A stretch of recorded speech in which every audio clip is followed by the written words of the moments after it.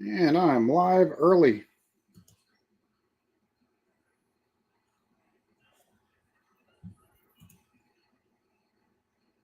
I don't know if I should have went live early, but only early by about 15, 14 minutes.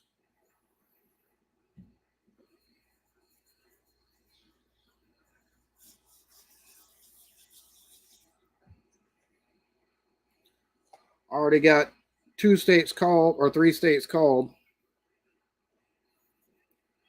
But it's going to be a long, long night, to say the least. So right now we're sitting at 19 for Donald Trump, 3 for Kamala Harris, with Trump winning Indiana and Kentucky. Cheers to you. Hopefully you're doing good this evening. It's definitely going to be, I think, an interesting night. What's up? What's up?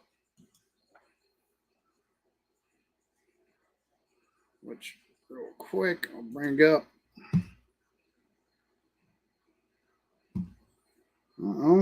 Looks like we got an update to the map.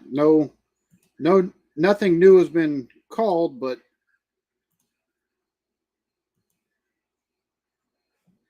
so Trump has won Indiana and Kentucky, and it looks like he's winning Virginia at the moment. And Harris has a just over 2.5 point lead there, whereas looks like Trump's winning Florida. Not surprised about Florida. Georgia has historically been a red state, so the fact that it's flipped, voting blue under for in the last election for Biden, and now leaning blue for Harris. But it kind of makes sense with the metro area of basically Atlanta being what it is now. It's not really surprising. So hopefully we'll see some interesting stuff happen tonight. I know the last go around everybody was talking about the ballots being brought in and stuff like that, and the trunks of cars, and the fact that, man, the fact that they've got Georgia this, and now it's flipped red for Trump with okay, so it's going to be a flip flop, I think, as we see more and more votes coming in on Georgia. If I had to venture a guess, we'll take and get probably a good amount of blue for Georgia from the Atlanta metro area, but you've still got Savannah, you've got Macon, you've got places like Tifton, you got Valdosta, Waycross, LaGrange.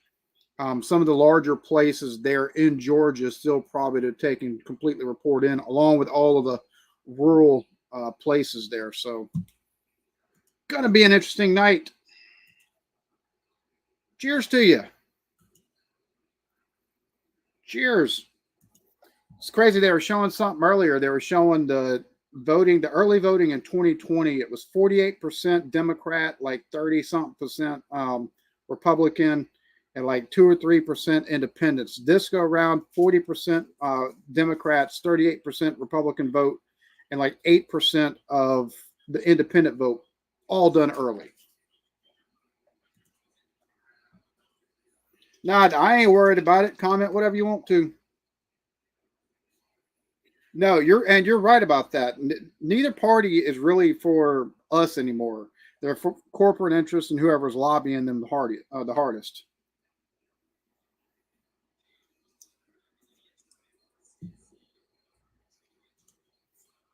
Cheers to you. Be worst ever result like Brexit. Cheers to you. Thanks for stopping in. Yorkshire. Devon. Awesome. Awesomeness. So yeah, it's funny because we've got places like Arizona where they said that they can receive ballots in the mail that have been postmarked for the election up to 9 days late. So we might not even take and get a full accounting of votes in some states for a couple of days, which again to me is wild because normally at the end of the night, we know for a fact who has won. So, oh yeah, I got you. I got you.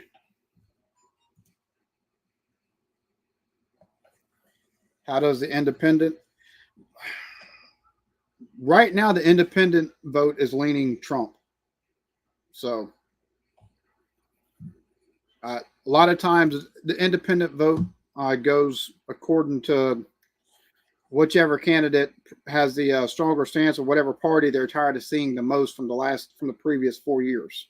So,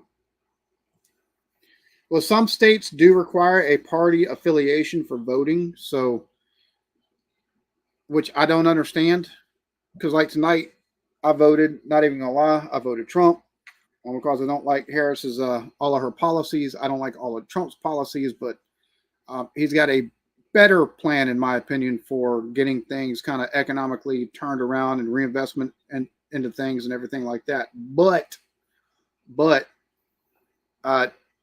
like my county or the place where I'm voting at in my district, there was outside of Kamala Harris, there was one Democrat on the ballot. The rest were straight Republican. It was either the options were Republican or write in a candidate. So I voted for the only options that were there outside of Trump, and except for our county solicitor, which basically the county prosecutor. And I'm not a fan of the county prosecutor here where I'm at, who is a Republican who has won like the last 3 elections. So I voted Democrat on that one. Never be a third party about. No, see, the thing about it is, like, for a third party to take and get any kind of traction in national elections outside of like your senatorial races, or your congressional races, the only way they're going to take and get any kind of traction is getting 7% of the vote during a national election, because then they get federally funded, and you get federally funded, you're recognized, and you're going to be put on more ballots. Plus, you're going to be able to get more screen time for debates and stuff like that. So it'd be a 3-party debate for presidential purposes and stuff like that. It's just getting that 7%, crossing that threshold to get the federal funding has been nigh impossible. So it's all good. It's all good. I'm not. It doesn't matter to me either way. Like, if a lot of it's not going to take and affect me short term or long term. Past what I'll say this: I had more buying power under Trump all 4 years.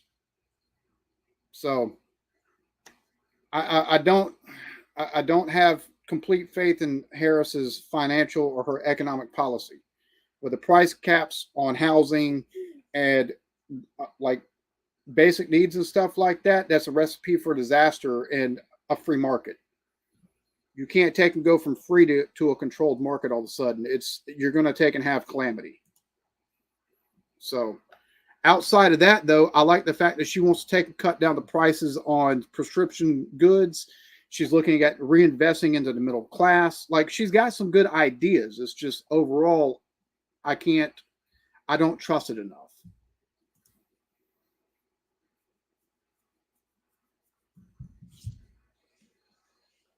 Bry, cheers to you, homie. Thank you so much, man. I greatly appreciate that. I hope everything is going good for you, man. Well, the thing is, like with the Republican Party, like as soon as he lost the election last go around, they basically treated him like an anathema. Like, it's just, unless they were diehard supporters, a lot of like senators and stuff like that didn't want to have anything to do with Donald Trump. McConnell, all of them, they tried washing their hands of him and being done with it. But it's a lot of the common people who benefited the most under him. Like, if you were a construction worker, you made a shit ton of money when Trump was president. You didn't have to worry about shit until COVID hit. And then after COVID, some people, a lot of folks never got their fucking jobs back, or they had to take a trade, they had to change industries and stuff like that. So I get it. I 100% get it. Like, that's one of the things a lot of folks, they're like, oh, there's a lot baked into it. It's not that folks just don't take and give credit for. So yeah, it's completely biased against a third party, 100%. Great Britain for Trump. I hear you. It, where was the Russian influence? Because the dossier was paid for by Clinton, and that was proven. He took and put more stringent sanctions on Putin and his cronies than Biden did, because Biden took and loosened some of them. So I don't see that. The way you take and discredit your opponent is by taking and smearing them. And that's exactly what that was. So, oh, 100 fucking percent, 100% on that one. Yes. Not just marrying all. But who did y'all take and get y'all? Anyways, I'm not even going to go there.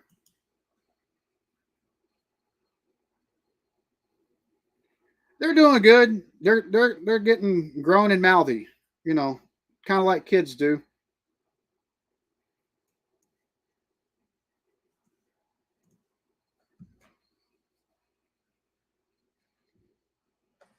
Biden took what? How's Biden a good guy? Biden took and actually. I'm not even going to going to get into it, because there's a whole lot of stuff with Biden. I mean, just the fact that he was caught. There's video. There's audio of him taking and telling the Ukrainian government that unless you take and fire a prosecutor, we're not giving you no fucking money. Like, but Biden. See, that's the thing. Like, Biden is just as fucking corrupt. He's no better than anybody else in politics at all.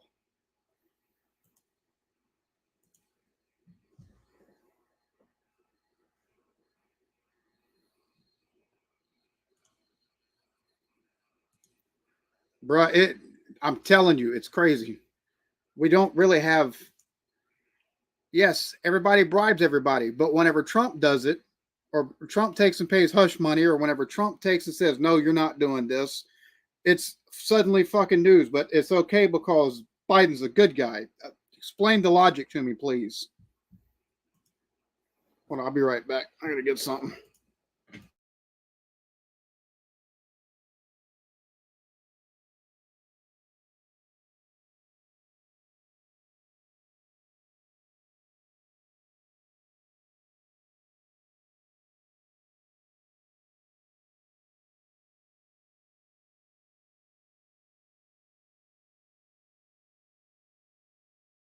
Apologies. I had to take and get nicotine.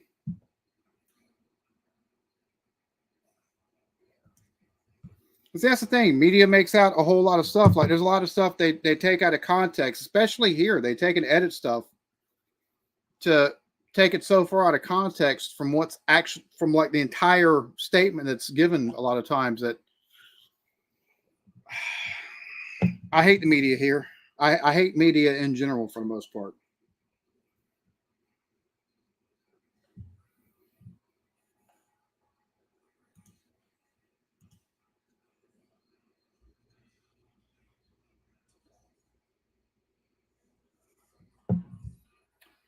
Not gonna lie, I'm normally in bed getting ready to go to sleep around this time. I had taken myself a Red Bull to try to help me stay up a little bit tonight, because I'm interested to see how this goes. Because especially the it's crazy because the House could flip to Democrat control and the Senate could flip to Republican control. Which, if that happens, if Trump gets in and the House is controlled by Democrats, well, then whatever budget he wants is absolutely freaking shot for the most part. And same thing with Harris. If Harris gets in and Republicans take over the Senate, and so she'd be able to take and get a budget drawn up, but it's likely it might not pass unless the House takes and nukes use a nuclear option to take and pass it through. Like it's crazy.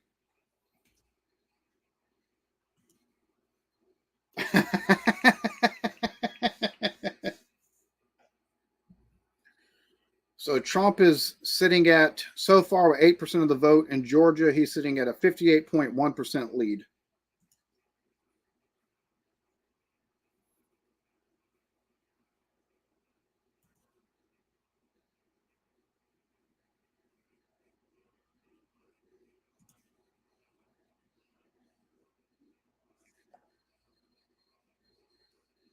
All right, so I'm trying to see exactly because Trump just won another state.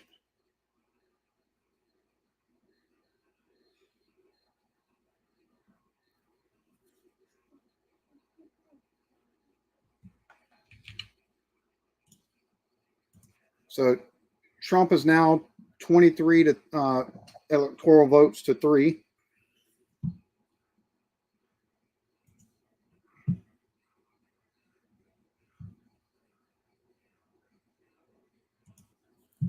All right, let me take in. So Indiana, Kentucky, and West Virginia have all went for Trump.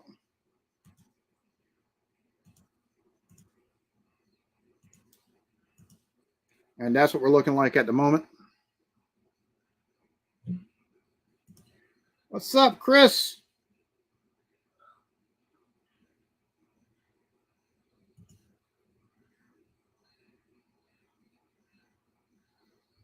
Yeah, it is too early to tell anything. And even in the polls, like it's very close. Like the polling beforehand, for predicting the winner, like half of them for Harris, half of them for Trump. So, I do believe it's going to wind up being Trump. It feels too much like 2016. The lead up to this it's felt too much like 2016. So, all right. So we're not bagging on each other. Like for those of you that might be new or something like that, most of my community is from the UK. So, like, shit talk each other, take the piss, but like, don't get personal or nothing like that.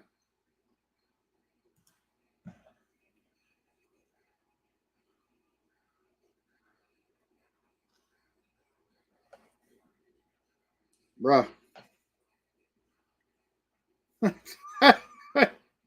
Lord have mercy.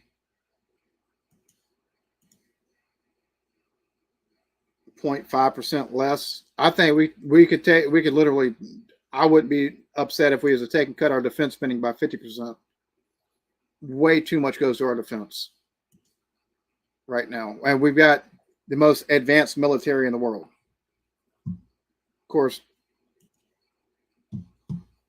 that didn't stop us from being in places like Iraq and Afghanistan for 20 fucking years, but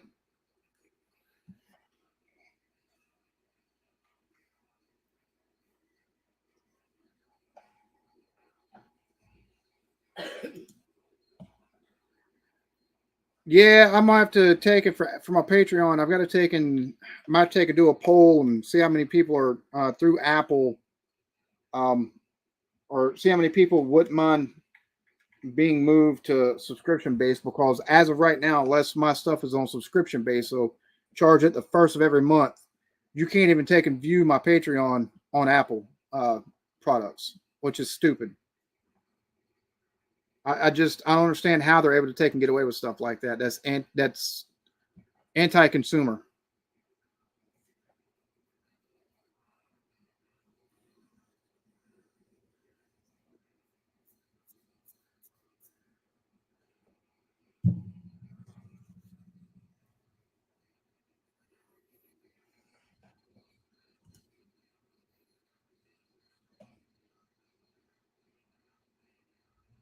What? That makes no sense. Why would he do that?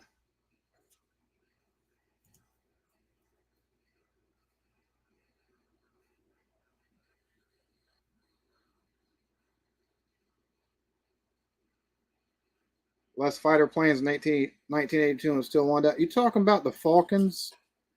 You talking about that? I mean, You could have had like 3 fighter planes and won that. So I don't know if that's a flex or not.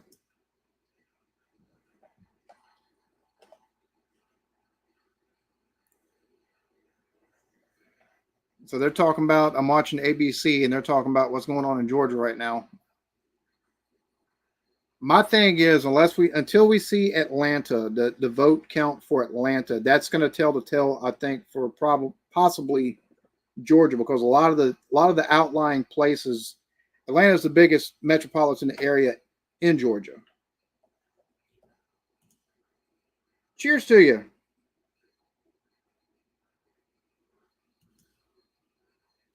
Added to the rise of the far right in Britain.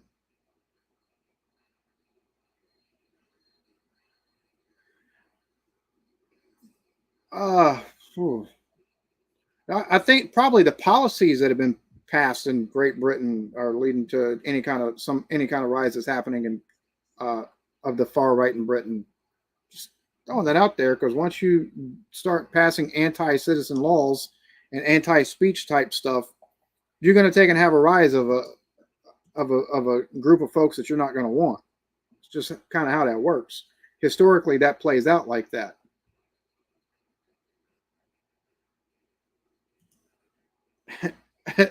A war for 80 sheep.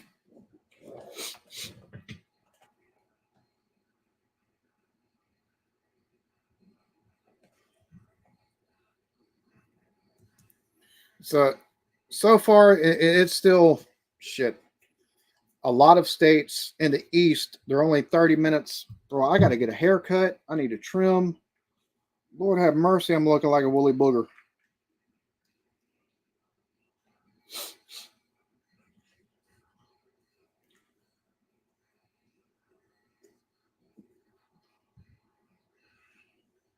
So a lot of states in the East, they've just now closed the polling. You still got 30 minutes before polls in the central U.S. or Alabama, Mississippi, I think all the way over to Texas. Basically, that's the central time zone. You're going to have 8 o'clock, the polls close there, 8 p.m., the polls close there, and then uh,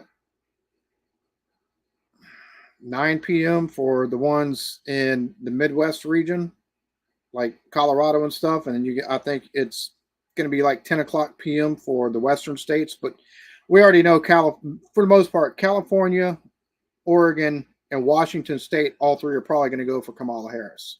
So that's just kind of a given on those three. But it's Arizona, New Mexico, Nevada are going to take and be, okay, which one of these go to Trump or which ones go to Harris?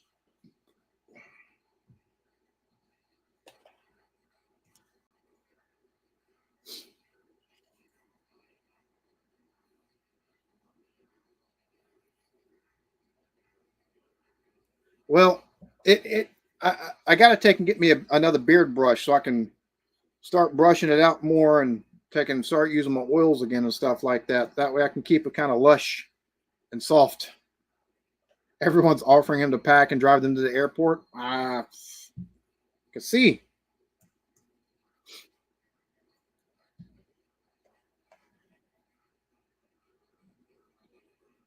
I've got more days where I don't have to deal with the dizzy spells than I do, but I'm still getting them.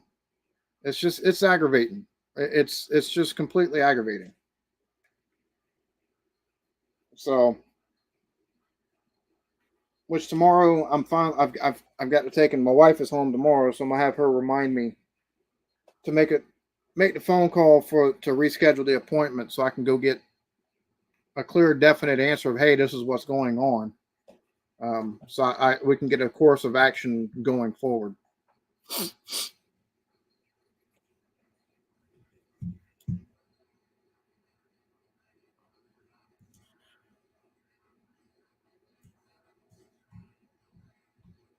So sitting at 23-3, Trump is leading in Florida. Trump is leading in Georgia. He's going to win South Carolina. I mean, it's almost a 60-40 split in South Carolina where I'm at. He's leading in Ohio. It's almost a 60-40 split in Ohio. But that's the only states really we've got fully for New Hampshire's leaning 56-43 split Harris to Trump, which is not surprising. Virginia 57-41. That's not surprising, especially whenever 90% of the vote for is made up in the Beltway area around DC, like Alexandria and stuff like that. So most of that's going to take in. That's what determines a lot of times the outcome in Virginia itself. You'll have little spats of blue here and there outside of that, but it's so many people in that Beltway, and especially, and even in the Hampton Roads area where the military bases and stuff are, that it's not surprising that's going for Harris. North Carolina right now, 68-30 for Harris is surprising.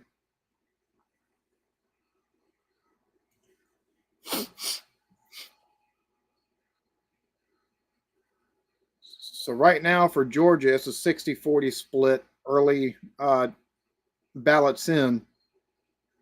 It's like 61 to 38% in Georgia. Harris and Trump.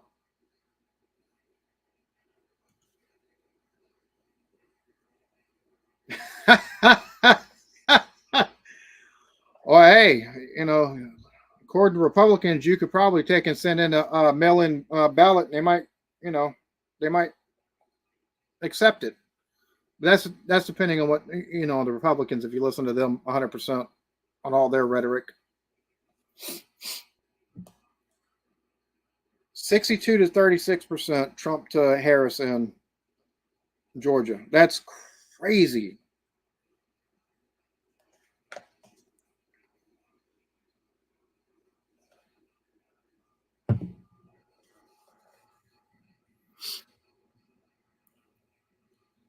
So I'm wondering, once we start taking and getting like the states in the middle of the country, it's there. I guess the early returns for Ohio is for Harris. Yeah, not Harris, but Trump. Almost a 60-40 split as far as Ohio is concerned. I'm more interested to see how Illinois, Michigan, and Wisconsin are going to take and go from that Midwest, because Alabama, Mississippi, Tennessee, they're all going to be red for the most part. Louisiana, I believe, is probably going to be red. Arkansas, Missouri, those will probably wind up being red. Missouri might be blue. Iowa's going to be red probably, and then Minnesota, I think, is going to wind up being blue. I can't remember how they historically vote. Texas is a purple state. There's enough people that have been moving from California away from the high prices and crazy policies there that are trying to bring the same stuff to Texas, that places like Austin and Houston are just about purple because there's so much blue that's took and come to the state. They've historically been a red state, and at 40 electoral votes, it ever turns blue, it'll be hard for a Republican president to ever win again.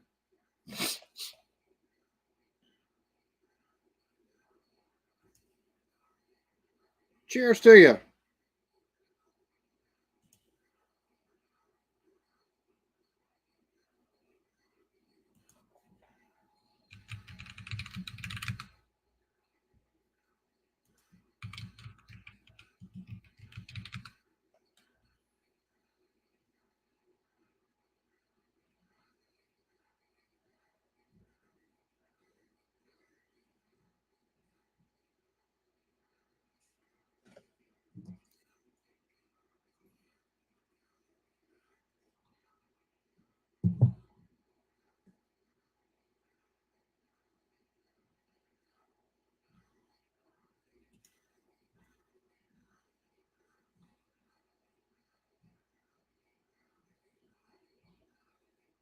So yeah, I'm not seeing the whole thing with Sadiq Khan either. Taking a looking through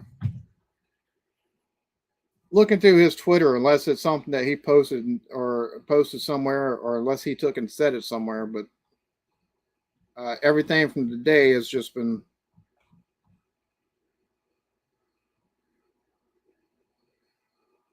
talking about tube strikes.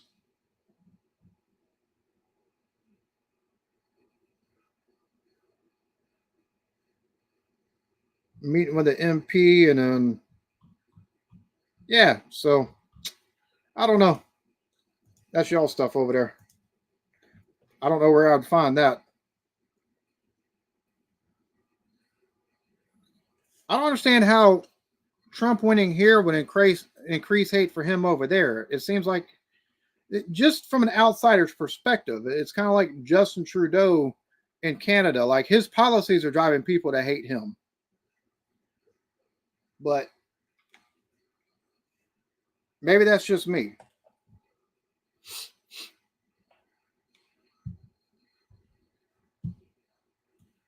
I'm surprised we don't have more information on Pennsylvania almost an hour in at 7:46. I mean, the polls have been closed for 40 something minutes in Pennsylvania at this point. So I'm surprised we don't have more for a lot of the eastern seaboard. Virginia, North Carolina, New Hampshire, and then Vermont, who's already been called for Harris. I'm just surprised we don't have. We know which way New York's probably going to take and go. It's historically blue, but the fact there's nothing on Pennsylvania yet, and it's one of the battleground states.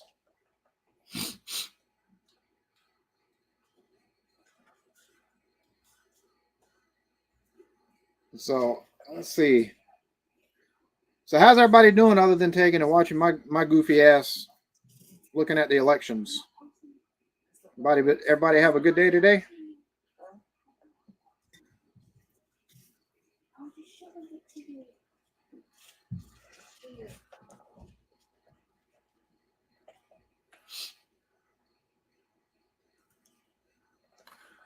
Yeah, that comes from, unfortunately, the fake news stuff comes from both sides, and somebody can make a hyperbolic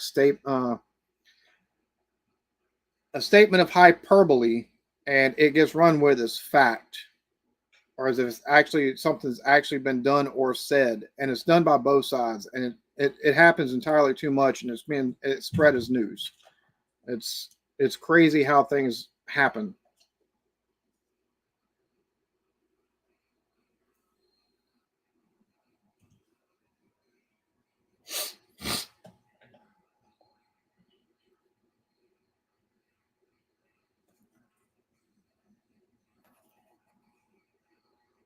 Wait, all the OG stuff. So you got to take and actually find the armor stuff again, or is that still a level up thing?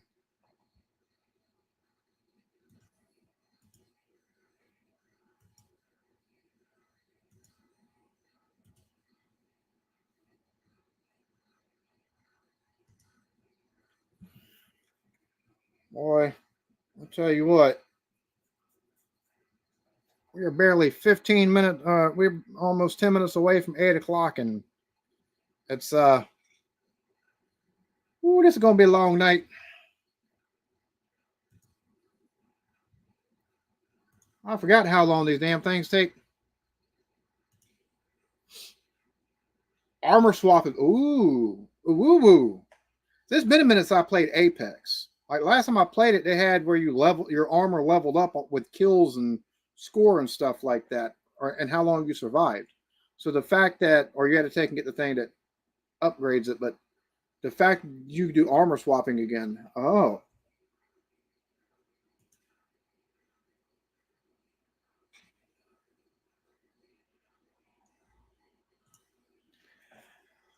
I haven't played Elite Dangerous in a while. I've got it installed on my computer, but I haven't played it in a while. I've been playing Rust more here lately.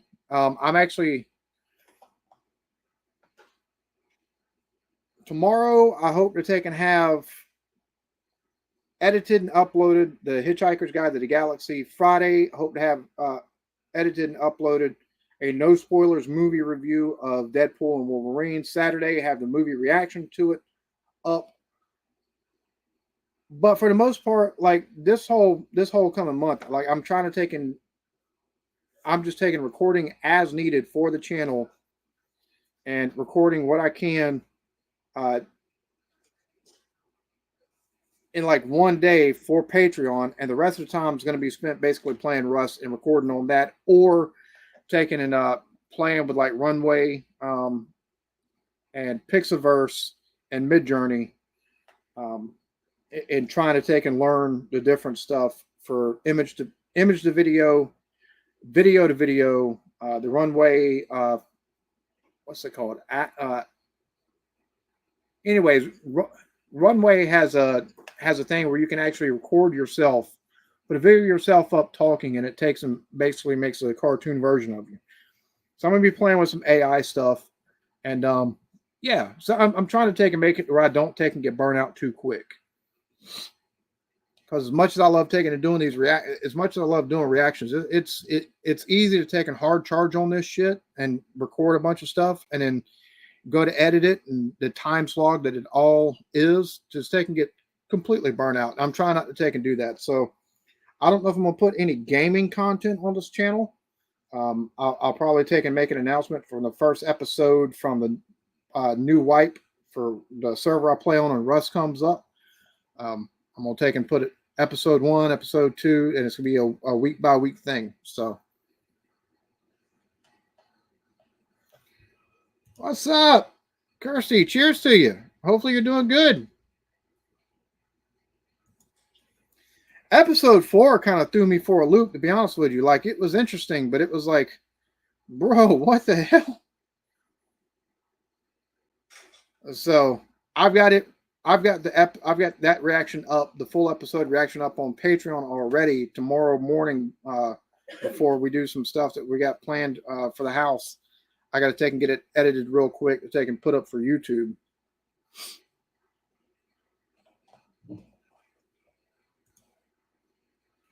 Oh, wow. That's interesting.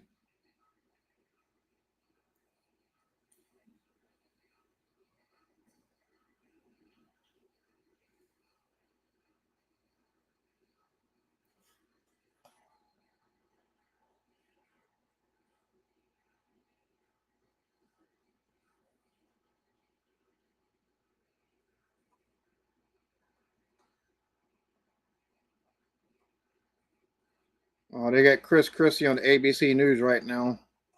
Cannot stand that dude. Cannot stand that fat fucker whatsoever. Like, he definitely, he talks out of both sides of his mouth so bad. It's not even funny.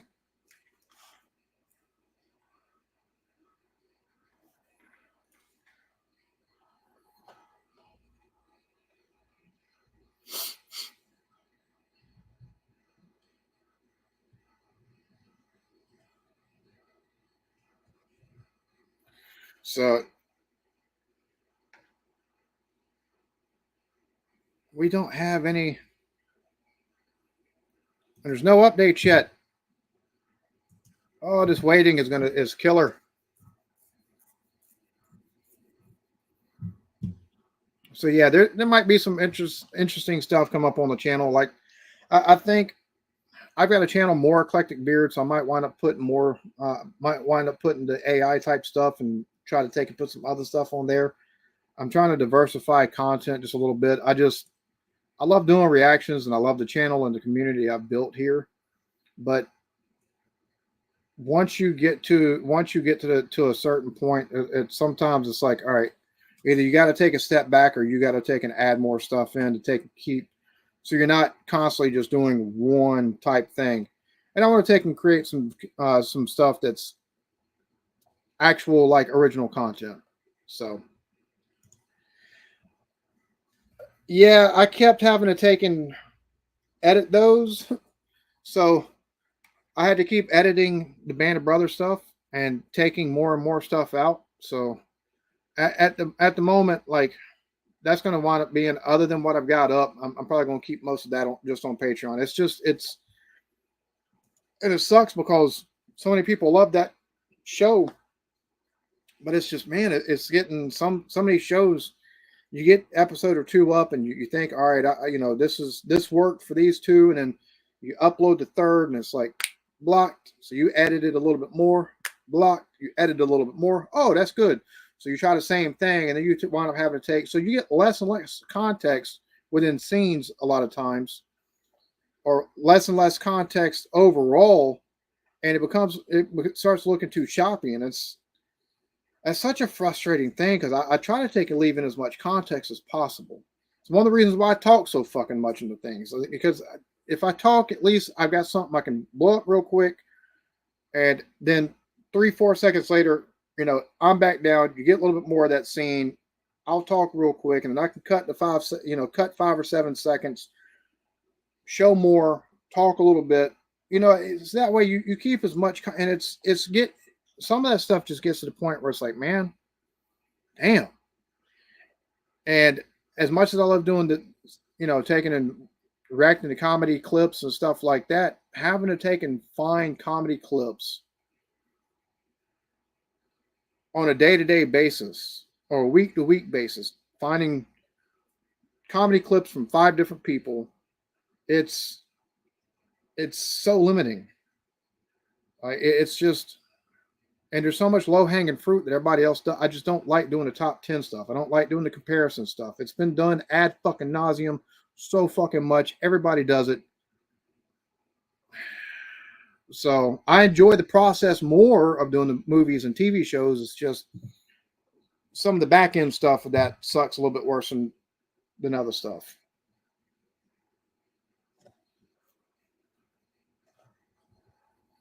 And see, I've had a lot of people tell me, hey, you should take and put stuff on Rumble. I'm about to look at his Rumble account and I look at his YouTube account, see how many views he gets on stuff on YouTube as opposed to how many views he gets on Rumble.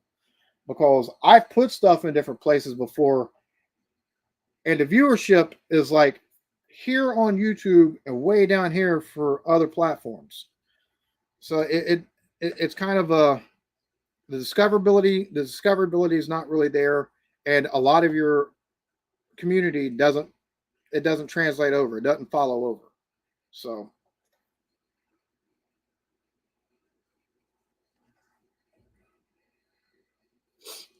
if I see that he gets comparable type stuff, I might take and just going ahead and I think I've still got, because I did a purge of a lot of stuff that I had already recorded and edited and stuff like that.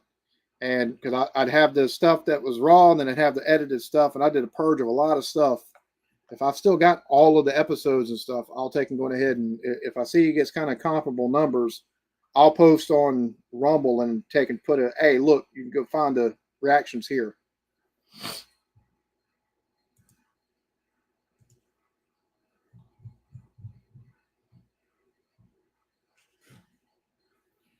So, but I notice, like, Embrace the Suck, right? Let's see. I know they've been catching hell with reactions.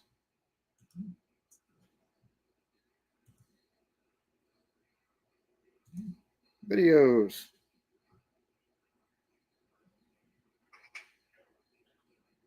Yeah, they've been doing a lot more sports stuff. They do a lot of like the fat electrician and donut operator type reactions and stuff like that. Um, but there's a lot of stuff that I'm noticing, like they're struggling like the rest of us. So,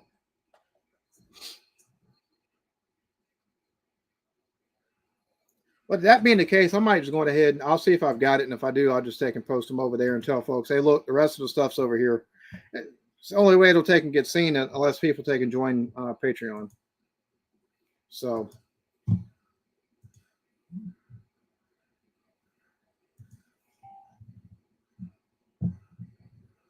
Now, let's see, any updates?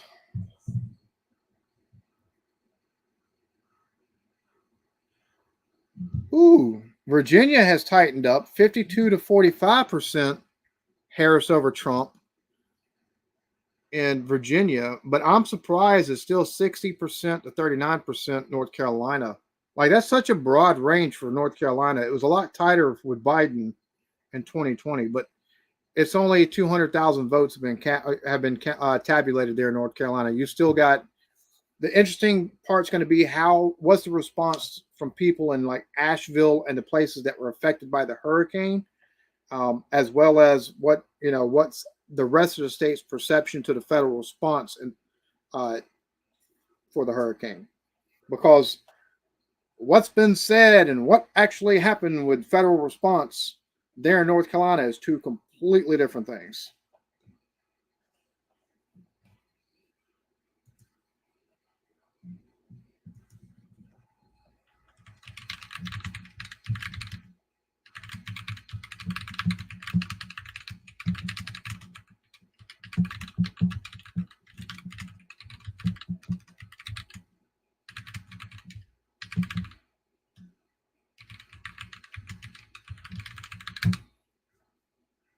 So we got, let's see, right now it's 54 to 44 Trump over Harris in Georgia.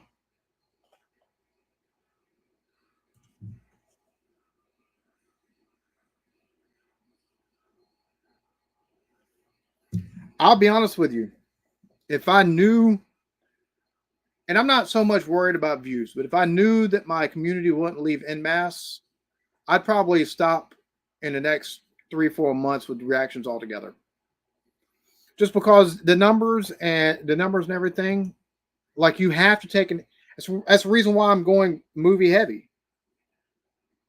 The cultural stuff, unless you're just starting reacting to cultures like the UK or Germany, or you just do like the. I'm talking about, and I'm not wanting to take and talk shit against any channel. But if all you do is take a react to TikTok compilations, if all you do is want to take a react to comparison videos, and basically comedy shit that everybody else has looked at when they first started, that's the only way you're going to continue to take and get views. That and taking and doing cooking, cooking dishes from like the UK or other countries. It's the only way. You see a lot more new channels taking a looking at UK culture, gaining subs than you do the established one. King Boomer's still getting really good views for a lot of the shows he's reacting to, but he's not gaining a whole lot of subs out of that. Like his sub counts is going up, but it's not like it was. It's the same way with like a lot of channels. So, and I got nothing against JT Reacts. The kid, he's got charisma, right? And him and his girlfriend do a bang up job with their cooking videos and stuff like that. But he does do a lot of fucking low hanging fruit bullshit. Like I have yet to see him take a fucking risk on that channel. But he's still gaining subs. So more power to him.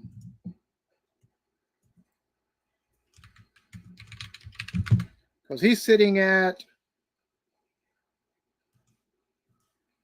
164K. Uh-oh.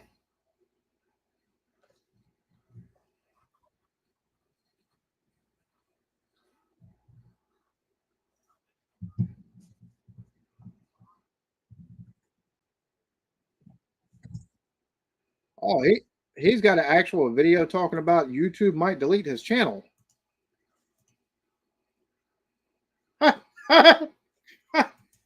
I like I like King Boomer. I like he's really good dude. So I've heard a lot of people say they don't care for his reactions. I like him. I like him as a person. I don't watch because we've reacted to so much of the same stuff. I haven't watched a whole lot of his reactions past some of his early ones. I like the cat.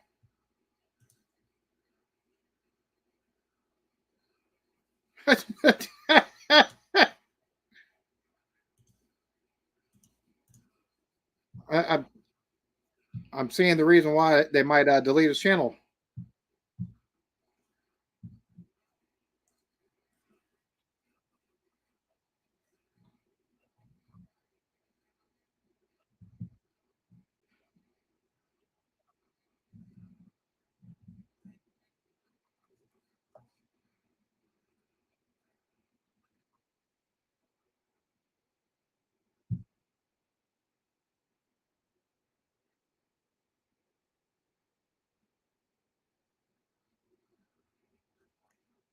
So I'm guessing he got a copyright strike.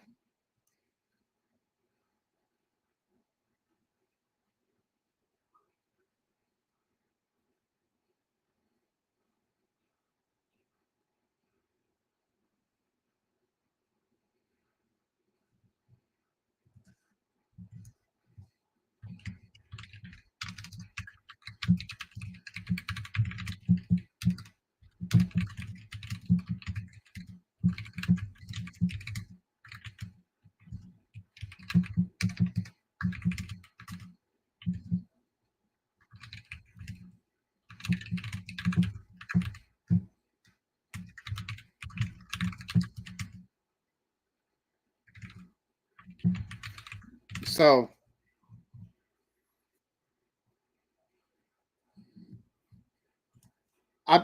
is that his? I'm about to watch more of the video, but is that like? Is that like his first copyright? If that's his first copyright strike, fuck you, dude. YouTube's not gonna 3 strikes within a 90-day period. That's how I've had 5 strikes total across my channel lifetime. 3 within a 90-day period. That's when they take your channel. Like that's. Uh, yeah, I've got to take and actually do. I've got to take an edit tomorrow and try to get it uploaded for tomorrow. So yeah. Blake, what is up, homie? Hopefully you're doing good, dude. If you want up, let me know. I'll let you up. We'll take and shoot the shit and watch the election shit together.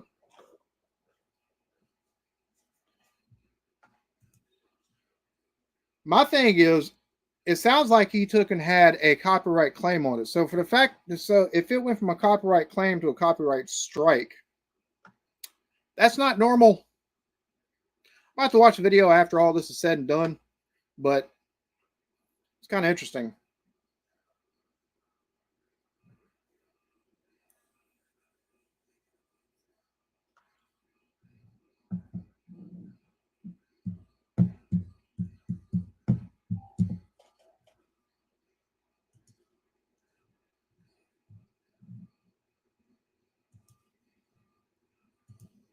So let's see. They've got 25% of the vote in one county in Pennsylvania, and Harris at 72%. So, all right. Did I miss something?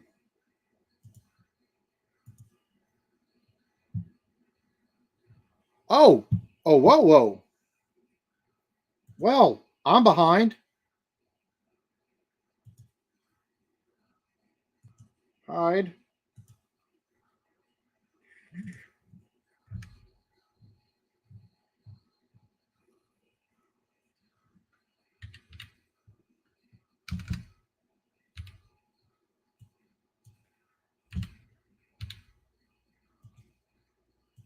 So, an update 35.95. Yeah, man, we got to get together for another B&A at some point in time in the near future.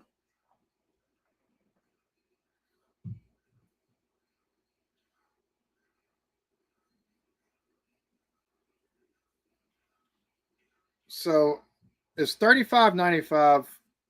Trump has more votes than Harris, but it's all the Eastern Seaboard with and Oklahoma that have been like for most of his stuff in. One fucking county for Pennsylvania is reporting in so far. So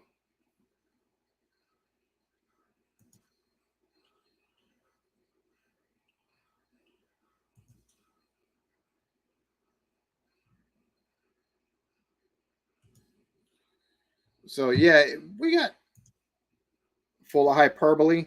Like I said, I like he's a nice enough cat, but he hasn't really, from what I've seen, he hasn't taken any chances on his channel, and I get it because you don't want to lose your channel. But you got to take and put stuff up that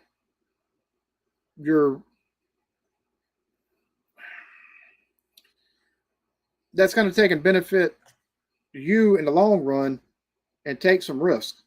So, but the fact that it's been the UK and a lot culture in general has been beat to death. That's the reason why I'm kind of switching over to doing movie reviews and movie reactions, and I'll take and do like a TV show reaction a week, and that be the entirety of it. So at the moment, no movie reactions. So the reactions for this coming for November are Deadpool and Wolverine, Hacksaw Ridge. It's going to be the Ministry of Ungentlemanly Warfare and Lawrence of Arabia. So those are going to be the movies for the month. I might add in another 1 or 2 And if I do, it'll be something like The Gentleman, and I might take and throw in like Eden Lake or something like that that's been suggested. So.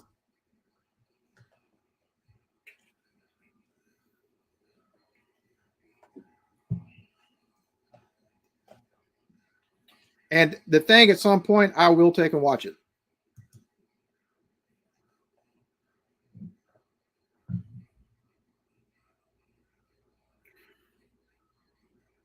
So only 5%. They've got 5% of the vote in for Pennsylvania, and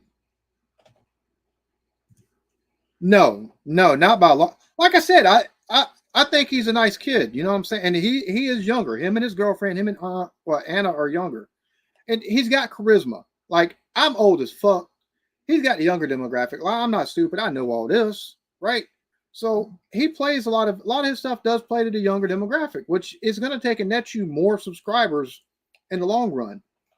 I've got nothing against the kid. I want nothing but the best for him. I think I think he does a hell of a job. But his content choice, in my opinion, has been just a wee bit safe. But then again, with his demographic, it wouldn't make sense for him to take a look at some of the shows that other channels will look at. And maybe if he was to take a look at something like The Young Ones, or even The In-Betweeners or something like that, or Dairy Girls, but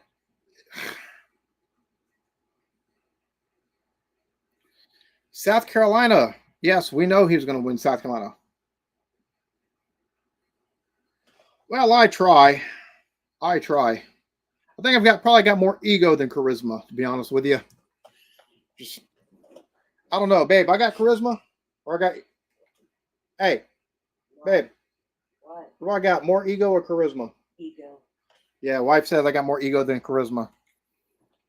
I've got ego masquerading as charisma. There we go. You heard it here first, folks. Now, I think I'll be honest with you. I know one of the things that helps me, at least I think that helps me, is the fact that I have a naturally outgoing personality, which even without alcohol, I'm a barfly. Basically, like, you could ask my wife, I'll take and talk to just about anybody. So that, I think that helps. So yeah, it's laugh, bro.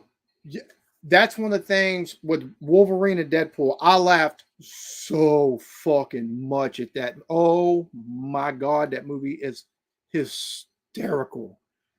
Oh, I swear to God, and I think this last movie, Deadpool and Wolverine, is the best out of the three, hands down. Yeah, I got wifey's got a potty mouth. No, I don't. You just say no, you don't. You don't hear yourself when you play. You don't hear yourself talk naturally, do you? Yes, you do have a potty mouth. No, I don't. So move away in case lightning strikes, because it's gonna hit your mama hard. Yeah. Yes, she's still with me. Must have something. I don't have a whole lot, to be honest with you.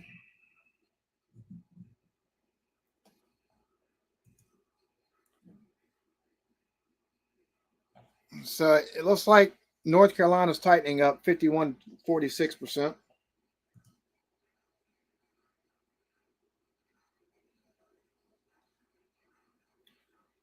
Who is JJLA?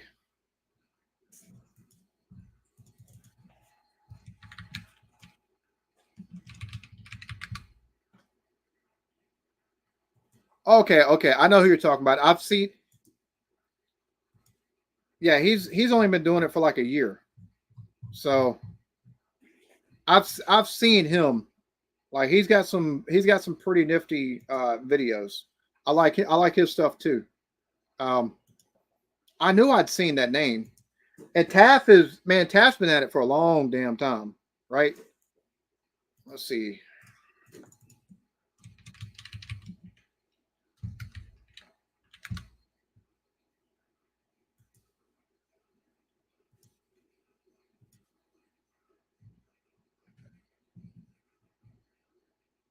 And Jesus Christ, Taft's been at it for like 8 years. He did gaming at one time. Holy crap!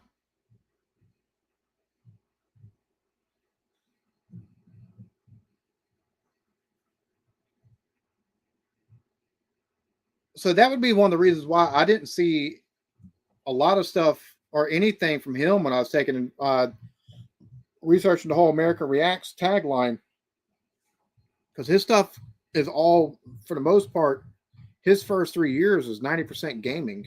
Like he's got some reactions, but like Doki Doki,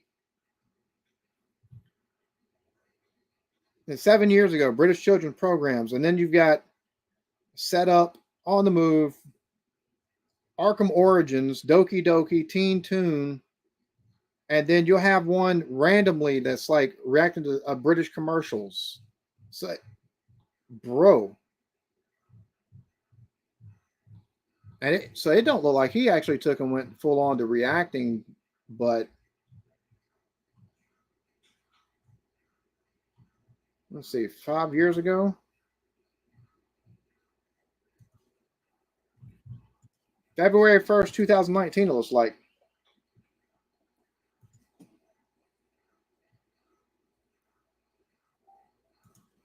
What up, miscellaneous? Cheers to you, homie.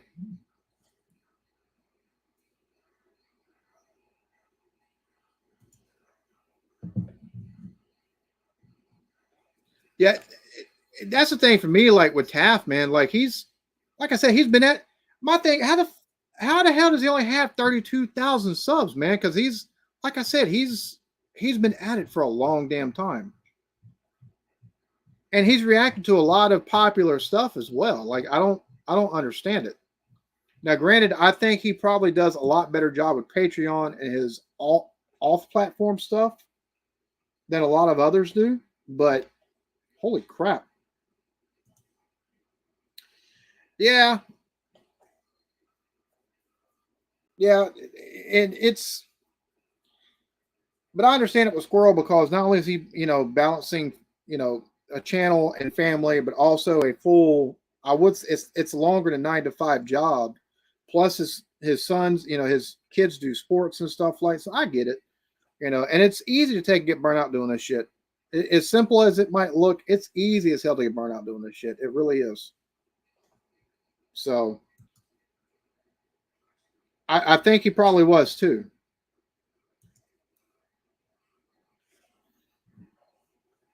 BX Kid, he has some good reactions. Chatio, man, I don't know how Chatio hasn't, like, bro, he's only sent like 8K subs, and I'm gonna take and talk with that cat, see if I can't help him a little bit, because I like Chatio. Chatio's good, Chatio's good people.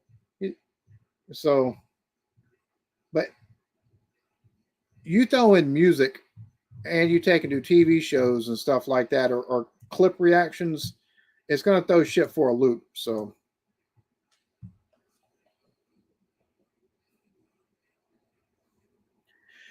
see, the whole losing interest in doing it is a thing. I think probably after a certain amount of time, a lot of reactors take and do it if their stuff isn't taken down. Um, and that's liable to happen at any point in time for any reactor that's out there, unless they've got ends with labels or with studios and stuff like that. That's liable to happen for anybody. Um, that's the reason why I take and work so diligently to take and do my editing and try to make sure everything is grade A, on point. It's got a transformative quality to it. Um,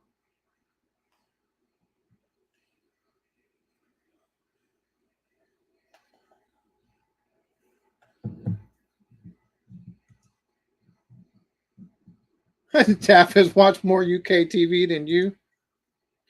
Yeah, BX Kid should have more subs than what he does. Like he's another one that I don't like. I can kind of understand Chatio, because Chatio went from taking doing beer reviews to doing UK reactions, and then he added in music. But it's like I told you, I think part of Chatio's thing is he needs a little bit better quality as far as his editing is concerned, maybe, and maybe even his layout for the reactions. But he's got good stuff. Brad and Lucy, they're, if not mistaken, they do a lot of because I've seen them mentioned quite a few times. Yeah, Brad and Lucy react. They've got 56,000 subs, and they react to a little bit of everything. Holy crap, they react to a little bit of everything. They've got Still Game, they've got Cat Williams and Borat, Mickey Flanagan. If not mistaken, they've got a movie reaction channel too. So, if not mistaken, yeah. If I'm not mistaken, they also take and do movie reactions. But yeah, they've been at it for a while.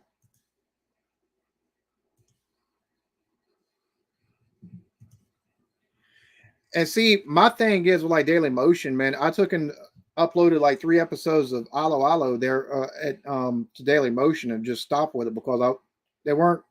I would take and post clips, taking to let people know, hey, look, new episode of Alo Alo over on Daily Motion. Go check it out. And I'd lose subs from that shit. It'd be like a minute long video. I'd lose fucking subs and nobody go watch it. I would piss on it. That's the reason I don't take and upload onto Daily Motion anymore. Because every time I posted that something's on Daily Motion, people be like, I piss on this. They unsubscribe, and then you might take and get 30 videos or 30 views off of it in like a 6-month span. I was like, well, that don't make no damn sense.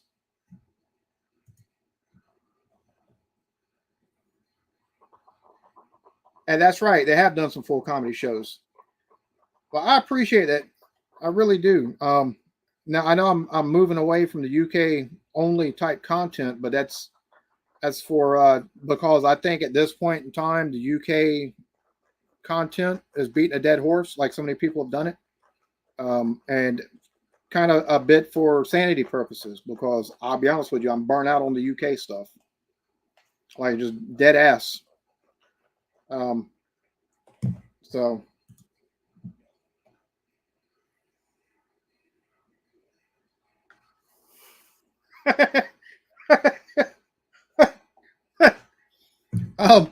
well, it's not because he's eating carrots, I don't think at all, because he seems to like McDonald's. So, Regeneration Nation, who is that? I've never heard of them.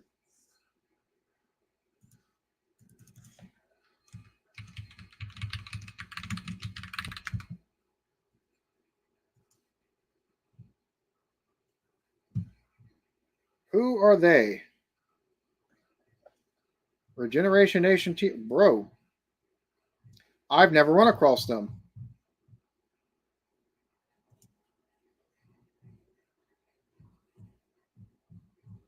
I'm looking now, and it looks like they've done quite a bit of different stuff. Like they've done music, and I'm about to check them out because you can see just from like when they first started to like 2 years ago, and now their most recent stuff, how the difference in just the thumbnails that they've got. Like there's definitely been it looks like a step up probably in production as well. Like the thumbnails look cleaner now. The thumbnails look pretty clean. And the stuff they're reacting to, like they've got Billy Connolly, freaking Moody Blues, Queen, Righteous Brothers, and then Sarah Millican, and then 7-foot Aussie Rules footballer Bob Mort. Like so, they cover quite a bit of stuff. Bro, that's so hard to you don't see that hardly within the reaction community. Like you either have to take a react to comedy and different little clip stuff, or you react to music. You don't see a whole lot of cross pollination on that because a lot of times one dominates the other. Ooh.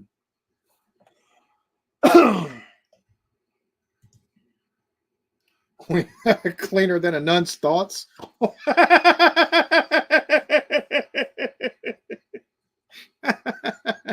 That's funny. Yeah, we took a trip to the Capitol, to Washington D.C. We seen the Capitol building. It was closed because still around the time of COVID and stuff like that, so you couldn't go in and tour it like you normally could. But I enjoyed that trip.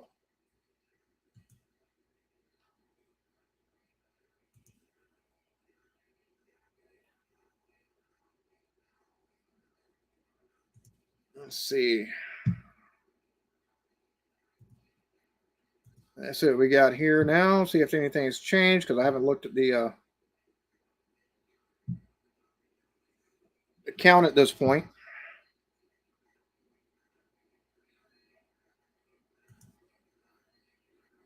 Bro, why is everything so slow with that?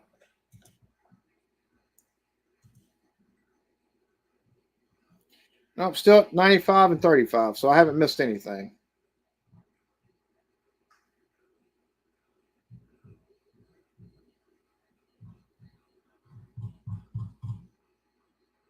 Why is it not showing?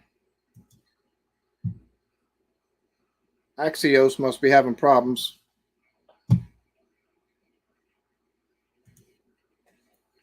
Yes. Yes. Look for a Friday or Saturday. Like I'm gonna start doing review.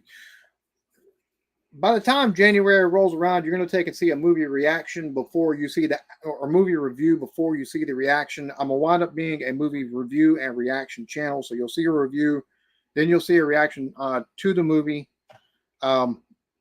So at this point in time, Friday look for a review for Wolverine and Deadpool. Saturday look for the reaction itself.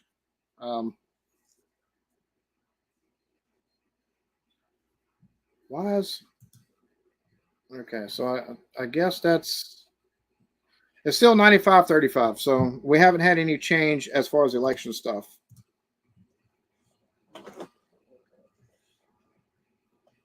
Well, the election's all over your news.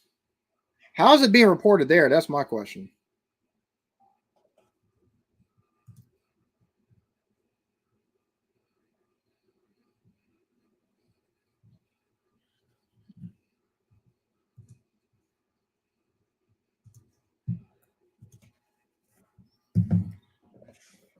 So it looks like there's a very slim margin. Like we could see either the Republicans take control of the Senate and keep control of the House, or we could see the Republicans take control of the Senate and lose the House, and we could see the inverse. We could see Democrats keep control of the Senate and win the House, which would be quite interesting. Neil, what's up?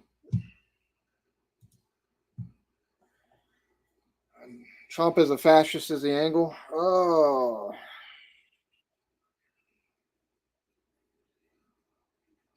There's so many different words I'm getting tired of seeing. Fascist being one of them because it seems to have lost all fucking meaning. Like, you're a fascist. It's because It's because folks don't take and agree the same way, or they want policy different from you. Ugh.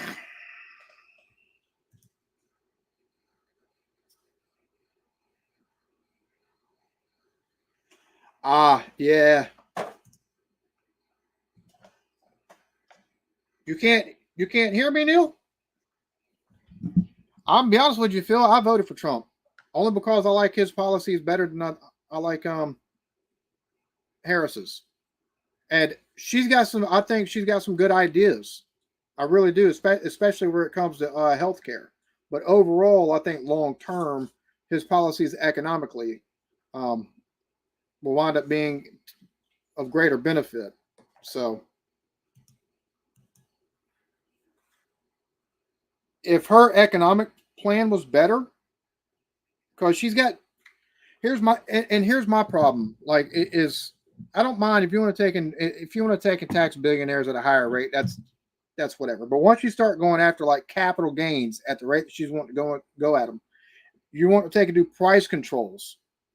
You want to do different stuff that's going to take and it's going to help in the interim, like very short term for people like new generation or first time house buyers.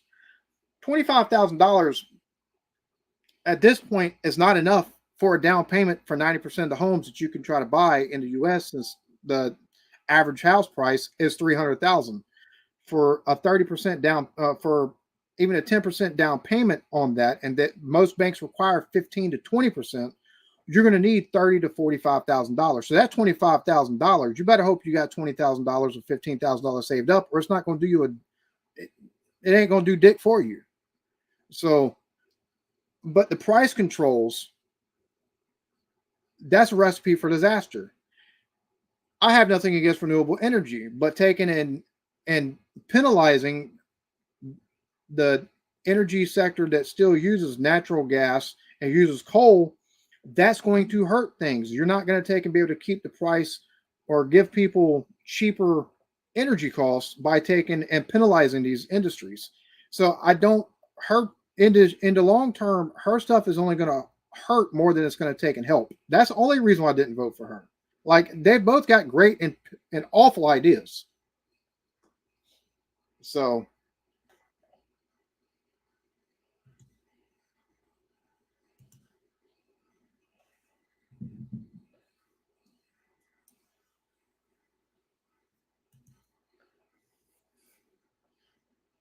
well, I'm gonna put it like this: if he wins, the criminal charges are going to be kind of a non-point because he can just pardon himself. Number one, but number two, they charged him for basically using hush money out of campaign funds. Is what it boiled down to. $17 million from our senators and representatives has been paid out or was paid out in like 2017. And there's been more even since then. Like, if I'm not mistaken, it's over 100 members have been investigated or have paid hush money. And some of them out of campaign funds. And they just got a tap on the wrist if they got anything. No criminal courts or nothing like that. So it's absolutely insane.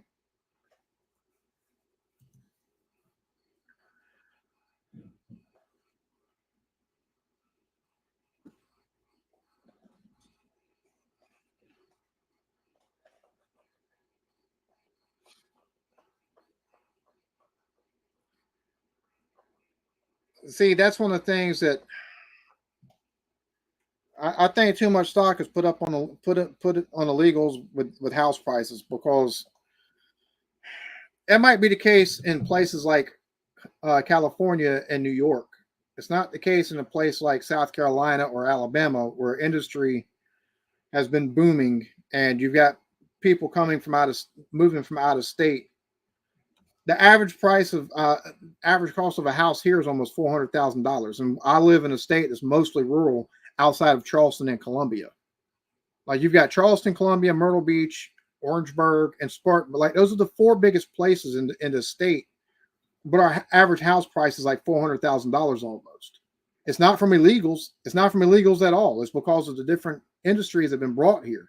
So it might be the case in some places, but too much stock is put into that for the house prices.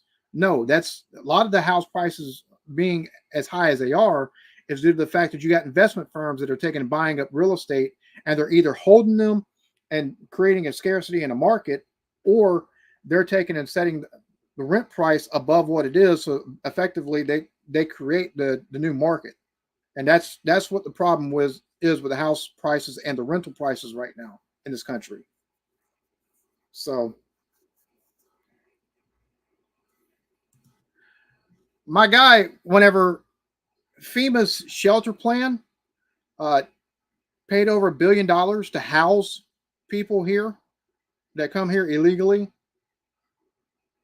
in places like in New York alone in the last 2 years, and they go before the council people that are taking and footing the bill for this shit and demand more. No, it's not Trump scaring Americans. There's an actual fucking problem.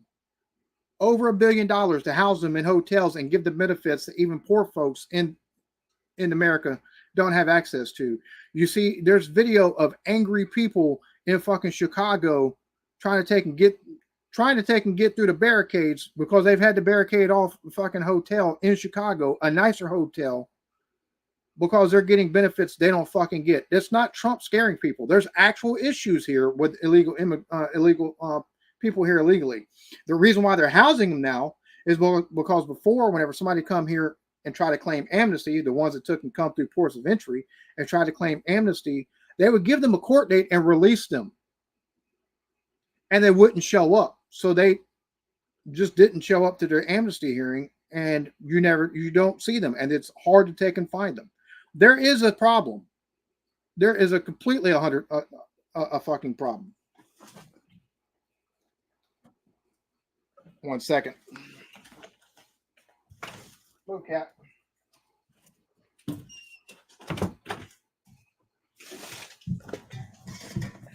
So there's 100% a problem with the amount of people that come into this country by means other than a visa. 100% a problem. So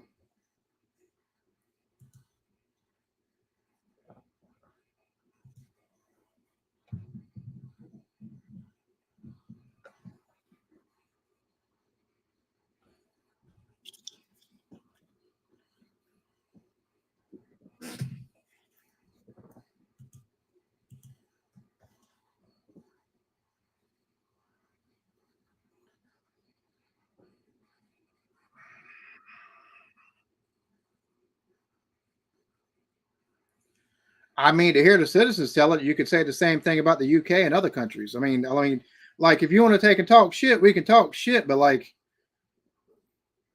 it's for all our warts and our problems here. Like we offer a lot more than other countries that are close to us, outside of maybe Canada. So, I mean, like, don't even go there with that. That's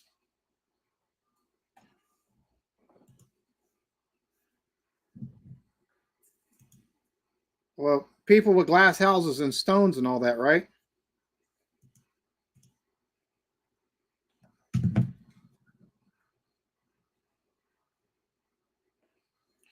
Well, a lot of folks are against the Electoral College here in the U.S. Um, as far as federally, only American citizens are supposed to take and vote in national elections for like the president. There's some places where they allow it for local elections, which I disagree with. You should be a U.S. citizen and a state citizen to take and vote in whatever local election you're going to vote in. But federally, you have to be an American citizen to actually vote, or you're supposed. That's how it's supposed to work. Now, as far as our whole voting system, a lot of people don't understand the reason why someone can win the popular vote but lose the presidency. And I'll tell you the reason why right now. It's almost 30%. It's like it's like 30 or a little over 30% of Hillary Clinton's total vote count whenever she took a run against Trump in 2016 come from California, specifically LA, San Francisco, and Sacramento, and then Chicago from Illinois, and then New York from New York City. And that's for almost 30%, just those three places alone. So the problem is those three places do not have good policy whatsoever. You take and allow large cities basically to take and dictate your election in a place like the U.S. where what works in LA is not going to take and work for the farmer in Iowa, or is not going to take and work for the construction worker in fucking Colorado, or is not going to take and work for the teacher that's in Texas. Like it just, so having having the Electoral College set up to where you seen Trump won Michigan, he took and lost Detroit, but won all just about of the outer counties and stuff like that, and the Grand Rapids and one other of the larger cities there. He won almost 3 times as many counties across the U.S. as what Kamala Harris did.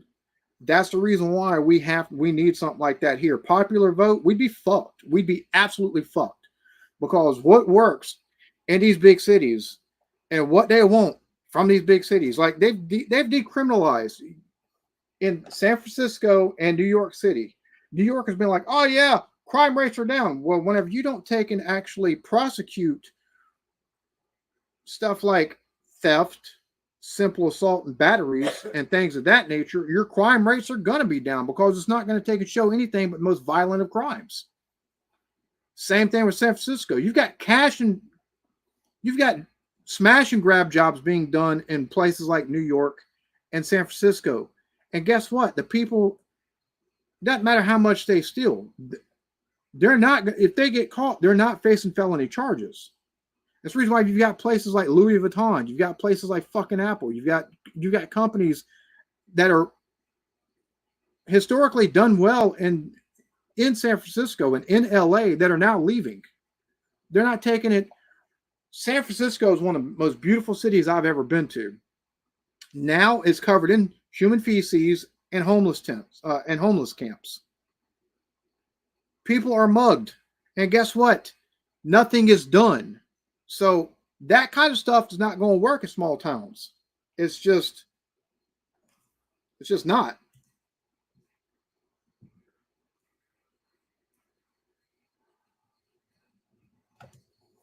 Bro, every presidential candidate has sulked. Hillary did not take and actually concede the fact that she took a loss, and she didn't admit that she lost for over a year after the fucking election. Same thing with fucking Al Gore. Same thing with fucking John McCain. Like it's not a Trump didn't set that precedent. You take and look at the Bush Gore election, and that shit went through the courts 3 different times. See, that's one of the things that's reported on here. It's just taken so far out of context that it's not funny.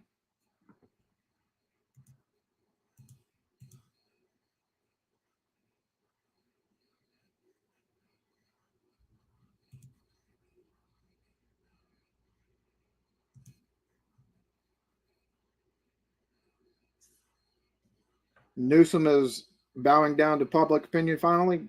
Bro,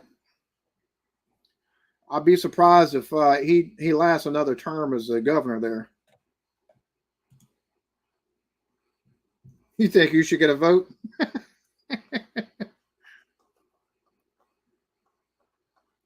So let's see if anything else has happened. 101 to 70. Oh, wow. Okay.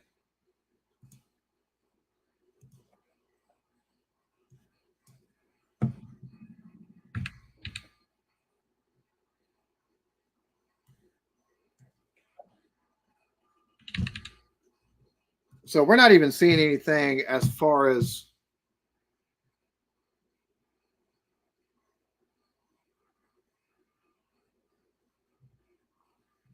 let's see.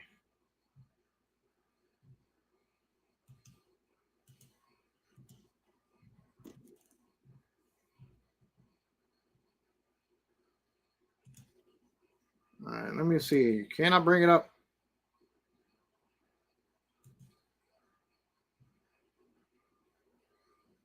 Okay, there we go. All right, so Pennsylvania. I'm wondering how much of Pennsylvania has been announced because we've only got. Wow, there's only 820 something thousand votes that have come in from Pennsylvania, and you've got more than that just in the city of Philadelphia alone. It's not including Pittsburgh or anything of that nature. So.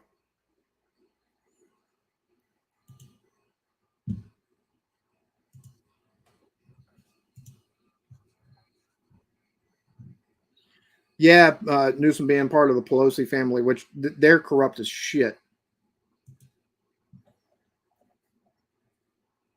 So right now we're seeing Harris is 71. Let me bring the banner up. Harris is 71, Trump at 101. So they've called Illinois for Harris.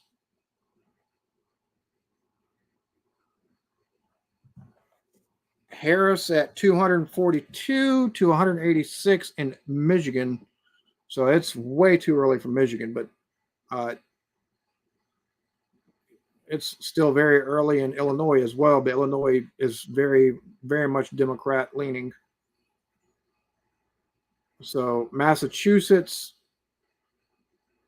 Jesus, they've only got 78,000 vote or 79,000 votes total for Massachusetts. Already called it for Harris. They must be seeing massive fucking Harris stuff. Oh, they've got Virginia, North Carolina, both leaning Trump, and Georgia, and Missouri, and Maine, and Ohio. So, but Ohio is very close, 1.3 to 1.2 million. So, yeah, it's going to be interesting. That's for sure.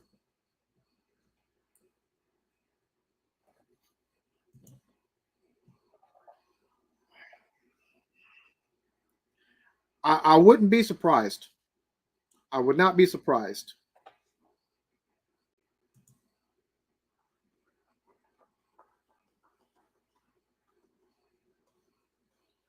Right? He would have took and voted a lot earlier if I had to venture a guess.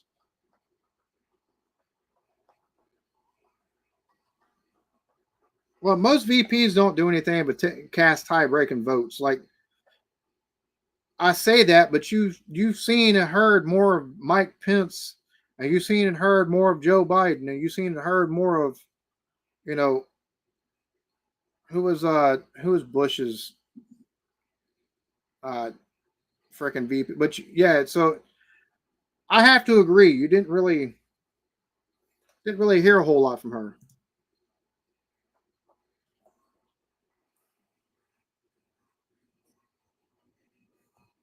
That's just an illusion. We have an illusion of choice here. If we had actual choice, we'd have more than just Trump or Harris.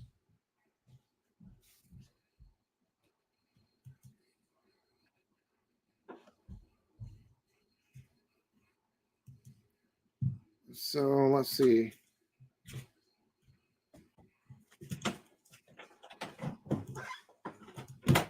What? I'm wondering. Let's see.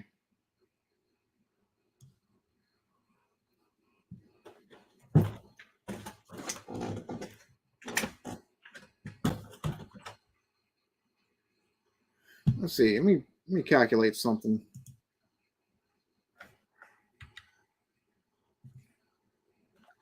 Let's see. Calculator.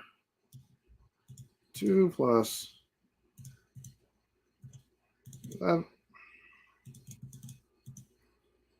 2 plus 17 plus 11 plus 8 plus 4 plus 13 plus 16 plus 9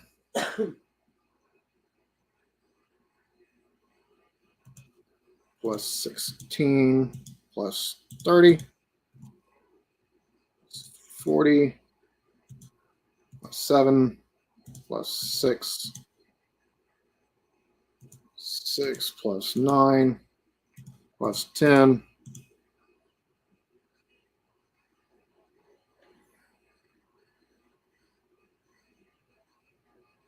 11 plus 4.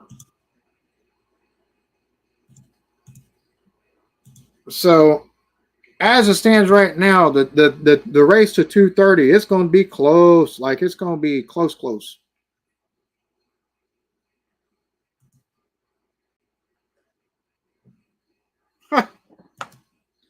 Lord have mercy. Lord have mercy. Rob you and give you false promises, but you can vote for them. That's every election.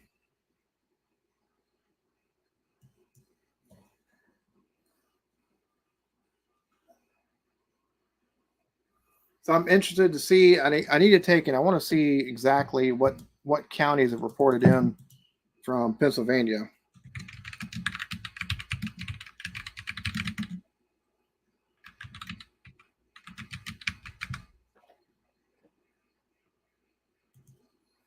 Let's see. CBS.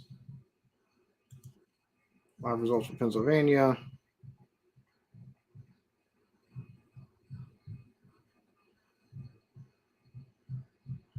So they're not. Oh wow. like it looks like they don't have a whole lot to go off of for Pennsylvania for the presidential race just yet.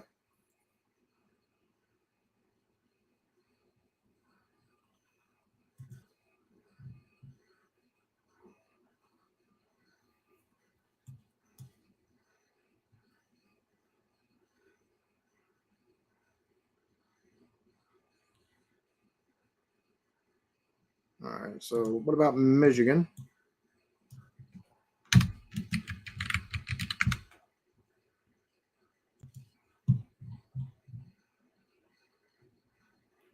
So I'm trying to take and see exactly. Let's see. Election results, Michigan. So of course, Detroit is where most of Harris's votes coming forward from Michigan was like. So, I doubt it. He talks shit just like the rest of everybody else.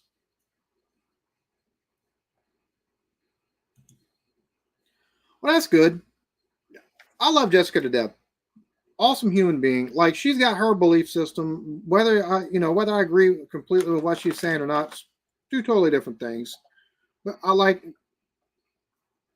her a lot. She's a very very nice person. She's got her reasons for believing like she believes, and I don't hold anything against her. It's one of those things. That's good. It's one of those things to where I respectfully disagree on certain things, but I see for her for the person she is, and simple as that.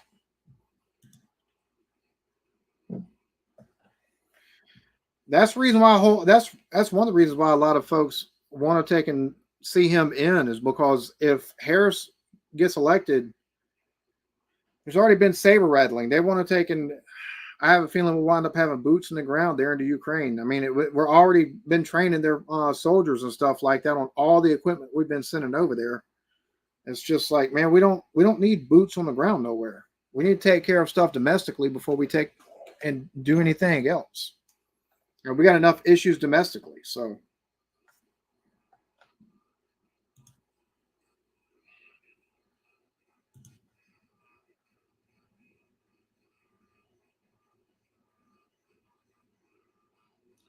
Also, JT was that's his first warning. Lucky him. Like I said, over my 5-6 years on this channel, I've had 5 strikes in total. They fought. As long as he don't take and get 3 strikes within a 90-day time period, he's fine. But if that's his first one, lucky him.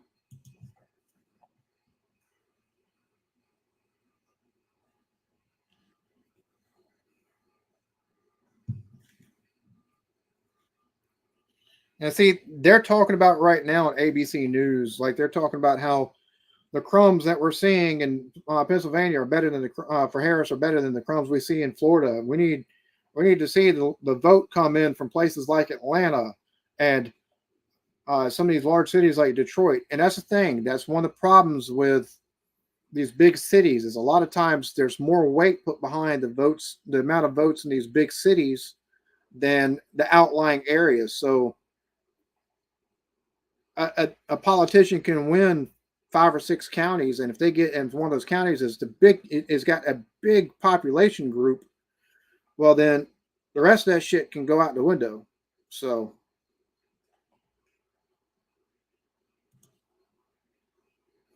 well, I'm glad. I'm glad.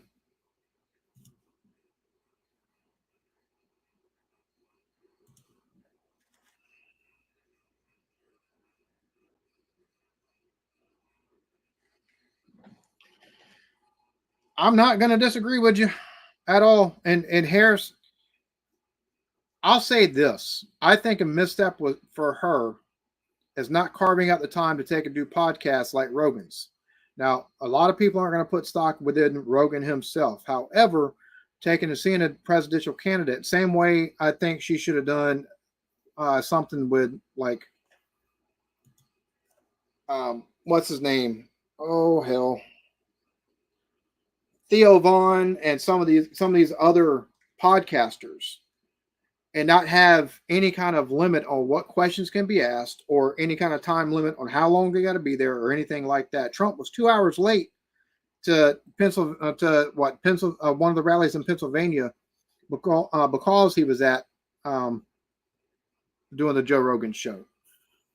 And he did Theo Von, and he did quite a few others. And it showed a more human side to him than what you see in interviews on like 60 Minutes and CNN and all this other bullshit. It had done the same thing for Harris. So, and yep, she did. She did. And SNL got penalized because it's showing favoritism. So, because they didn't provide equal airtime. On the Undertaker's pot, that's awesome. That's all. I did not know that.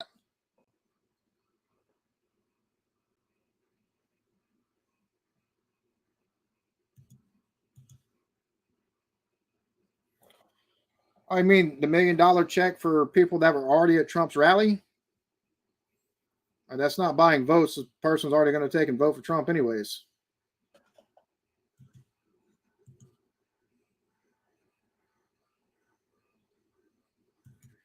Trump.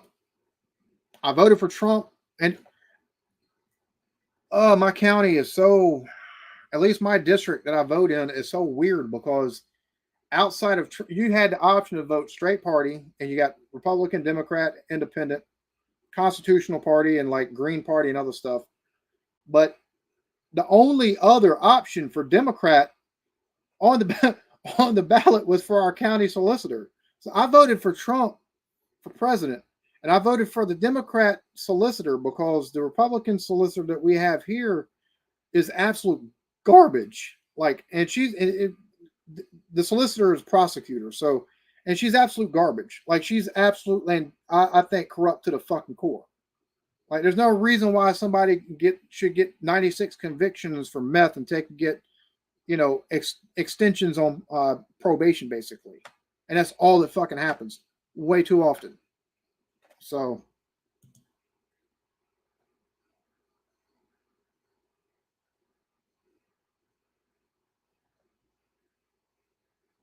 oh, I know my audience is from the UK.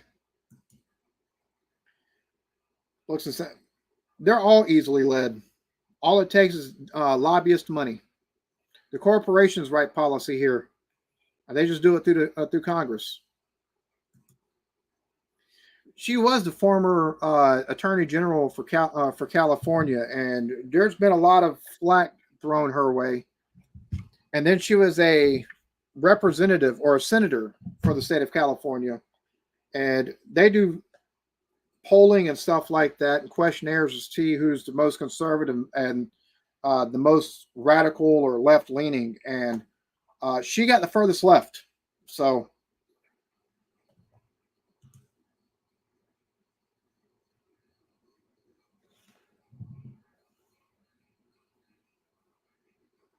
Yeah, I highly doubt that, but okay. Funny as Steven Seagal.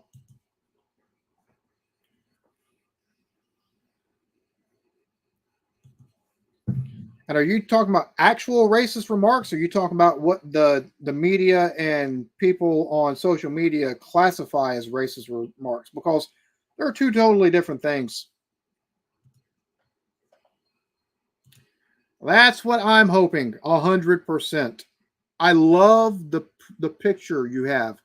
Holy shit, that looks very steampunkish.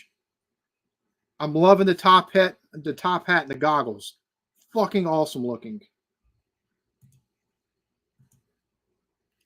What's up? Cheers to you.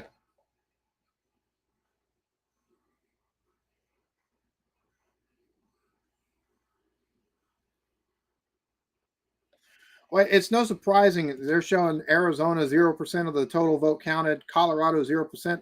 The polls just closed. There's not going to be any votes counted yet. Like, that's these media people are just, they're crazy sometimes, I swear. And so, let's see. Has there been any change? Nope, still got 101 to 71. Okay, so Trump has closed the gap there in Michigan from 54 to 43%. Now that we got over 500,000 votes, it's closing there in Pennsylvania as we've got just over 1 million votes total tabulated. It went from 70 to 30 to 60. We're at 65 to 30, so we got more of the rural and some more probably the larger places coming in.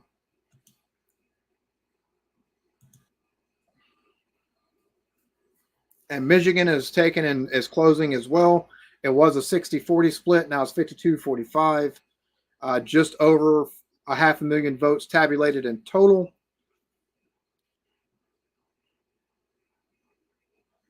Missouri, just over 200,000 votes, and it's 51-47 Harris over Trump. And Kansas, we have, damn it, 51-47 with just over 400,000 votes tabulated. So,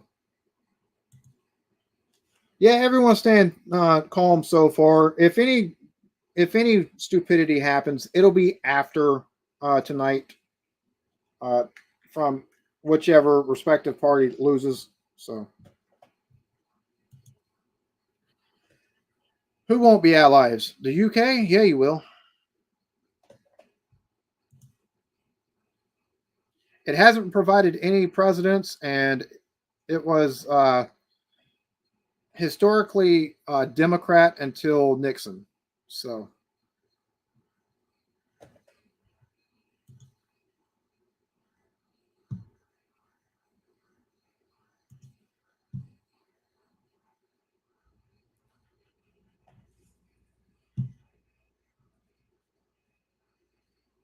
120 to 99. Well, the thing is, like for every, he doesn't hate the UK government. He hates some of the people that are in the UK government. Like, there's a big difference. And I think you're specifically talking about the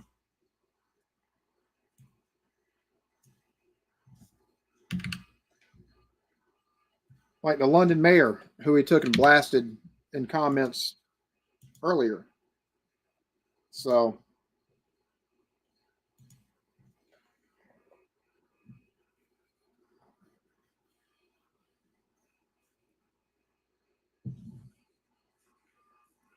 let's see. So far, Trump has won 15 states and he's leading in 7 others.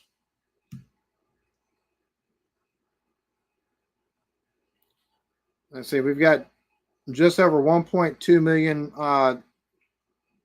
votes in New York, and they've already called that for Harris.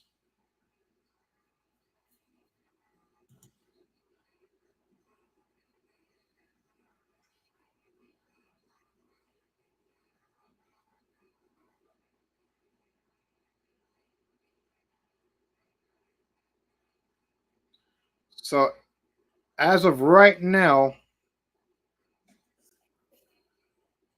Trump is at 52.8% to Harris is 46.6% in Georgia, and they got almost 70% of the vote as in.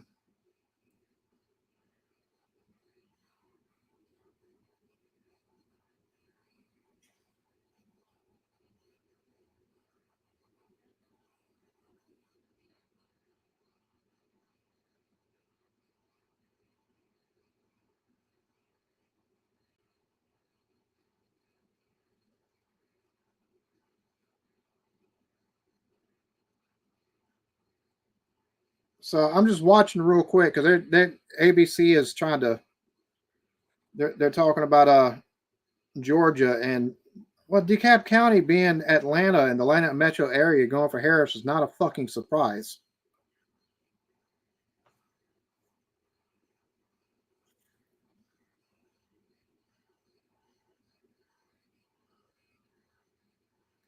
So it'll be interesting as more votes come in for Georgia because if Georgia takes and goes for Harris, it's a wrap, in my opinion.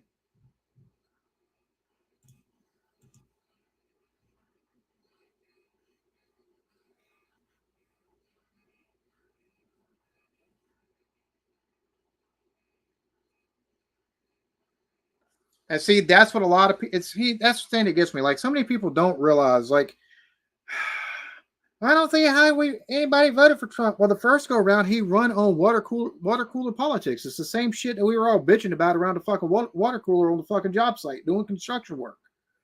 That's what he fucking run on. That's the reason why he won the first fucking go round, because he run on water cooler fucking topics. This go round, he's running on the economy, and guess what? We're all fucking struggling. We're the price of groceries has nearly tripled in the last 4 years. Nearly fucking tripled. So you don't have to like him, the person himself. But a lot of folks are taking a running or voting for him on the fact of they think they'll have more buying power. Even if the prices don't come down, they figure they'll wind up having more buying power should he get in. And that's the thing that's over. People that vote for Trump are racist. Well, you're calling half the fucking country racist. And that's ignorant as a motherfucker right there. I don't give a shit who you are. That's fucking stupid to say. They're not fucking racist. They're not fucking bigots or anything of the sort. They just remember how the fuck shit worked the first goddamn go around. We had more buying power as fucking citizens. We don't have that no more.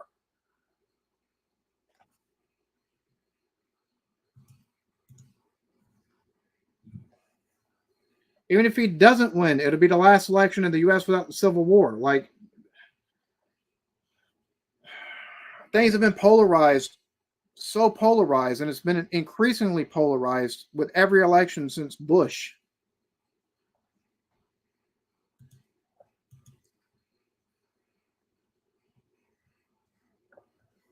Because none of them know what the hell's going on. The first go around, the reason why I said this feels so much like the first time he won is because there's been so much flip-flop between who they think is going to win. And last week or so, it's been more Harris, and all of the major news organizations calling for a Clinton victory the first go round. It's the same way this go round. Whereas what you're seeing on the streets and just talking to folks is completely the fucking opposite.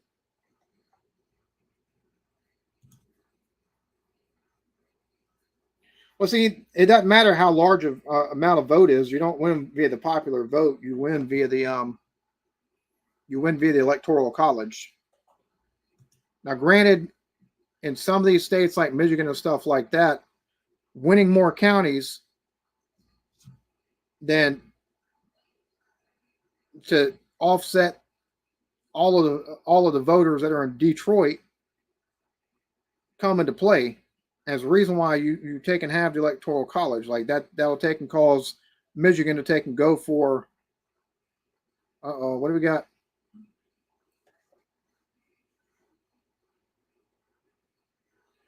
Delaware to Harris. Well, no shit.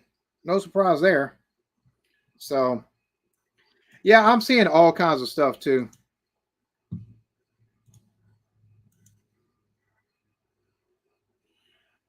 $137 to 99 is the current count according to Axios.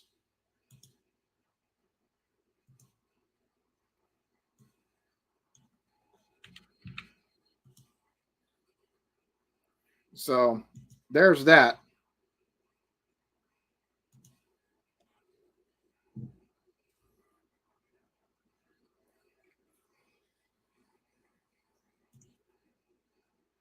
Yeah, they're biased against Trump. No, they won't. No, they won't, because if that had been the case, they'd have taken refused Biden. Racist, bigots, Nazis are all meaningless words. Yeah, exactly. 100%. The thing is, if you can take away any legitimacy from the person that you're against, you're going to take out whatever words you can and take and delegitimize them, and that's all that kind of stuff is.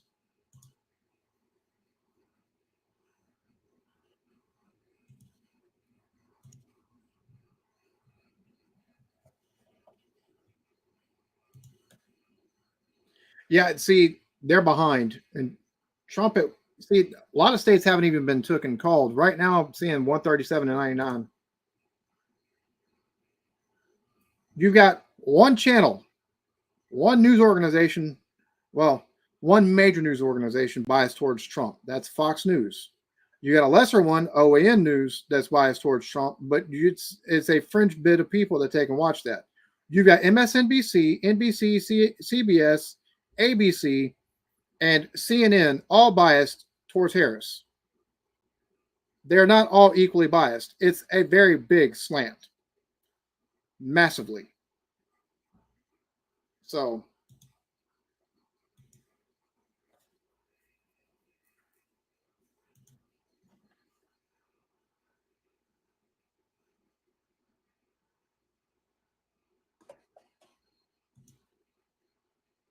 they didn't back the winner in 2016 at all.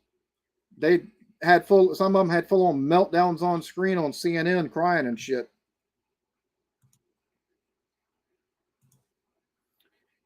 But what billionaire isn't half a scumbag though?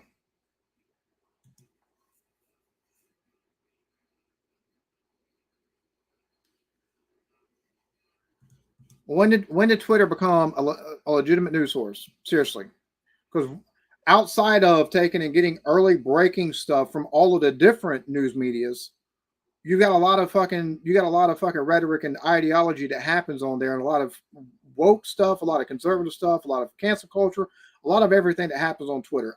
Twitter, you can throw that out the window. That's a shit show.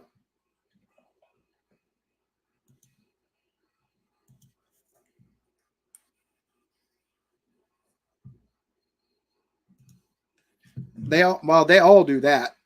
I don't care who you watch. They all take and do fake news. 100%.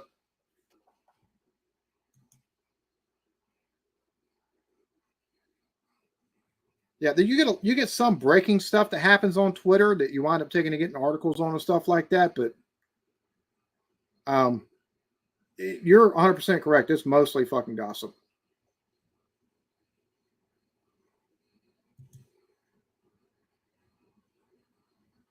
Sausage, cheese, and tomato sandwiches. 73% of billionaires are narcissists. It's nature. Yes, 100%.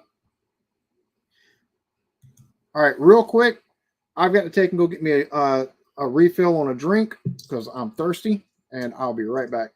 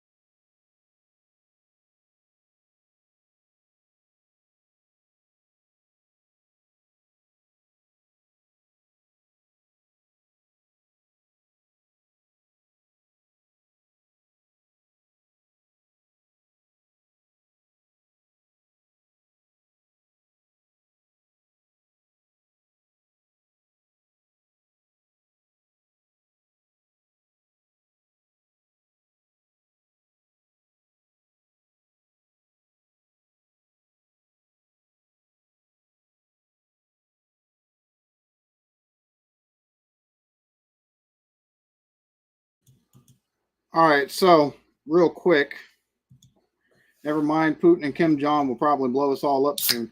Well, see, I'm guessing you're talking about like nuclear warheads and stuff like that, or nuclear bombs.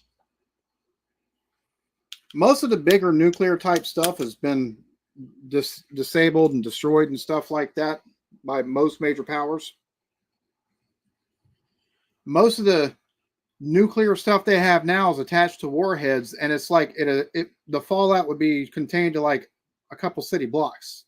not like entire cities or 150-mile radiuses and stuff like that that you got with like Big Boy and stuff like that. A lot different time and a lot different weapons.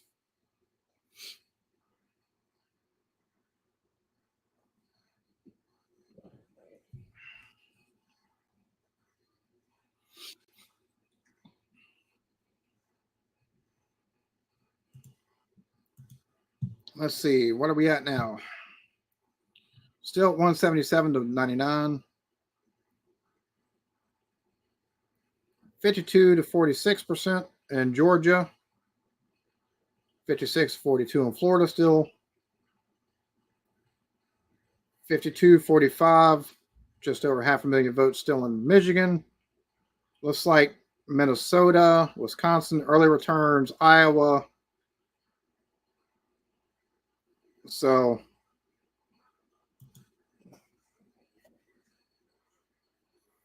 and here's the thing too is early returns are that Trump has jumped from 8 to 10% of the black vote here in the U.S. to almost 20% in some states. So that would be massive.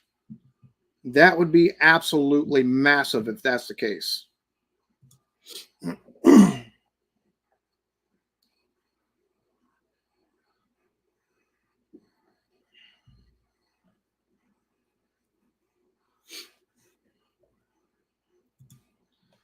It is 9:18. Normally I'm already in bed. However, this was big enough to where I'm like, maybe I need to take a stick around and stay up.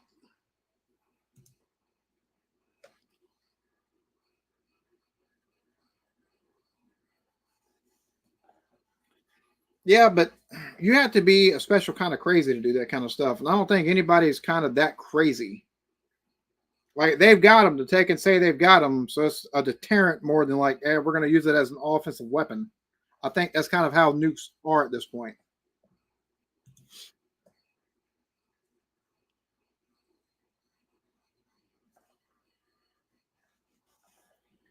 Holy shit. Well, thanks for staying up with me.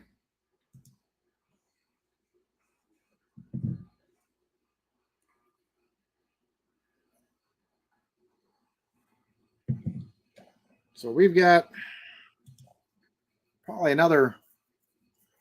I'm surprised we haven't had more states called.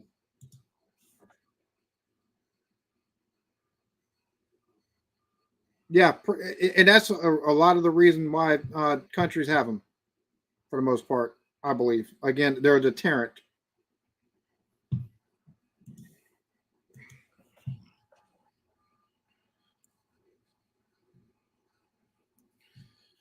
So Pennsylvania has went from a 70 to 30% to a 58.2 to 40% with just over 1.4 million votes counted. And you've got, let's see, what's the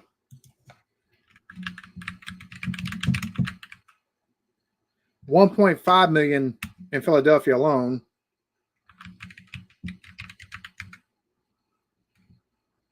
So, yeah, still got quite a few votes to take and go through.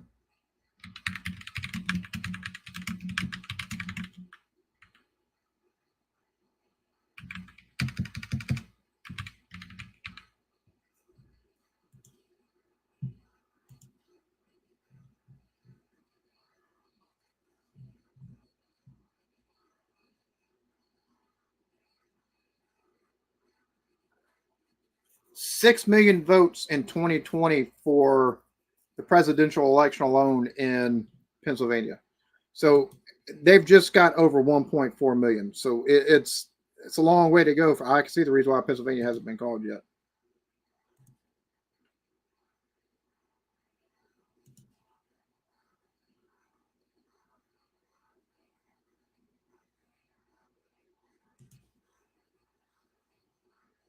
Yeah, you're right about that.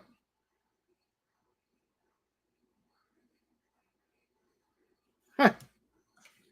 You're going to live under the sea? Yeah.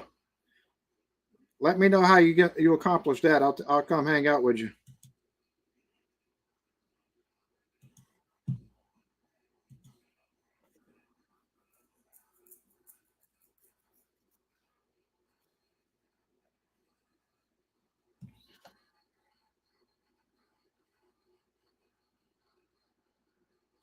It's funny because they're talking about how Trump is representing masculinity and stuff like that. And I'll be honest with you, masculinity is something that's been going by the wayside here in the U.S. in the last 15 years, last 5, 6 years especially. It's been insane to take and see. Mutant radioactive grills or gills. That's funny.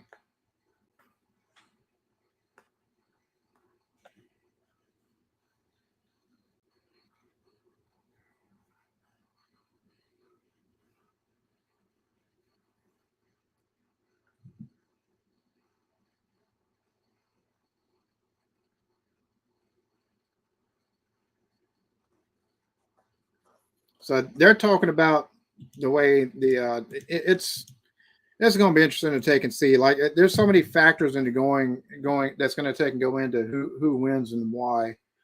If Trump pulls over, if he averages on a state by state basis of the places that especially the places he wins, of more than 12 to 15% of the black vote and more than 8 to 10% of the Latino vote, he'll have the election. Even in the states he loses, if he's pulling that much, it's only going to serve to help him throughout the rest of the thing. So it's right now they're taking it showing on the screen on ABC 154 to 30 Harris to or Trump to Harris. So I don't know what the hell's going on. I don't think they know what the hell's going on.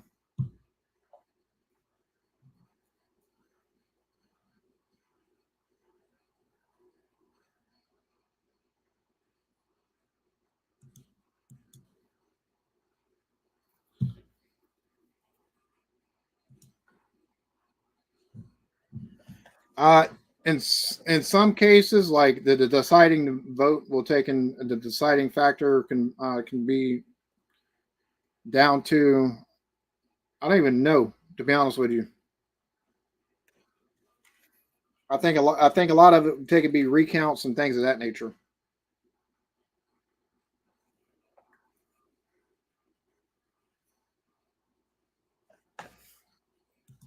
Ha! That's funny. It's showing here 177 to 99 Trump to Harris.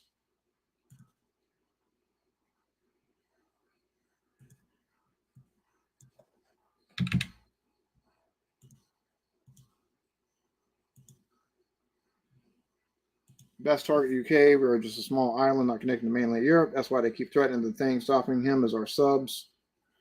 Yeah, y'all got some sneaky good tech over there.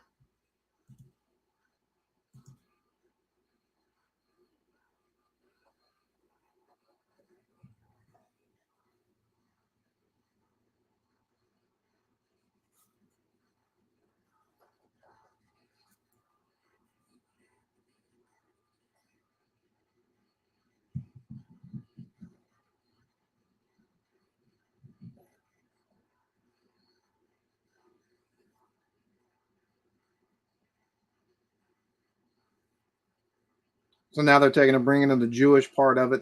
They're saying that the Jewish vote has moved red, very red in the last 8 or 10 years. So,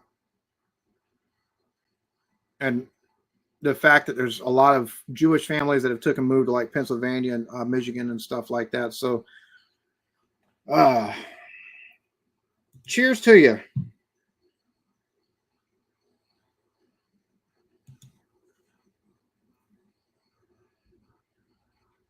Wait, what? I hasn't who attacked Canada?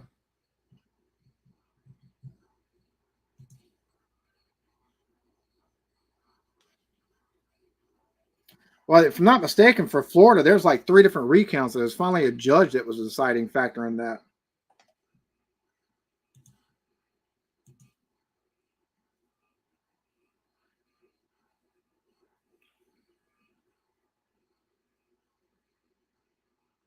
Yeah, that's a completely mixed family right there because she's Pakistani Jamaican or Indian Jamaican, I should say, and her husband's a Jew. Like that's quite the combo.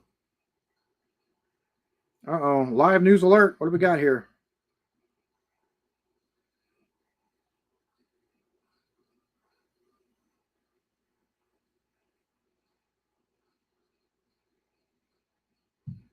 So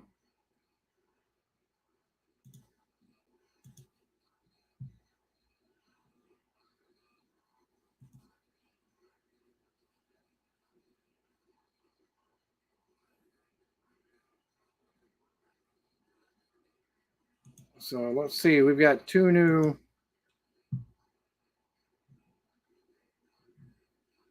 So 178 to what, 103 now? Lord have mercy.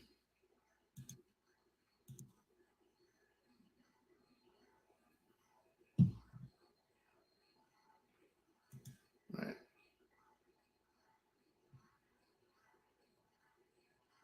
So ABC must be behind. Like that's the only thing I can figure.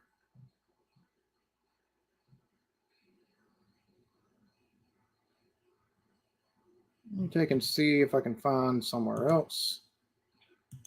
Like TV. Let's see.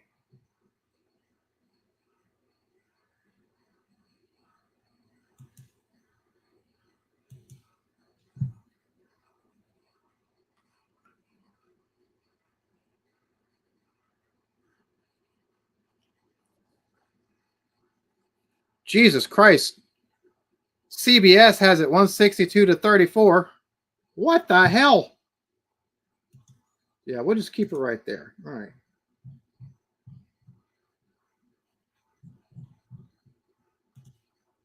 Yeah, I do. Just when they was taking and calling it like saying that he had no chance in 2016, all you heard across social media, all you heard just on the street type interview type stuff, talking to people and everything like that was Trump, Trump, Trump, Trump, Trump, Trump, Trump. When I say it feels the same way this go around, that's the reason why I say that, because everything I've been seeing is Trump, Trump, Trump, Trump, Trump, Trump across a lot of avenues. Like 2016, you've seen a lot. It was much more white. This go around, I've seen a lot more Latino, and I've seen a lot more black people along with white folks that have been going Trump, Trump, Trump, Trump, Trump. So, do I think Trump has a chance? Yes.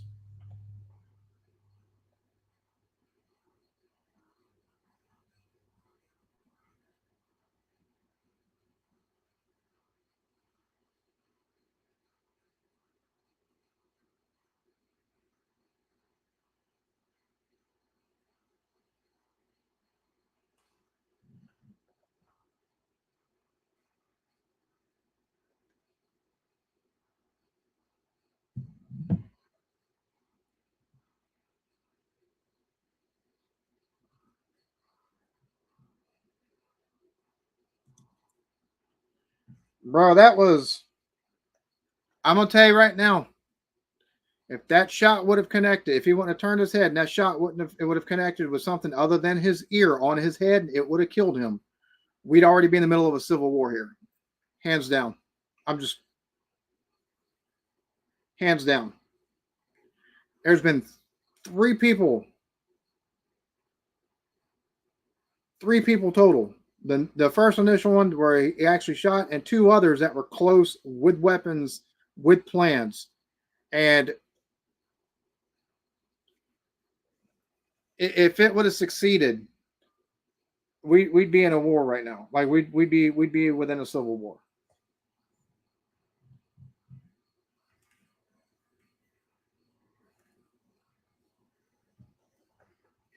Well, see, he's 3 million votes ahead, but once you take and get to California and stuff like that, the popular vote for him will kind of evaporate. But it's the counties nationwide is the reason why he's picking up so many of these states and stuff like that. Once we see more of the counties taking a report in from Pennsylvania, and more of them that take a report in from Michigan, we'll take and know a little bit more.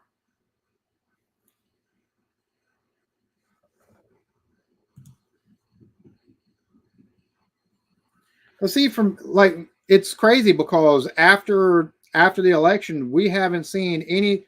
There's no reports of any kind of police brutality, no kind of reports of any kind of rioting or anything like that. I can only think of one story that went semi-viral of a cop killing an African American person, but nothing come of it. Like next day, it was gone. And to lead up to the year before his election, it's insane. It's insane. And the fact that they want to call 2,000 people going into the Capitol out of 80,000 that were there at the fucking Capitol an insurrection, but you had cities across the U.S. burning, people losing their billions of dollars in fucking damage, people losing their businesses and shit like that. Because stuff like that, a lot of times small business doesn't have the money to, if they're just starting, or if they're got thin margins for insurance. And a lot of times insurance doesn't cover stuff like rioting, because it might be arson, but if it's in the course of a riot, well, you're not going to be covered. And people lost everything. It's insane. So yeah, people are tired of shit of that stuff like that. But we haven't seen that. We haven't seen that since the last go round, which I find kind of weird.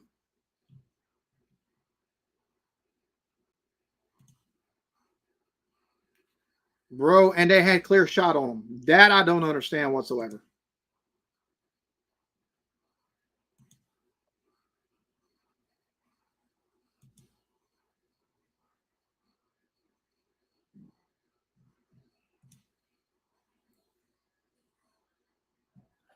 Well, I appreciate that. And see, Arlington and those top 3 counties up there, and I'm pointing like y'all can see it. That's where the top 3 counties, Arlington, that beltway right there, the 3 counties closest to DC, that's where Virginia is won by Democrats. Because that's where all the bureaucrats live.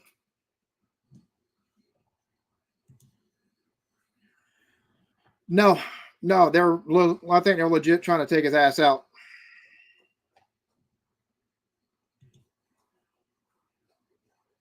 Leave the tea alone.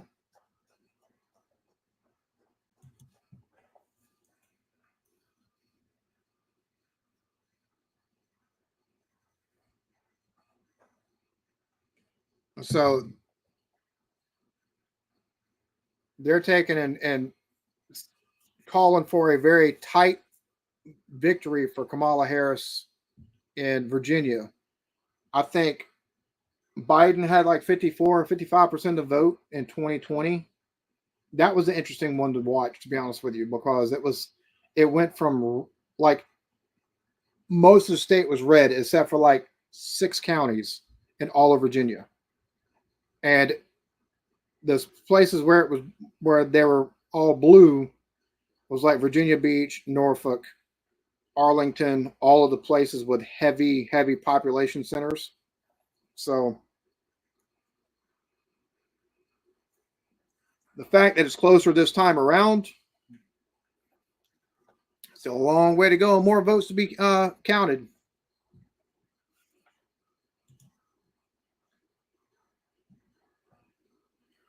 Oh, awesome. Oh, it was completely a shit show. The fact, my thing is like, how do you not cover that rooftop? You, everywhere. Anytime a president or presidential candidate goes somewhere, you're supposed to take and have complete situational awareness, and you're supposed to have complete fucking coverage. So the fact they didn't have, number one, complete communication with the SWAT members that were there and the local police department that was there, and number two, didn't vet that beforehand, it's absolutely insane to me. And then watching them previously, or post that, trying to get him into it's like, oh my god, dude. So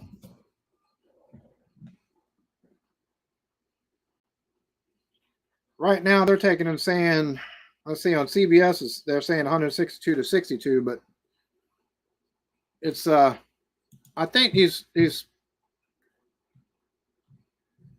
news stations must be behind or something. I don't know.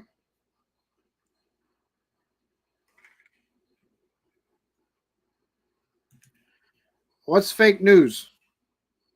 Elaborate.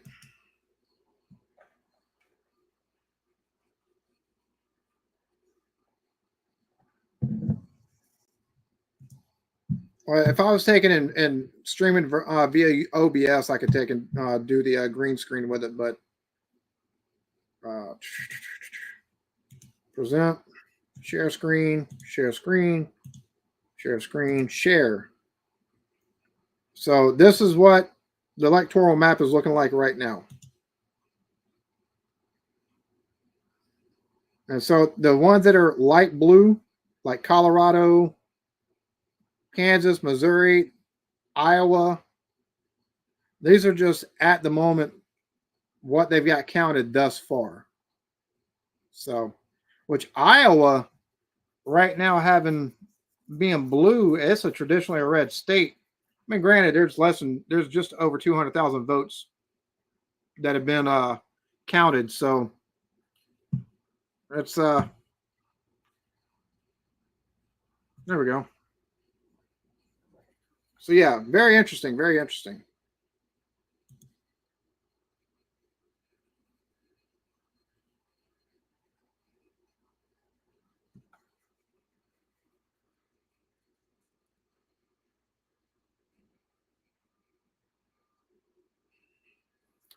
And so far, it looks like Republicans have the lead in the Senate races. If the Senate flips and Harris wins, and the House stays under Republican control, and for her first 2 years, she ain't gonna be able to accomplish shit. Yeah, they have to be reasonably happy at this point. I mean, but the thing is, we'll know more once Michigan and Pennsylvania are called, because if Trump wins Michigan, or if he wins, um, Pennsylvania, if he loses Michigan and wins Pennsylvania, and he can pick up the other most of the other states that he's projected to win, he has it in the bag for the most part. So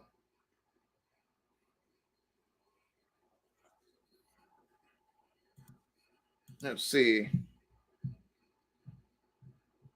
It's still showing on Axios at 178 to 99. So Wyoming has already been called with only 1% of the vote in. 52.3 to 47.1% in Georgia with 75% of the vote in. That's closer than shit. North Carolina, 51 to 47%. If he wins North Carolina too, because North Carolina was blue.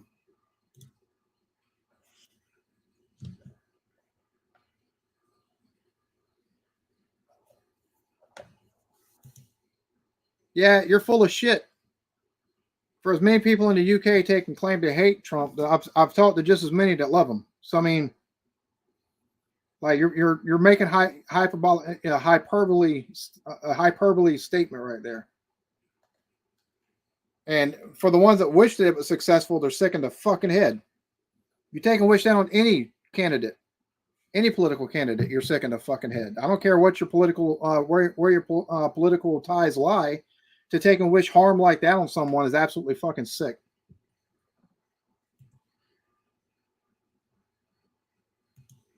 Let me guess, by the media. Yeah. Real reliable.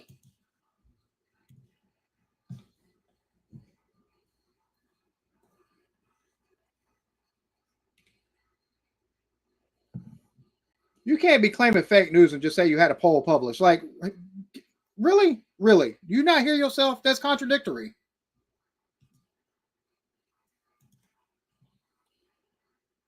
Are you seriously going to ask that? Who wished harm on anyone? Most people in the UK wish the attempt on Trump was successful. That's fucking wishing harm. What the fuck do you not get about that? What? Really? Bro, you just contradicted the shit out of yourself with that.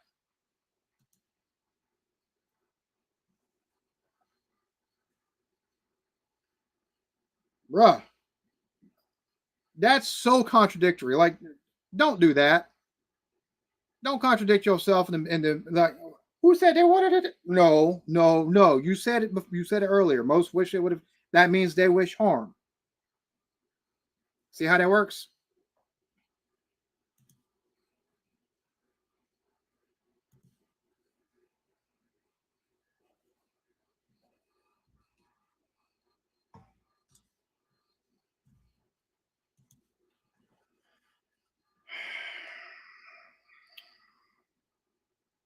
Apparently you don't neither, because you contradict yourself with within your own comments. So there we go.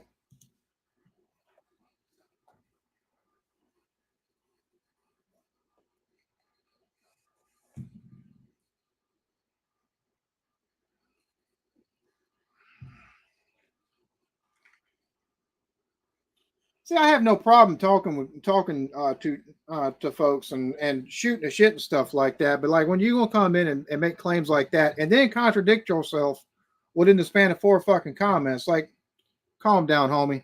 Calm down. Like if all you're gonna speak is in hyperbole, I can't take anything you say seriously. And he's been speaking in a lot of hyperbole tonight. So I don't.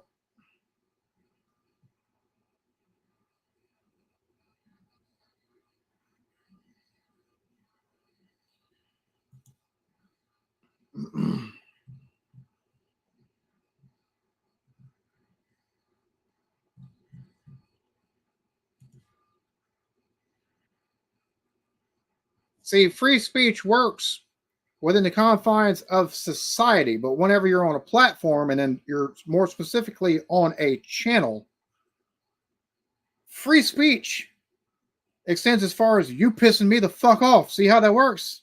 Like, I have no problem, but once you start taking and being trollish, I have every right to shut you the fuck up. Like, that's just how that works. Like, I don't mind talking to folks whatsoever, and you've seen that, Phil. I have no problem talking with folks. But once you start taking and being talking in all hyperbole and just really just making comments like most people in the UK wish that the attempt on Trump had been successful, and then I don't wish no harm on nobody. You start doing stuff like, no, that's not.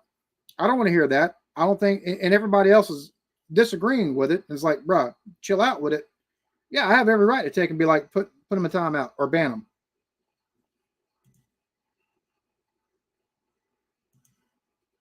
I'm not pissed off. You're just being stupid.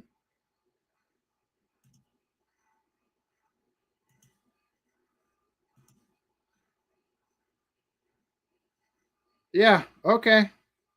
Well, if my channel's dead, how about you scatter the fuck off somewhere? Make everybody in my comments section a lot fucking happier. Because one of my moderators decides to put you in fucking timeout. Hey, you gonna sit and come back talking shit? Like, you go fuck yourself. That's just how that works. But you're not giving opinion. You're giving hyperbole. There's a difference between opinion and hyperbole just for the sake of taking and saying something. That's all you're doing. Massive fucking difference.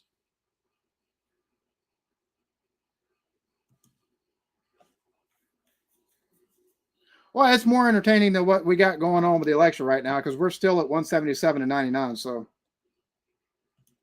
oh, I know it's complete fucking bullshit.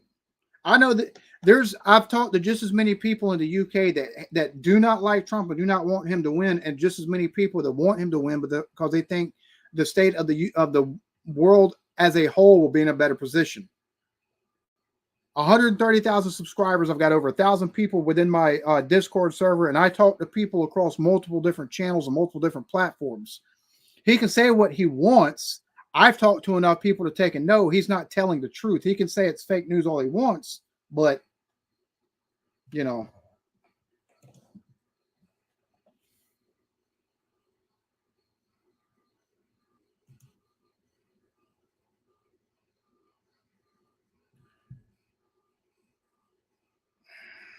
dude, piss off already.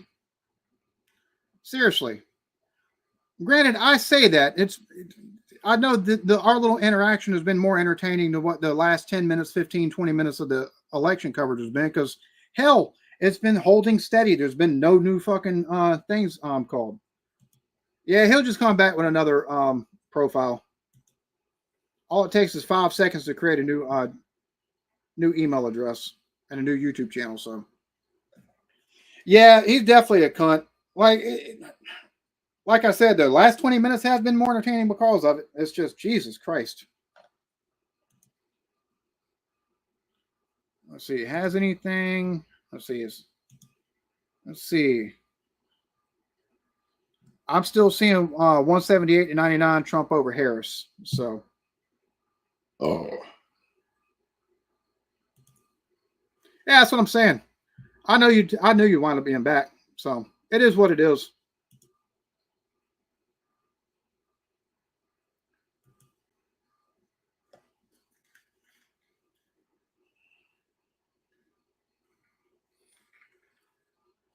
See what you should be able to take and do is take and ban somebody or silence via IP or some shit like that.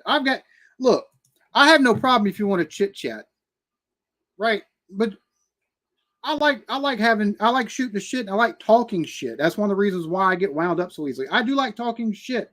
That's just part of my personality. You didn't piss me off. You didn't even really get under my skin. It's frustrating at points where it's like, hey, bro, like you're not talking for the whole of everybody, and you're gonna sit there and call everything fake news and then come through with we had a poll published. You contradicted yourself more than once in that whole thread of comments. I have no problem with chit chat with motherfuckers whatsoever. But like, let's keep things at least halfway decently on par and on point with each other, right? Like, I'm not going to I'm not going to lie to you knowingly. Don't sit there and bullshit me. And we're coming from two different, even if we're coming from two different places. So, no, but see, what is your opinion influenced by? What polls? You want to call everything fake news and then take and give me a poll on Trump popularity in the UK. So either you take stock in that news or you don't. So if you're going to call everything fake news and then refer to the news, what is your opinion based off of? My opinion is based off of real-time conversations with people that are over there. 80% of Republicans that are voting for Trump is due to the leadership abilities. That was one of the exit poll things through CNN. So you're 100% correct on that one.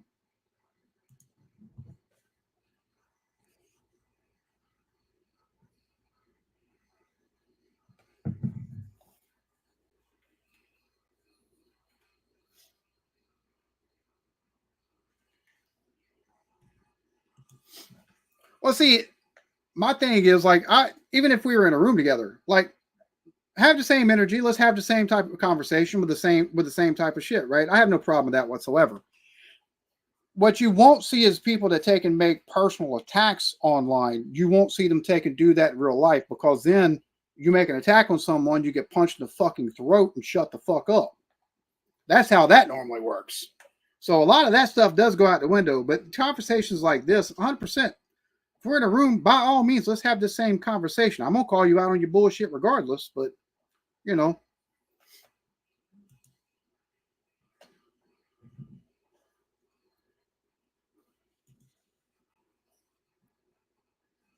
I'd see if I can't find that. Right? Only polls worth taking notice of are stripper ones. Exactly. That are the ones on the street so you don't run into them, right?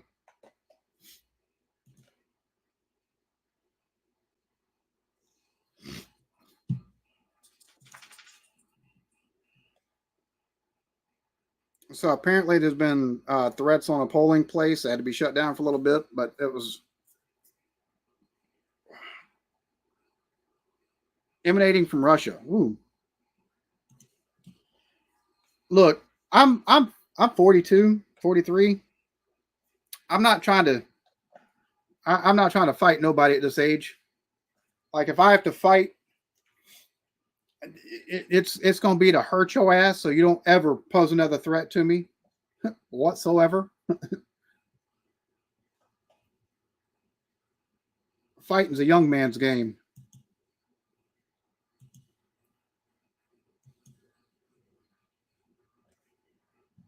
So scum and the uncensored version. All right. Scrubbers. All right.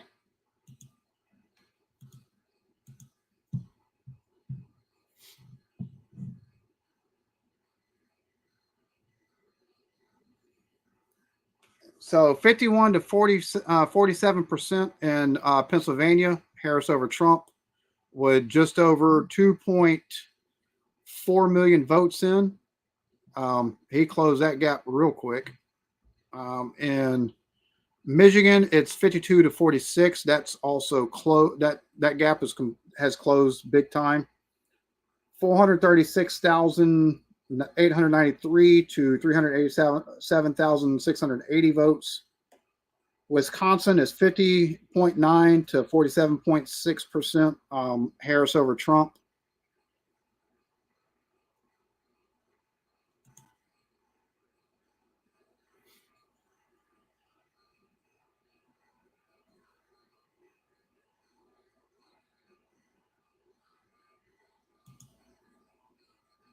So let's see. We've still got, looks like Colorado 55 to 42%. Harris over Trump, but that's not really a surprise there. 50 to 4. Oh, wow. It's razor thin in New Mexico, 50 to 48.3%. Yeah, I've seen that too. It's crazy. Long Good Friday, great British. All right. Might take and go through the comments after this and write some of these down. Sexy Beast. I have to check some of these out. Take and do reactions to them or something.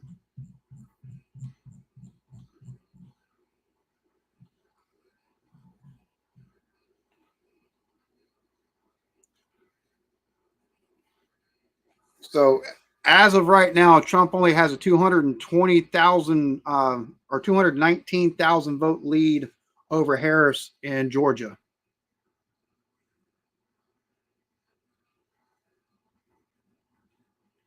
Virginia is razor thin at 50 to 48%, and 52 to 46% there in North Carolina.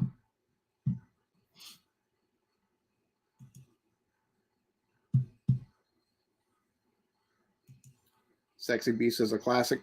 So I have to check it out.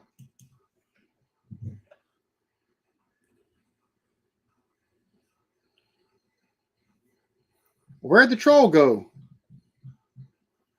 This presidential race has gotten boring as shit. Still waiting on a whole bunch of stuff to come in.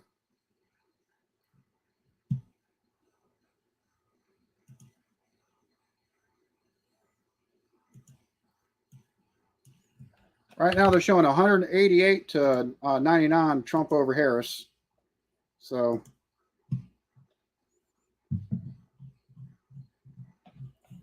Lord have mercy.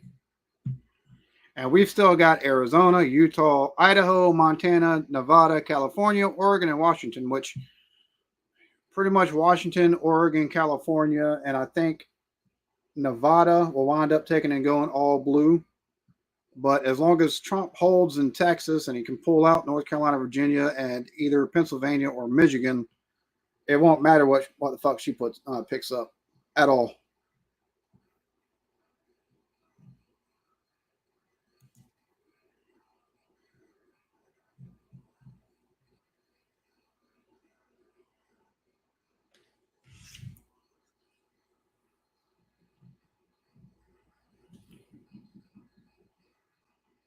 So they've called, let's see, it's 40, 70, 17, 11. Yeah, if he picks up Pennsylvania or fucking Michigan, it's a wrap. I haven't seen Get Carter. I seen the one that was after Get Carter. Oh, what was the name of that?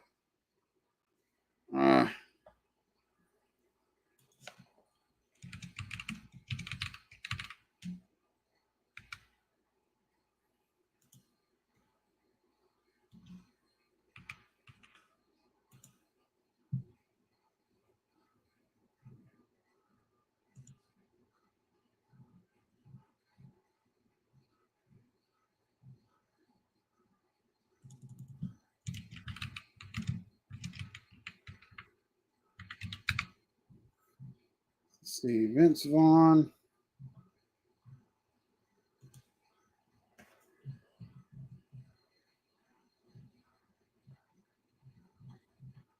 See, there's a movie that Vince Vaughn was in that was kind of It wasn't a sequel to Get Carter, but I think it's in the same fucking vein or some shit like that. I can't remember the name of it, but it was freaking hilarious.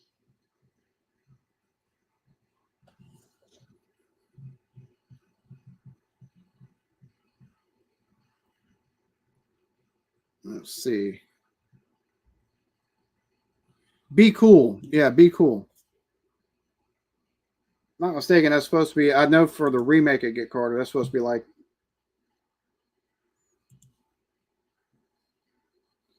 yeah, I see the originals from Michael, got Michael Caine in it. I might take and check that one out. I'll check out both of them, but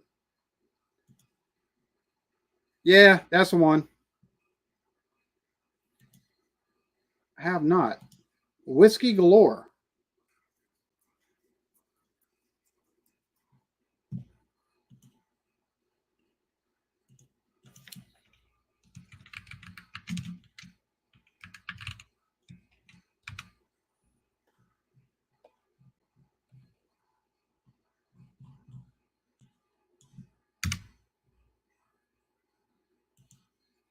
So Whiskey Galore 19, Jesus Christ, 1949.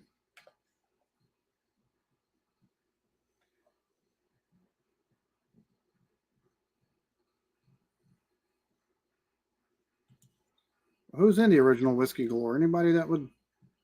Jesus, that's old. Woo. Funeral in Berlin. The Wee Man. Let's see, Harry Brown. Whiskey smuggling. Ooh. We know about whiskey smuggling here in the South. I have to check that out. I have to take and come back through and check the comments and write all these down and start sprinkling them in.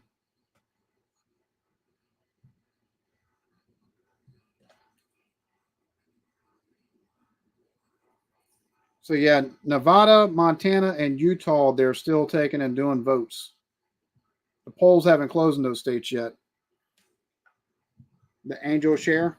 That sounds like a. I have not. I know that it's on YouTube. That's actually on my list of things to eventually take and get to. Cheers to you. Hopefully you're doing good.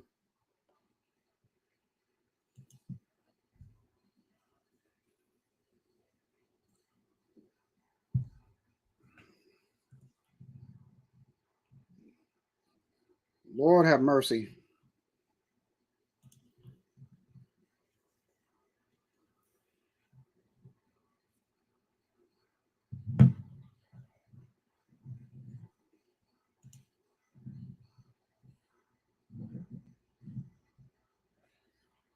Bro, this race is gonna come down to like, man, you look, you're good, all right? I'll get. It does not take a whole lot to get me wound up. Everybody just normally sees me taking and doing reactions and stuff like that. Me and my buddy Blake TV do. We used to do a weekly. It was called the BNA show, and we did it every week for like an hour or two. And one of the reasons why people tuned in is because I would take and go off on rants. It's just part of who I am. I can't help it. So I took no offense to it. Like even me telling you to piss off, like I took no offense to anything. It's shit talking. That's all it the fuck is.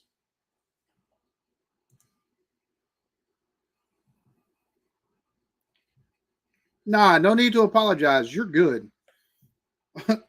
Like it is what it is. We're just shit talking. I mean, that's what that was. We were shit talking. It happens. It happens. No harm, no foul, man. And besides that, it was more entertaining than what the fuck we got going on right now. The last 30 fucking minutes of this presidential race, they got so much. Oh, that's new. Pennsylvania is now leaning red. 49. Wow, that's razor thin. Holy shit. 49.6 to 49.5% Trump over Harris in Pennsylvania. If Trump picks up all of the states currently that is leaning red and picks up Arizona or Nevada, it's a wrap. He'll wind up getting Alaska. Hawaii will take and go to Harris. Like it's Lord have mercy. Yeah, red equals Republican.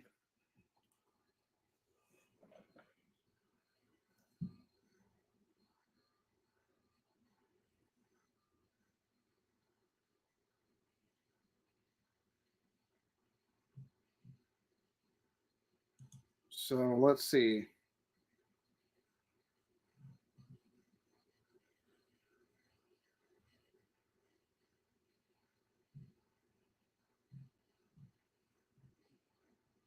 So now we've got 198 to 99.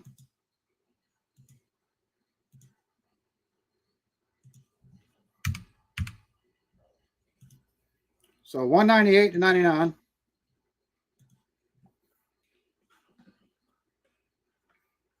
Oh wow. I'd take and try those.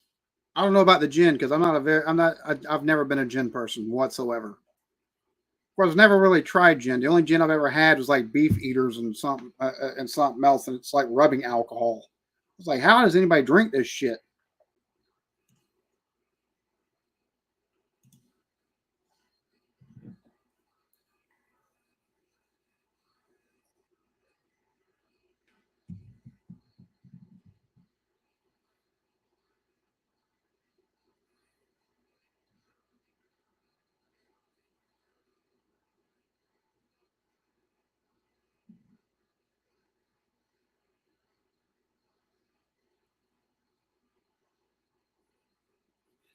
So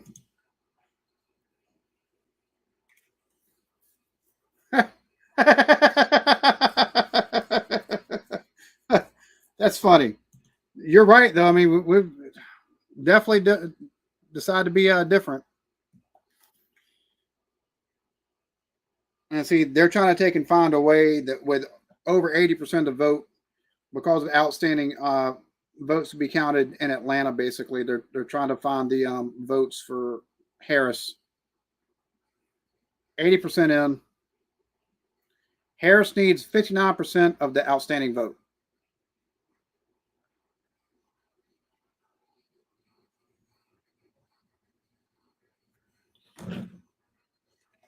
Yeah, I doubt she gets 59% of the outstanding vote. Always drink rum.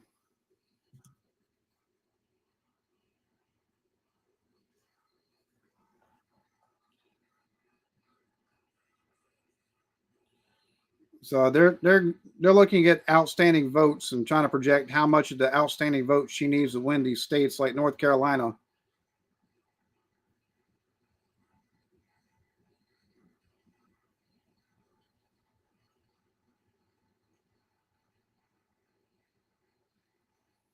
Bro, Charlotte is red. Holy shit.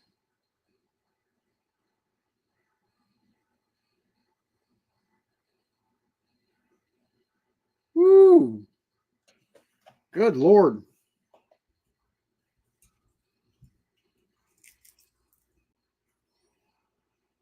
Vodka. I've never had vodka and Coke. I always did vodka and Red Bull or which the let's see, there's a whipped cream vodka that goes very well with Dr. Pepper strawberry cream. I mean, you could say that with either candidate, man. Like it's not a we don't have very good choices with either one of them. Like I don't. A lot of people are viewing Trump as this bad entity, but Harris. If Harris wins, I say within 6 months we got boots on the ground in the Ukraine. I mean,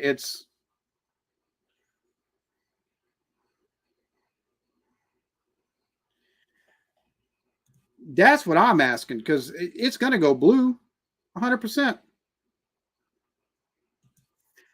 I do need to take and open my PO box again. I just I took and I took it. I stopped taking and renewing it after I didn't get anything for like 3 or 4 months. Of course, I don't ever take and I never really promoted that I had one. It's one of those things, like if folks want to send me something, if you want to send me something, reach out to me on Discord, and I'll give you somewhere to send something to me.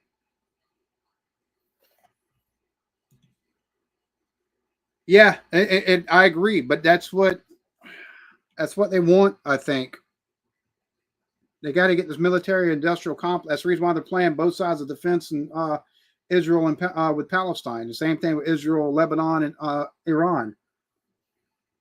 It's the military-industrial complex here is just, it's awful. It's fucking awful.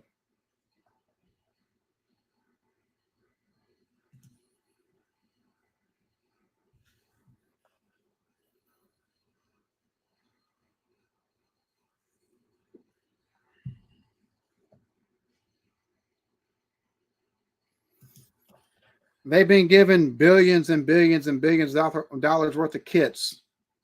If they're not gonna, if they can't pull it off like that, with all that, then I don't know what to tell them. And they've received numerous bits of training on weapon systems and everything, and machinery that's been sent over there.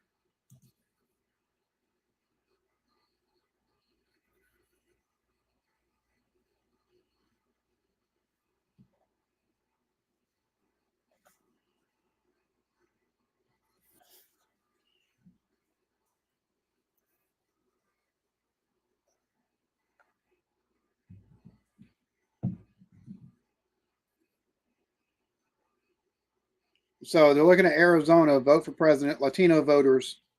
Biden won with 24% more of the Latino vote in Arizona in 2020.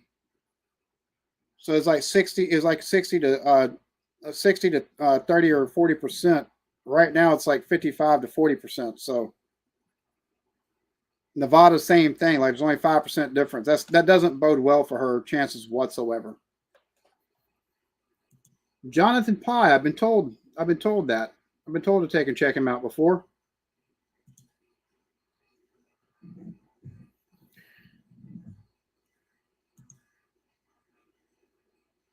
Russia does not have the people to occupy Ukraine. They can use it for what purpose? That I would not be surprised. Like they can claim whatever they want about, the Soviet Union's dead and gone, but the pieces are still there in place. And the KGB, they've got former KGB in office, evidenced by the fact that Putin's held power for how fucking long now. So yeah, I wouldn't be surprised whatsoever if he's removed internally.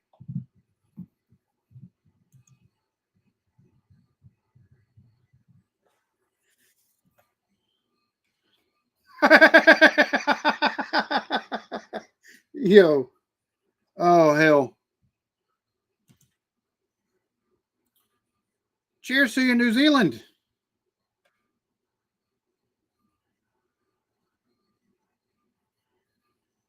Lord have mercy. I tell you what, I'm trying not to run out of steam over here. It's getting late. I'm 2 hours. I'd normally be asleep at this point,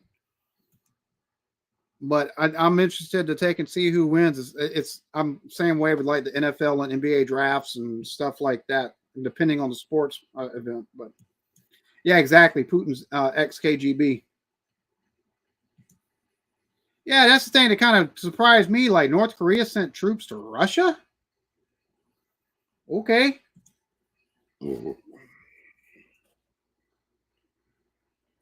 Without an amendment to repeal the 2-term limit on presidents, he can want to be whatever the fuck he wants. It ain't gonna work, and there's not gonna be enough support to repeal that.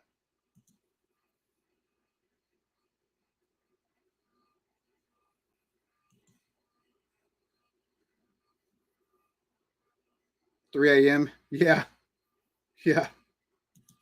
I'm trying hard too. Well, see, the voting this go around and the returns as far as for the Democrat versus Republican turnout it's different this go around than it was the last go round. Biden in the places where it's close now, it wasn't close the way it is right now at all. Like North Carolina, Biden held that the entire time, and then his lead grew massively. Same thing, his lead grew pretty quickly for the last hour and a half, 2 hours before it was called. Same thing in Virginia. Same thing in Pennsylvania. It's and the Latino vote and the black vote was like 3 to 6%. The black vote was like 3 to 6% for Trump, and it was like 8 to 10% Latino vote. A lot of places, it's completely different this go around. He's polling at almost 20% of the black vote in a lot of places, and 30 to 40% of the Latino vote. Much different, much different. So if he loses this go around, it's not going to be by as much as he did last time. I promise you.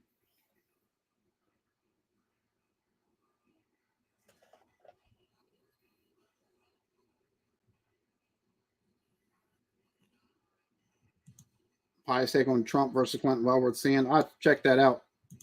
Premature militarization. Yo.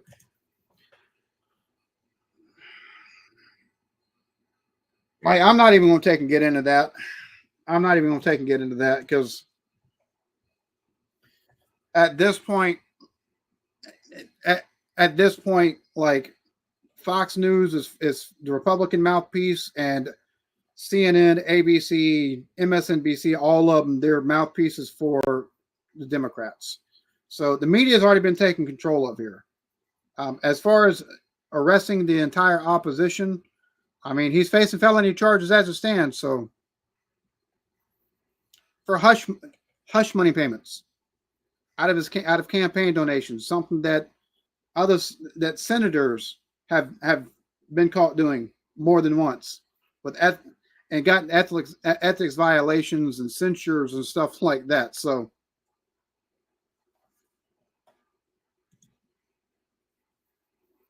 cardboard. Right? That'd be hilarious. You're not lying on that one. No point taking to the press. No. What's crazy is the fact that more people go to places online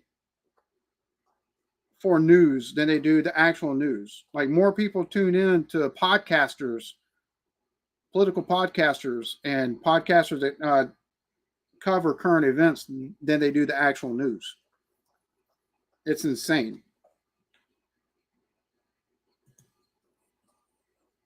Bro, I'm not even gonna take and go there because I mean, look, Twitter and the government, CIA and FBI went to Twitter and told them to squash the Hunter Biden the Hunter Biden laptop story, and that's exactly what happened. And it's not the only case. The American government took and went to Twitter, told them to shut down anything that was that they deemed misinformation where it comes to like don't even like no. Our whole government's fucking corrupt. Lord have mercy. It's the same thing with the news here, unfortunately, Phil. All the news here is editorialized opinion pieces. It's not actual news anymore. Like you don't take and get like this is what happened. This is what was said, and let's see how this plays out and how the other side reacts to it, and leave it at that. You don't get that kind of stuff no more. I completely agree with that one.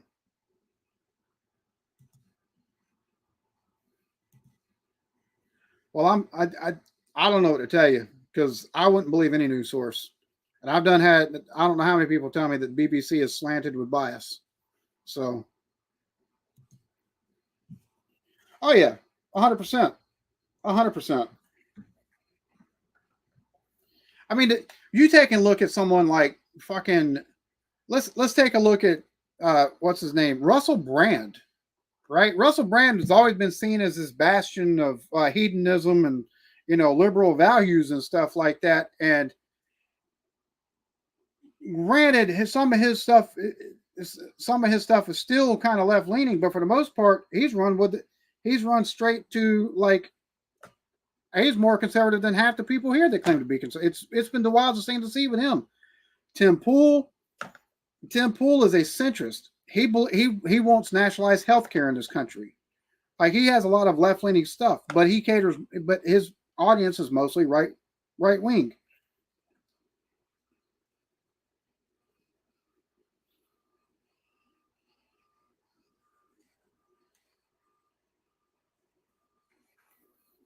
So it's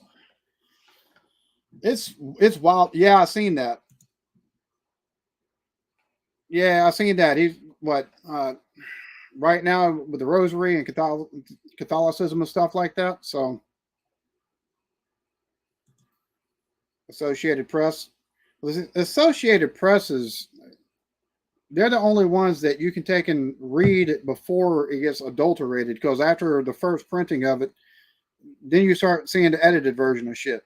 So, but even they're fucking biased as shit. So.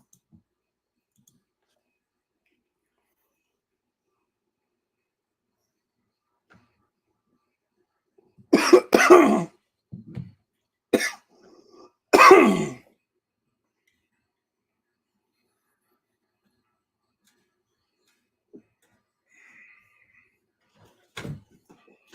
you still live? Huh? Are you still live? Yeah, because it's a presidential election. How long are you gonna be live? Until it's over, or I pass out on screen, one of the two. How long is that? Probably not till almost 12. Hey, you can open the door. Open the door because it's hot in here and I need some air taken and circulating. Okay, my AC is not working anymore.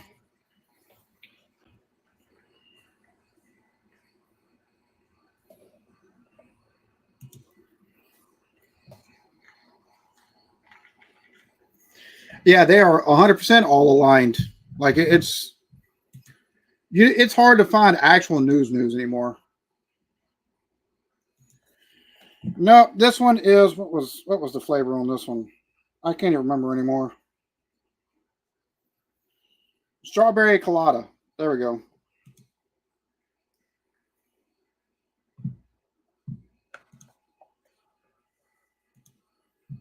Oh, hold on.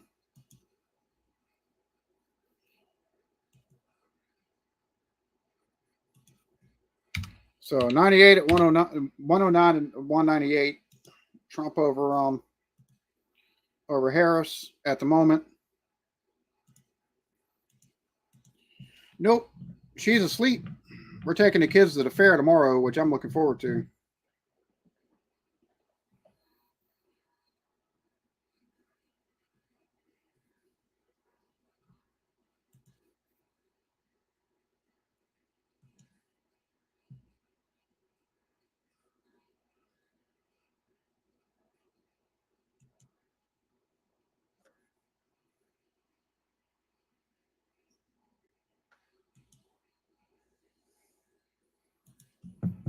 But we're over a year out from the charges being levied or the accusations being levied against Russell Brand. Has there been any kind of trial, or is anything going to trial on that?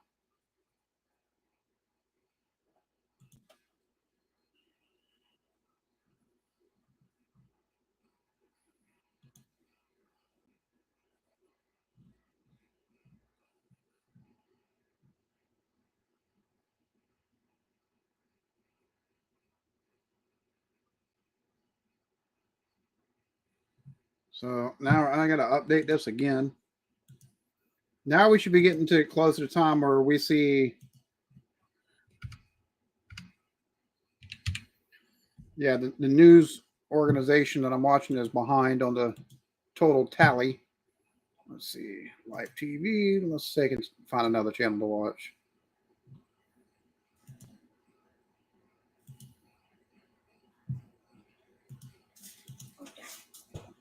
When was the last time you left your room, by the way? Because I heard like something like in the living room. I was just wondering if that was you. Like 5 minutes ago.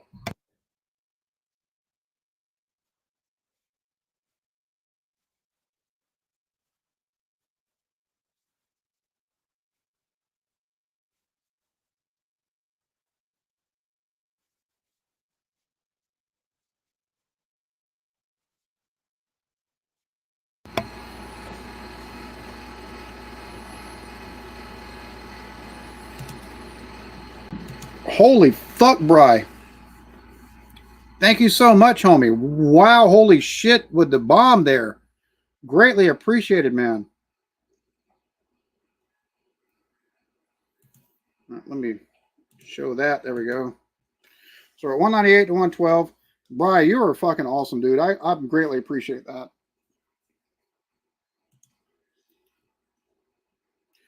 Totally different state. That's in Ohio. They would eat the cat, not just steal. They'd skin it and eat it, apparently.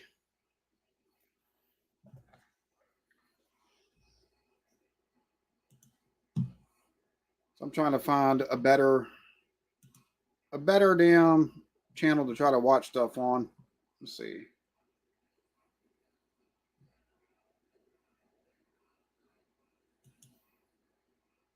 I guess we'll go back to ABC. They're still showing 195 to 91. Like, how are they behind other places? I don't understand that.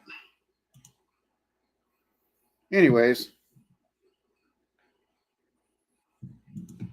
they'd only leave the bones behind. There we go. 198 to 112. Okay. So most people are thinking that Pennsylvania will have the most impact on the presidential race. Oh, thank you, Coy. Much appreciated. Thank you. If I had access to the BBC, I would. I don't know. I'd have to take and ask I'd have to take and ask somebody that eats cats that question. Yes, there will be actual hot dogs at the fair. Well, you know, wieners in a bun, not like dogs that have been cooked or nothing like that, but you know. BBN is very behind. It's showing 198 to 112 on my side. So if he wins, let's see, we're still looking at 198 to 112. It's at 50.9. It's still razor thin in Pennsylvania.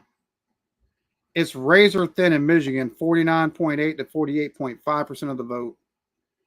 Virginia is now leaning Harris again at 49.4 to 48.9. Trump is at 52.6 to 46.4 in North Carolina.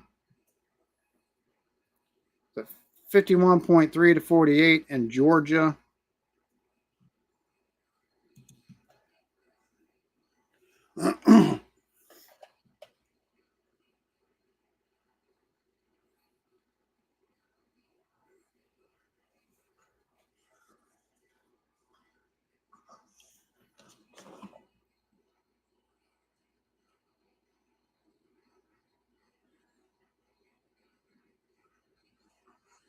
It's razor thin in Wisconsin, 49.8 to 48.8% Trump over Harris. So,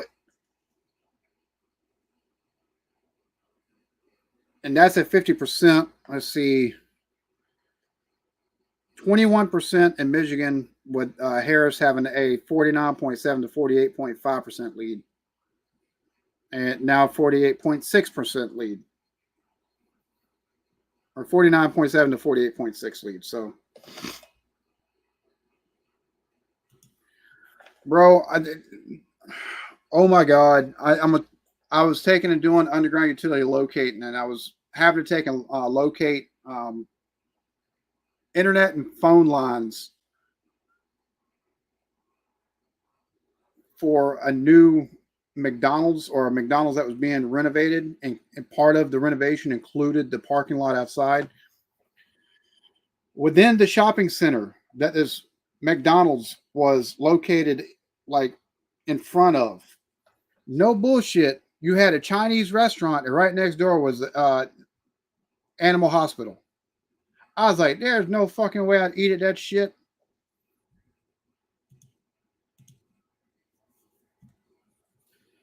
Yeah, you'll start seeing more episodes. Season 7 to 9, they get hard blocked on YouTube. So I've only done like episode 1 or 2 of season 7 on my Patreon, the free tier. So you'll start seeing more of that in the coming weeks. So I wish it just shit. When I initially planned on it and made the announcement, I planned on coming. Legit, that same month, my views and everything dropped off a fucking cliff, and it's been like that ever since. I'm just now slowly getting things back up view wise and revenue wise. It's last year was absolutely horrific. This year, for the most part, has been horrific. I'm just now getting back to where in a couple of months, if I can get things built back up some, I can start trying to take and make plans out again. It's so fucking wild. Like October of not last year, but the year before last, I was averaging 30, 40,000 views a video. You know, I'm taking and getting a video or two a month that's getting 200, 300,000 views. And, you know, those were outliers, but that was still about every month I was getting a video or two like that. Most videos, 30,000, 40,000. I'd take and get the ones that were 15, 2,500 or to 10,000, but it was more than that on the norm. November hit, about like, it was like November 12th or 15th, that fucking, like 2 years ago, that shit just said, boop, right off a fucking cliff. And I reached out to YouTube about it and everything. Oh, everything looks the same. People's tastes change. I'm like, that much in one fucking month? Are you shitting me?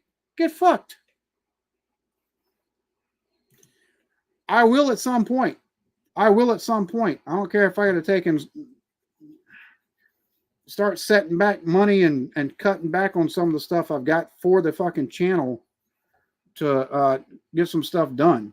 But I was hoping to take and get everything kind of in a bigger chunk every month than what I would possibly be able to take and put back. Because I take and pay my internet, I take and help with lights, I take and help buy groceries if I've got enough. There's been a lot of months I haven't even been taking help with a whole lot of stuff past just paying the internet bill.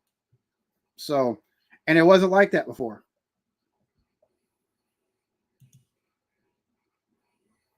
The 18 to 29 vote was high for Trump.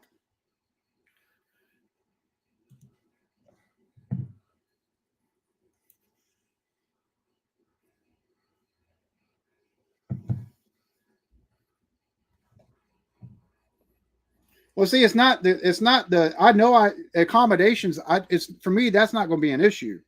I know there's more than a couple people I could probably stay with.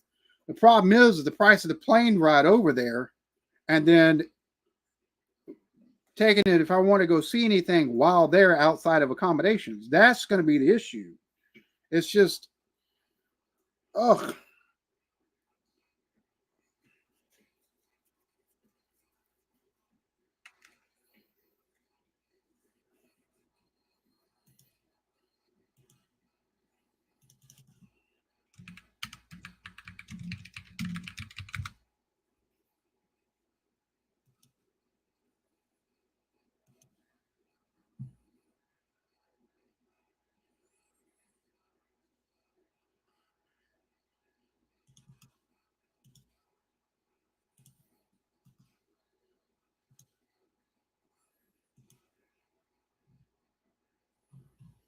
You got another channel, Coy?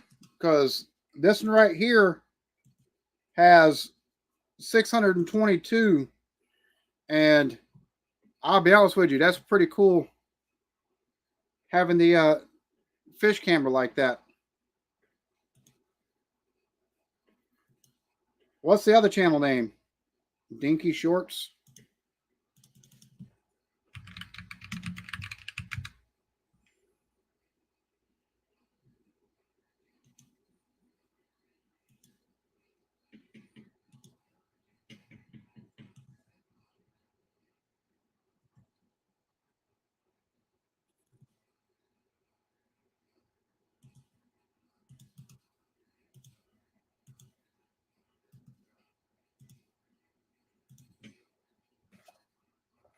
There you go.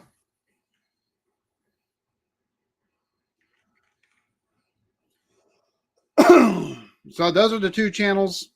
The first one is this one right here. He's got a camera on a bunch of koi fish, and this one right here is his night is his shorts. Banned from what? The Family Guy one or the fish one?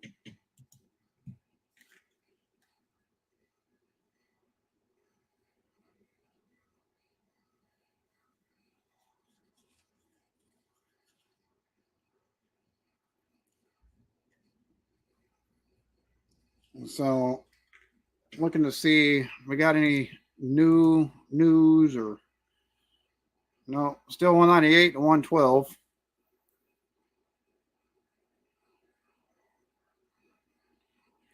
It is razor fucking thin right now in Michigan. 49.3% to 49%. Harris over Trump. It's still razor thin in Pennsylvania.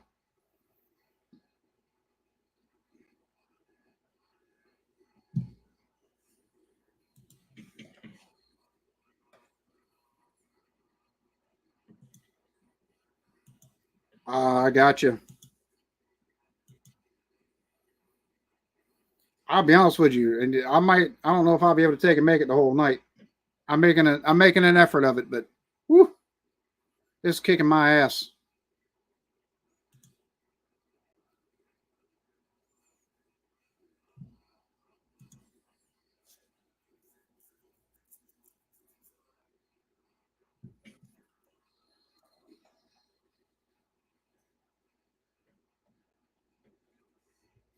Damn. Arizona's razor thin, 49.7 to 49.5. Trump over Harris at the moment. A whole 4,000 votes separates them.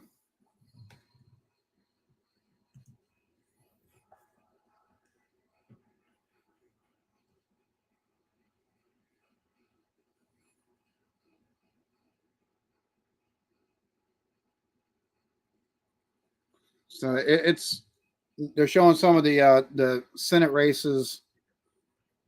Right, if Republicans take the Senate and Harris winds up winning, if the House doesn't flip, she's going to be a lame duck her first two. Like it's not going to be good because they will not work with her. On the flip side of that, if Democrats keep control of the Senate and they take control of the House and Trump wins, it's going to be the same thing. He'll be a lame duck for at least first 2 years.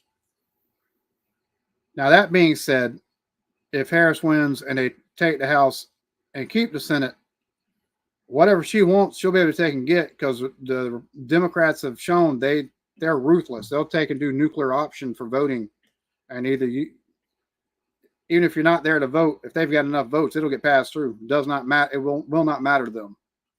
So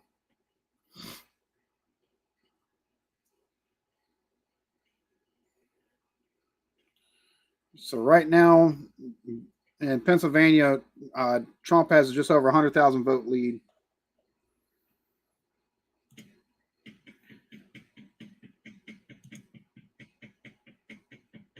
It's still 198 to 112 from what I'm seeing. Trump is winning in North Carolina just over 125,000 votes. So 88% of the votes in Georgia, 51.3 to 48.1%, Trump over Harris, and he's got over 130,000 vote lead now. So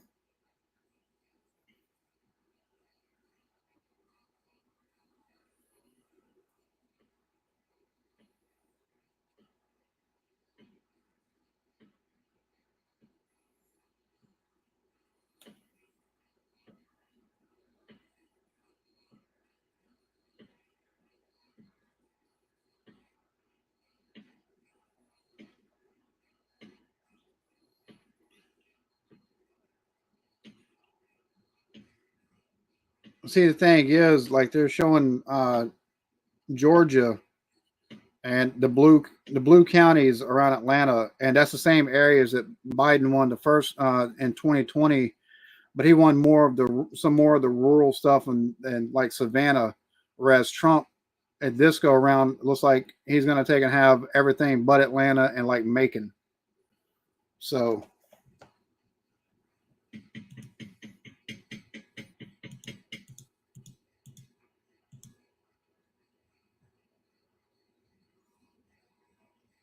see, what is he looking at? What I have to ask him.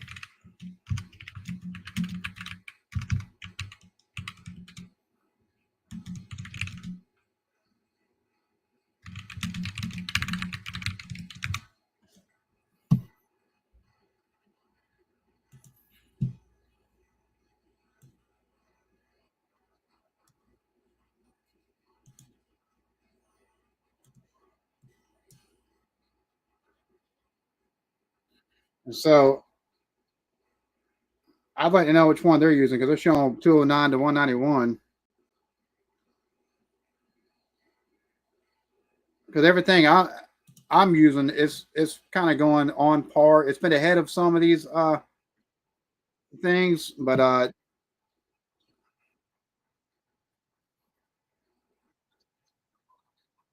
don't understand what he's using. I might take and see if I can't find out.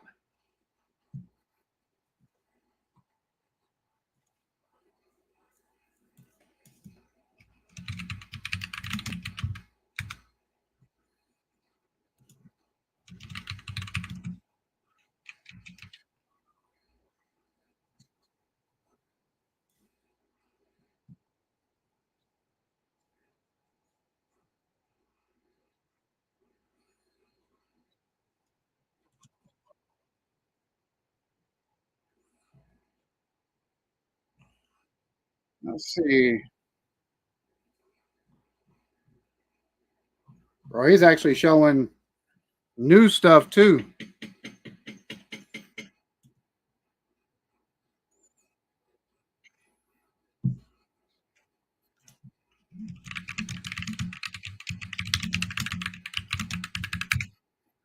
All right, so let me. He is loud as shit.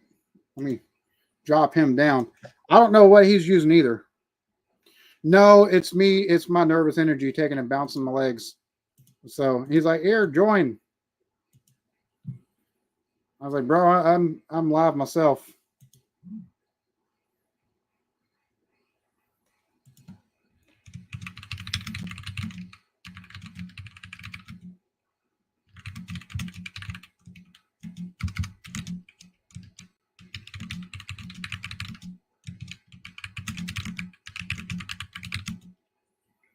Let's see. Oh, 204 to 112 now, it looks like. Yeah.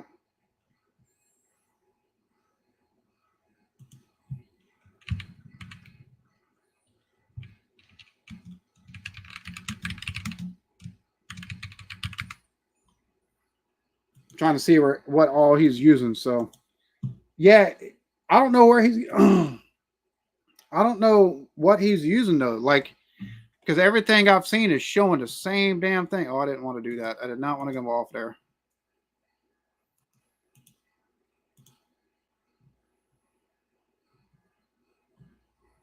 Bro, what the hell?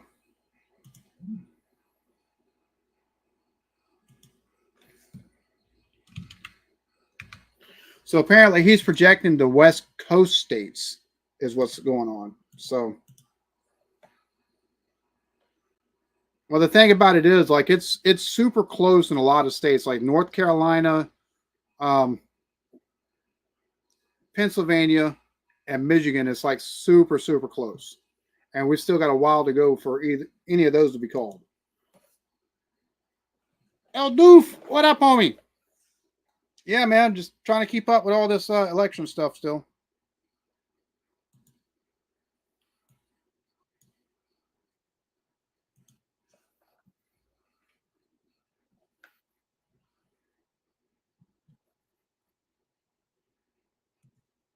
Let's see.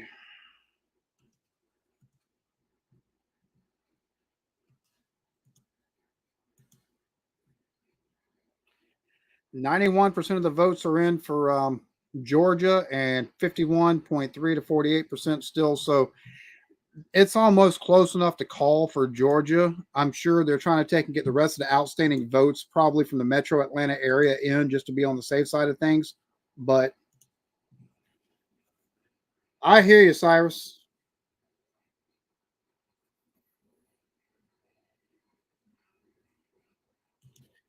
If I'm not mistaken, Iowa was just called for Trump.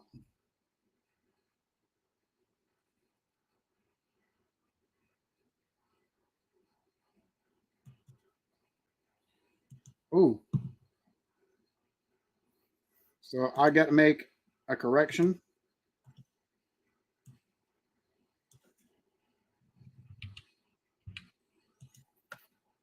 So now we're sitting at 210 to 112. So Joey was actually taking it. He's already baked in the West Coast votes, basically. So California, Oregon, and Washington State, he just baked them into Trump. I mean, to Harris. That's the reason why his map is looking the way it looks.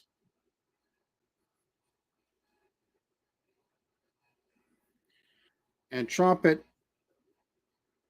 ooh, just over 120,000 votes ahead in North Carolina with 83.8% of the vote in, 60% of the vote in from Pennsylvania at 50.9 to 48.2.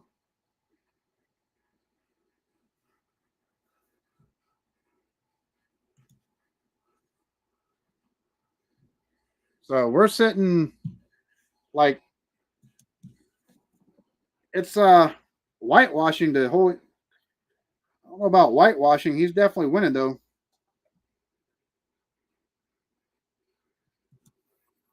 Yeah, I was wanting to take and get up with him, and it just I need to take and get back up with him to take and make plans to have an all fair chit chat and hangout session. I was supposed to do that a couple weeks ago, and I was like, yeah, Saturday is good for me. And then I just you get busy, and I wasn't able to take and get back up with him. So,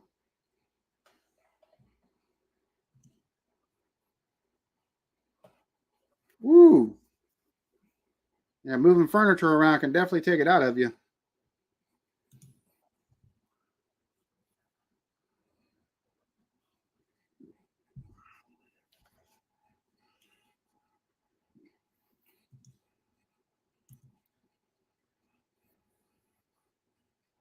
So at the moment, if things kind of hold, it'll be Trump just off the strength of what he has right now. So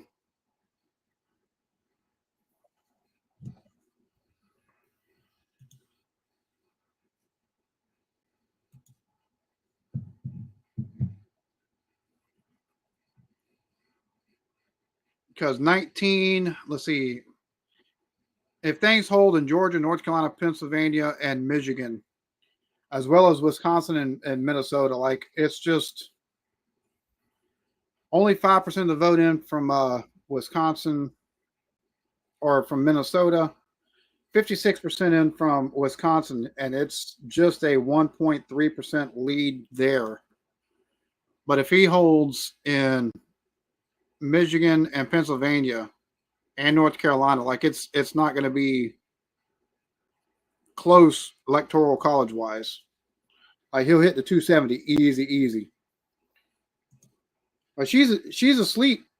Like a lot of times when like she works during the day, so she's gone from like I help make sure she's up at 3:30 in the morning, so she's out the door by 4 or just after 4 to be at work at like 5:30 at the pit that she works at.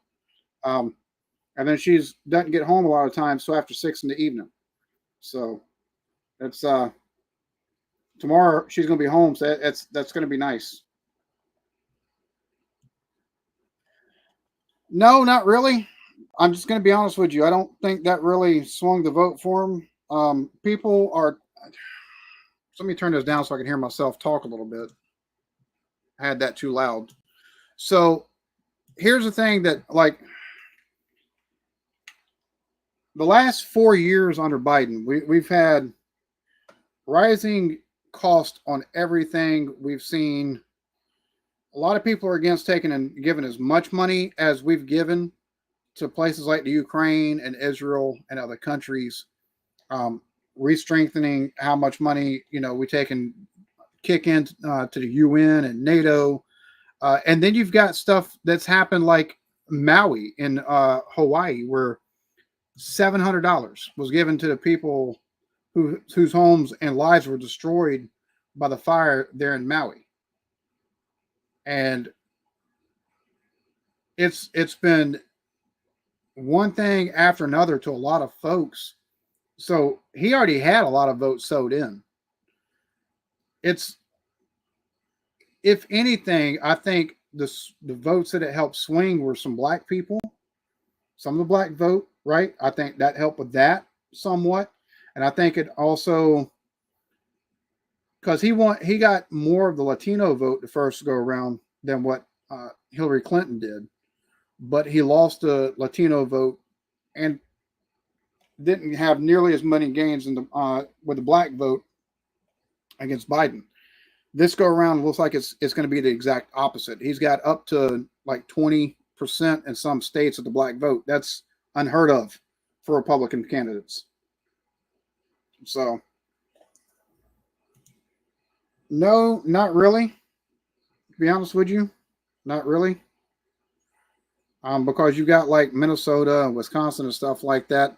And a lot of that depends on who the unions are feeling. If they're feeling like they're not being represented by whatever Republican is running or whatever, they'll take and vote for Democrat. If they feel the same way about the Democrat, because and that's the other thing. Like right now, because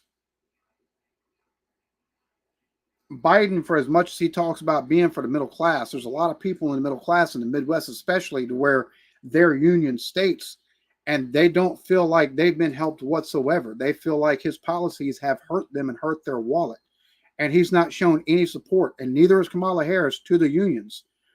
So the union brass, so the ones that are making the top dollar, that at the top of the unions, living like fat cats, are telling the union members to take and vote for Kamala Harris. And a lot of the union members across Ohio and Michigan and Wisconsin and Minnesota, their vote, a lot of them is for Trump, because he's wanting to take and invest more in manufacturing and stuff of that nature. And he was more for so it's more of whichever is going to take and help more of the unions that are there, really.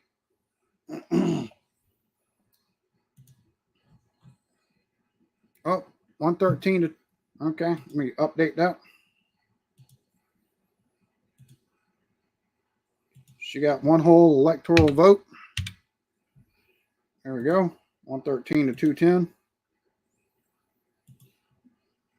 So it's not really so much them tending to be liberal or anything. So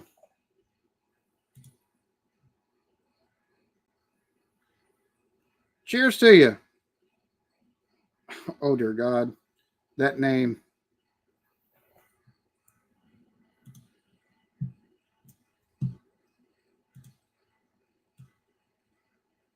It'd be nice to take and see more states being called, but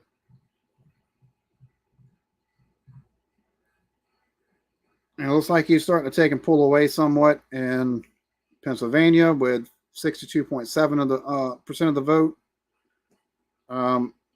50.1 to 48.1 in Michigan, 50.8 to 48.1, and so 84.5% of the vote in North Carolina, 90% of the vote.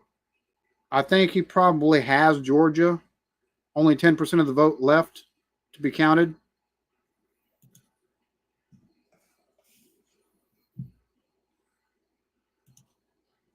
No, manufacturing, hands down. The manufacturing and trades, like electricians unions, pipe fitters and welder unions, and boiler makers, like the auto worker unions and stuff like that, postal union, like all of those unions are stronger than agricultural or any kind of transport union.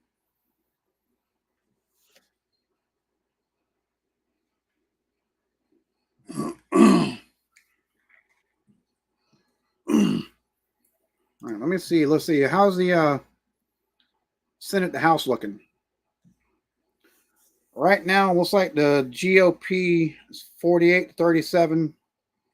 Looks like the GOP might take the majority in the Senate, and the House is sitting at 146-96 GOP over Democrats. So if that keeps going like that, you might have the Republicans take control of the Senate and the House. And if Trump winds up winning his first 2 years, at least, he should be able to pass whatever the fuck he wants. And if he doesn't, well, don't look for another Republican president for a while.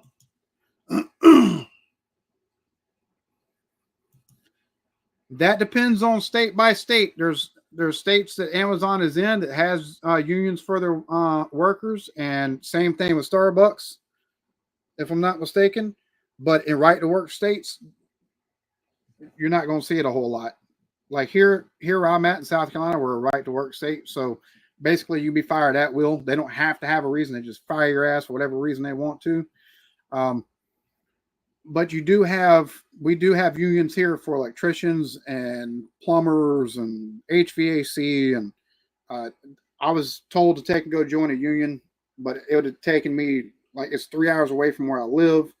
But I'd have been trained on heavy equipment, starting with pumps and stuff like that, working my way up to crane operation and stuff. And it would have started off at like $27 an hour, but it was 3 hours away from where I live at. Like, so we do have unions here, but unless they have contracts or agreements with whatever company they're taking and doing work for, it doesn't matter. So a lot of times the way they take and keep unions out, like Boeing has a branch here in South Carolina where they take and manufacture planes. The original Boeing factories, they're up there in Seattle, and they've got the machinist union. And that's another big one, the machinist union. But they get the machinist union up there that takes and works for them, and they've done strikes and stuff like that. Here in Charleston, they try to unionize, and they nixed that shit quick. Like, they took and fired the people that were trying to unionize and took and brought new people in. The thing is, they couldn't. There's no proof that was retaliatory or anything. A lot of them they claim were doing subpar performance and things like that. And apparently, previous 6 months, a year and a half's worth of performance reviews took and bore a lot of them out. So that's how they take it around that in a lot of places. Come on, call another state already. 210 to 113. Okay, still the same.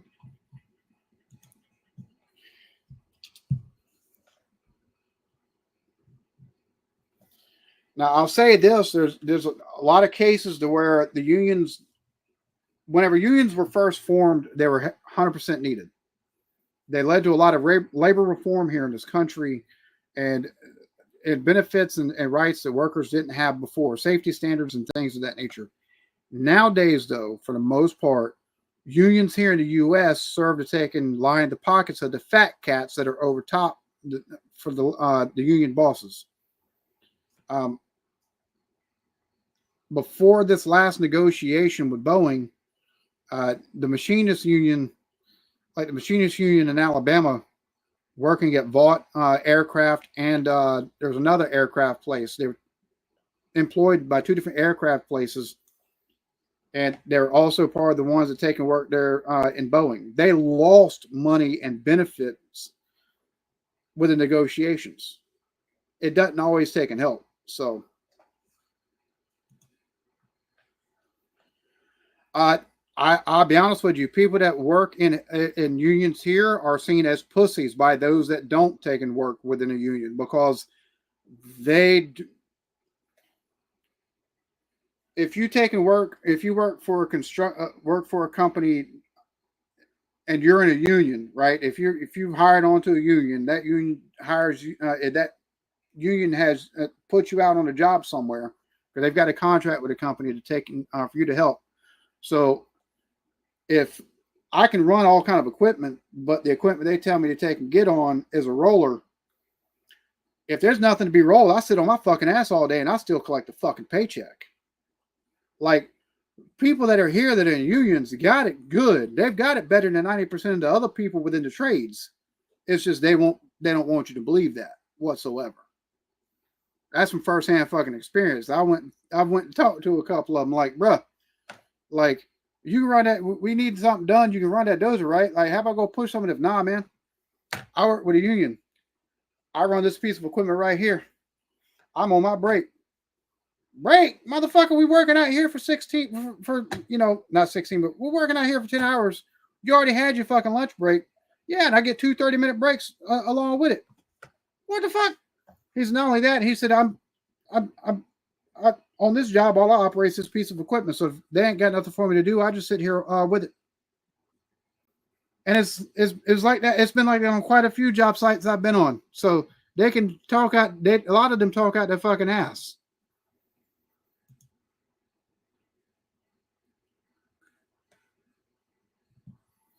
But your national healthcare service is definitely. I'll say this: I haven't read of anybody going bankrupt from healthcare over there in the UK. So y'all got that for sure.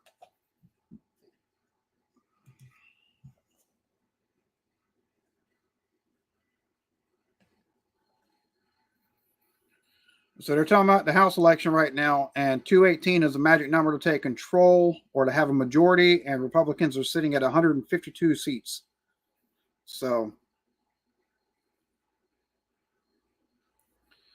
a lot of the seats though look like are still in the West Coast. So there's a lot of seats that'll probably be taken. So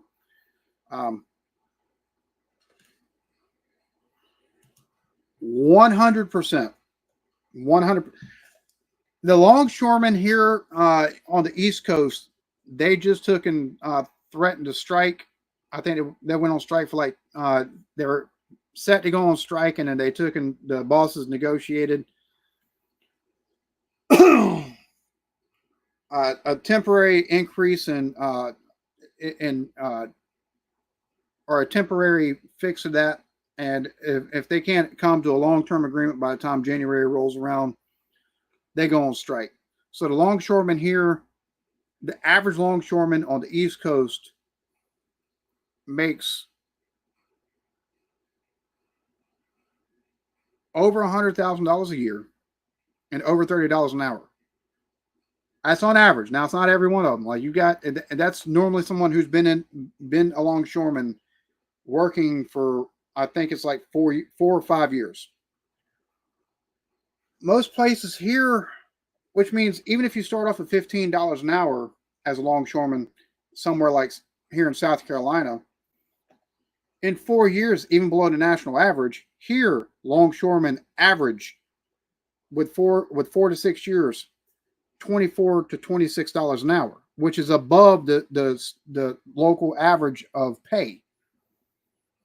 And with overtime and things like that thrown in, so they're complaining about long hours and stuff like that. Well, we'll work 12 on and 12 off, or we'll take and work 50 hours a week. And I'm like, bro, I've worked, that's nothing. Like I've willingly took and worked 60 hours at fucking $17 an hour because I got bills to fucking pay. Like, really? You're going to bitch about that? So, and the thing about it is like the longshoreman union boss has like 4 fucking houses, owns Lamborghinis and shit like that.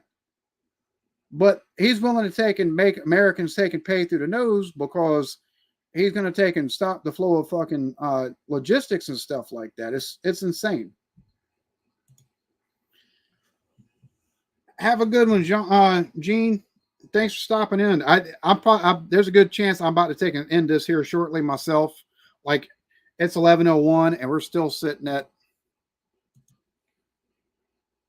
214. Oh, 214 to 179. Holy shit.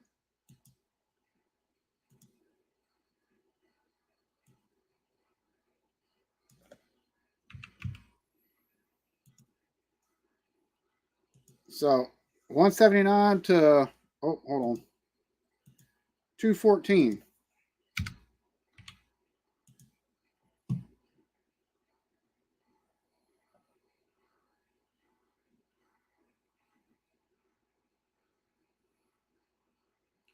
90% still, so 51.1 to 48.2 still. Oh my God.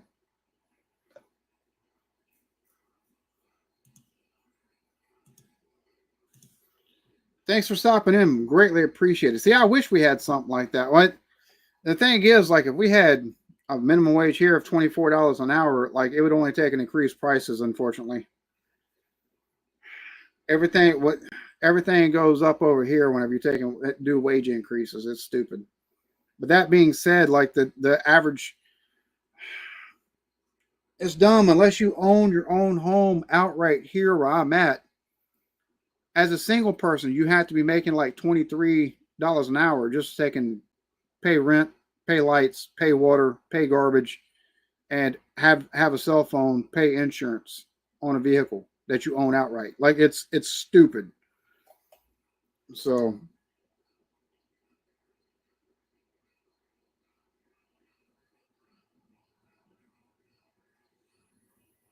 it's by King Boomer.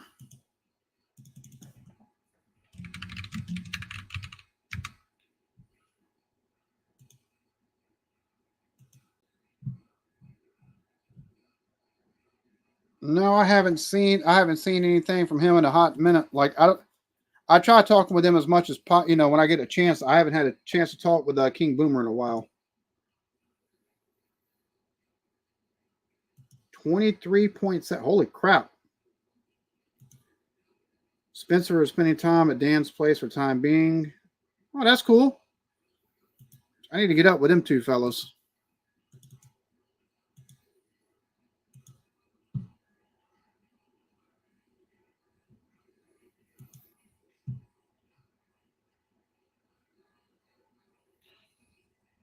They're sitting there. Oh, Oregon hasn't been called yet, but it's definitely blue, and it's like she's winning 59.3 to 38.4%. Like with 40% call of the vote in, like, I doubt Trump's going to win that state.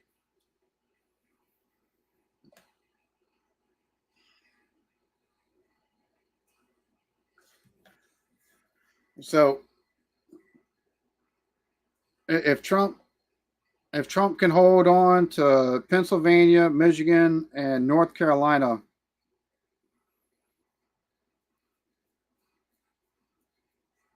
it's going to be hard for her to take and make up ground or win. If she wins one of those states, though, it's going to be harder for him to win.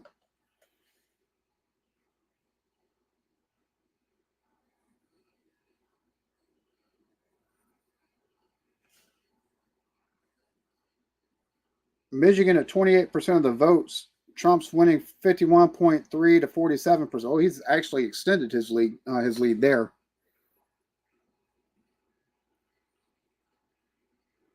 Yeah, 51.4 to 46.9.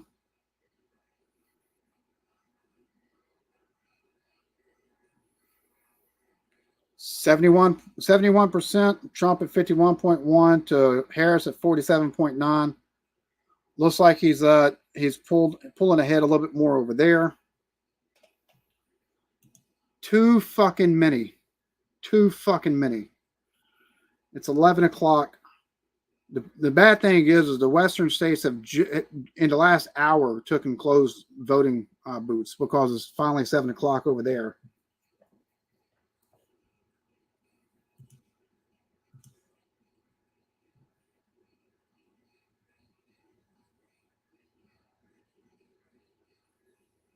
Oh, cool beans.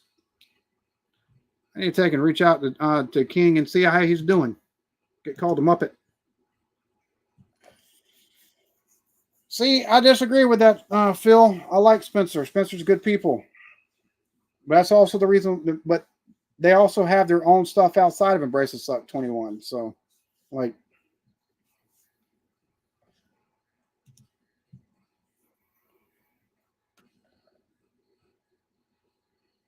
they're better. And I think they do better together than collectively they do apart from each other. So, Trump is barely leading in Arizona. Lord have mercy, this is taking forever. Ah!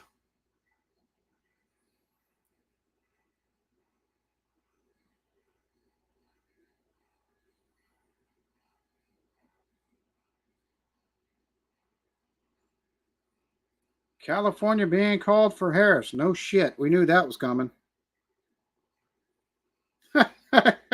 Cool in a cringeworthy sort of way.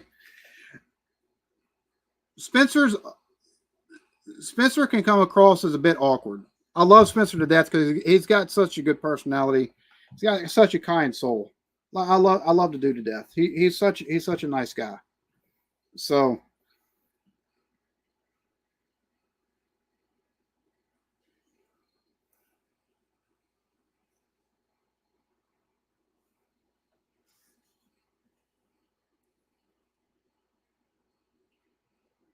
bro, they got to hurry up and start calling more of these states.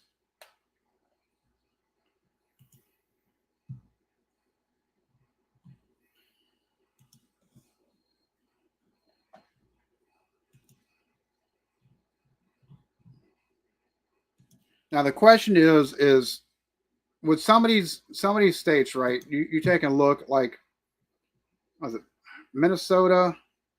Only 11.5% of the vote reported so far. Trump's at 60.637. So you got to think that'll take and that gap will be closed. Wisconsin 61.9%. You got 50.6 to 47.9 Trump over Harris.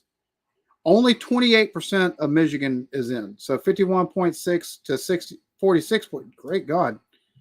She keeps going down. His is staying the same. So apparently the third party and other candidates are picking up more of the vote or something.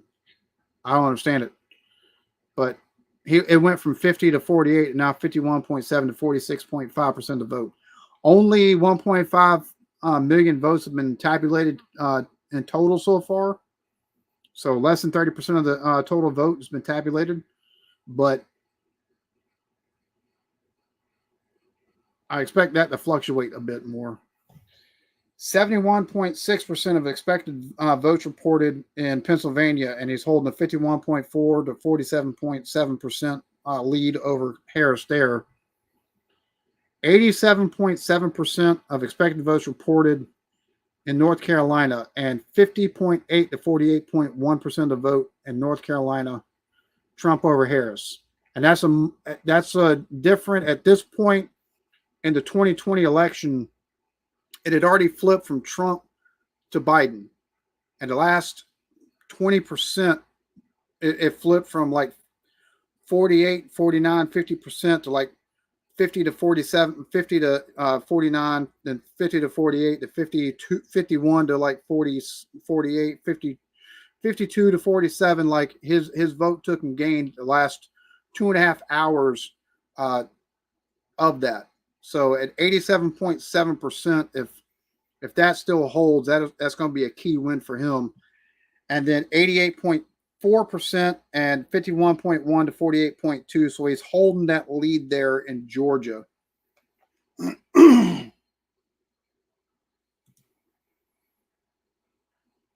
up, Alex? Cheers to you, man. The fluffy kitten of reactors.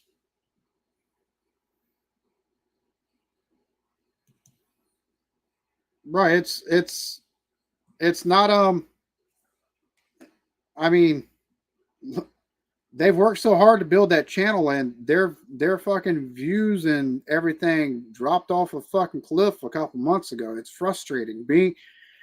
Start a channel, do reactions, build your channel up, and then have shit fall off a cliff unexpectedly. It's frustrating, especially when you get no kind of answers from your analytics or anything showing a reason for that drop off. I'd be pissed off too.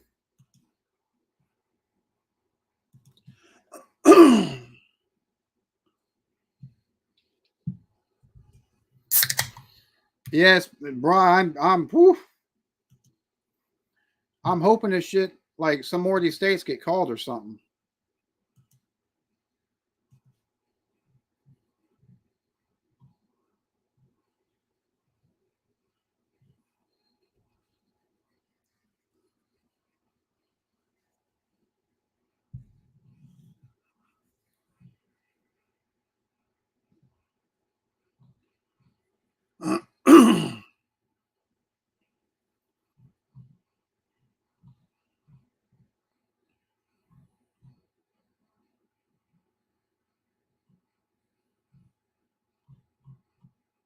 So it's, let's see if there's been any change. Nope, 214 to 179.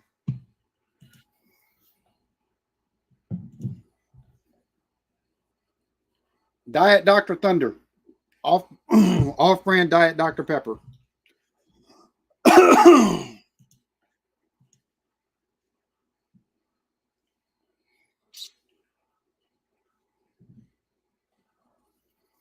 Are you talking about Spencer taking and going to North Carolina? Well, as of yet, it's been absent. Never know. Wilder things have happened.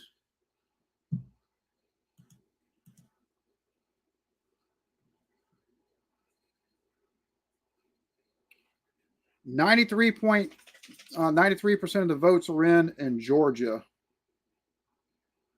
And it's been holding steady at 51 to 48% Trump over Harris.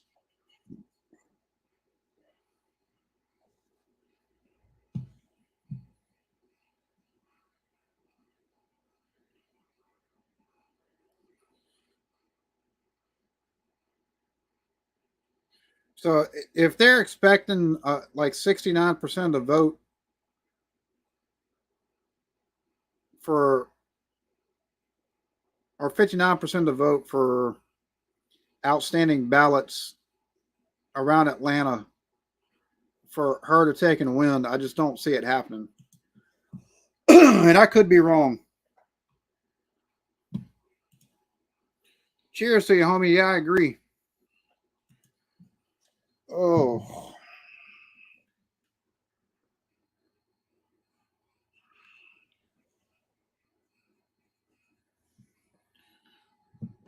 So I'm wondering, let's see, how's the House and Senate races looking now?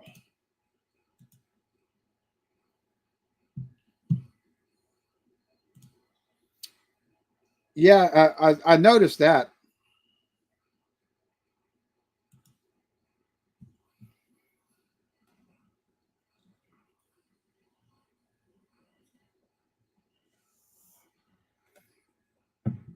Well,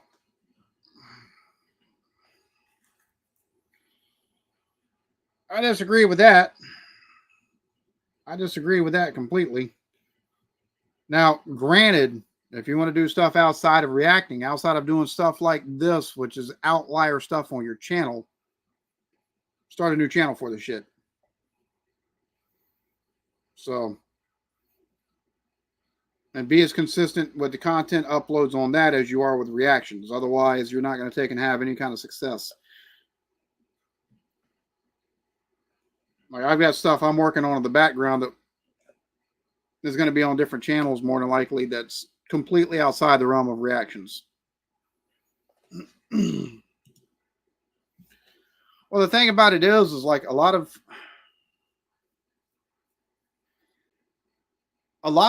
Democrats are left with a bad taste in their mouth whenever they took and voted for Biden in the primaries, and then he backs out, and then they're left with Harris. Harris didn't win any states in the primary in 2016, or excuse me, in 2020.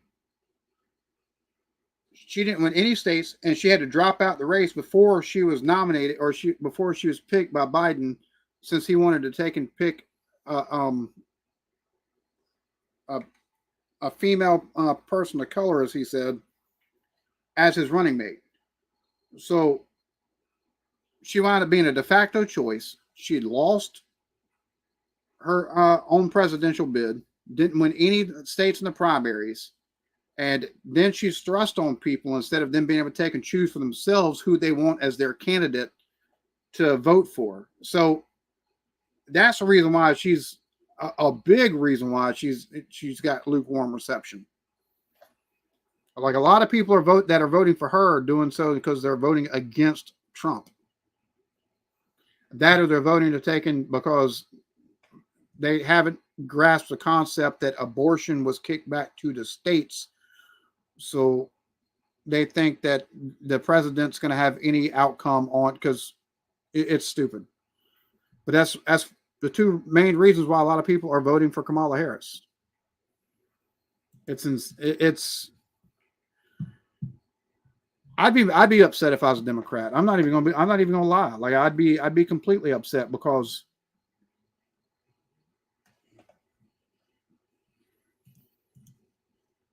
why can't Americans stay up late? Bro, I'm shit. I'm 4 hours past my bedtime as it stands, or 3.5 hours past 3 hours past my bedtime as it stands. So for me, this is late. I used to stay up late all the damn time. It's just I got in the habit, so my body's used to going to bed at a certain time. That's just the way that works.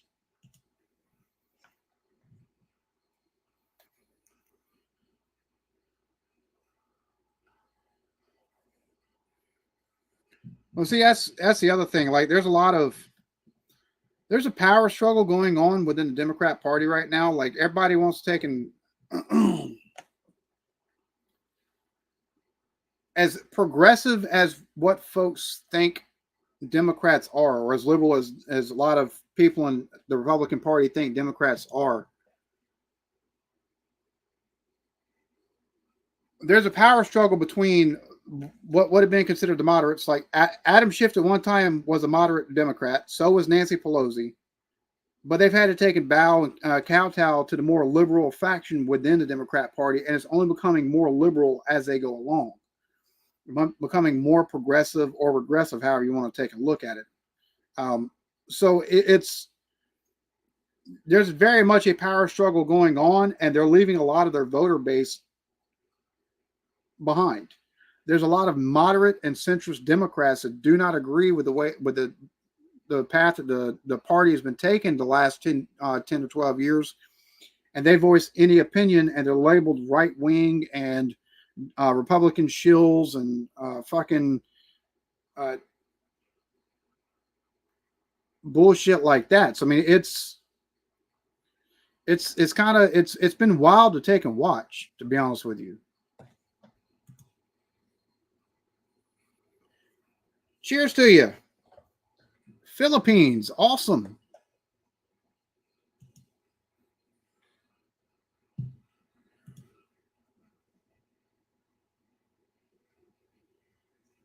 So a Democrat just took and won a race against Kerry Lake for the U.S. Senate from Arizona. Okay. Well then.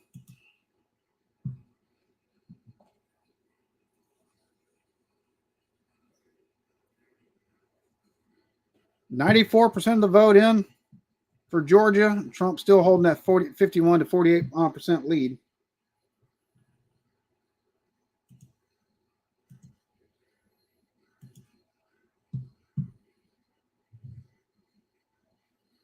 Holy shit.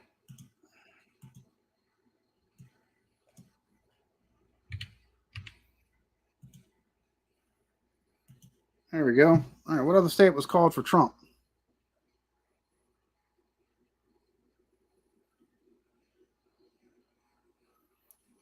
It is razor thin in Arizona, 49.7 to 49.5.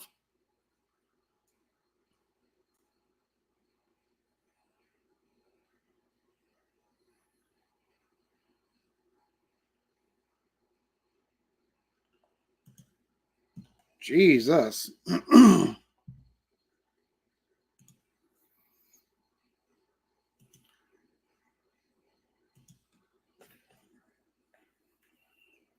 Not really. That's the reason why I said, I mean, I think Trump's going to win. But to me, it doesn't really matter either way. I'm more interested in how things are going to take and shake out in the House and the Senate, because that's where the real power lies. Because the president's just a mouthpiece. They're just a face, right? They're the face for foreign policy and the mouthpiece. They're the ones that take and project power or peace or whatever it is that they're going to project. They can't get any other party platform agenda passed without control or massive support in both houses of Congress. So if the Republicans take control of the Senate and they keep control of the House and Harris wins, it does not matter. Same thing if Trump wins and Democrats take control and keep control of the Senate and take control of the House. It will not matter what he wants to take and do, unless they're willing to play ball and he's willing to make some concessions. Just that it will not matter whatsoever. Like the only way it would affect me is the only way either one of them affecting me would be to take and completely deschedule marijuana. That's it. That and make it to where we have more. I have more buying power as a consumer. Otherwise, not really.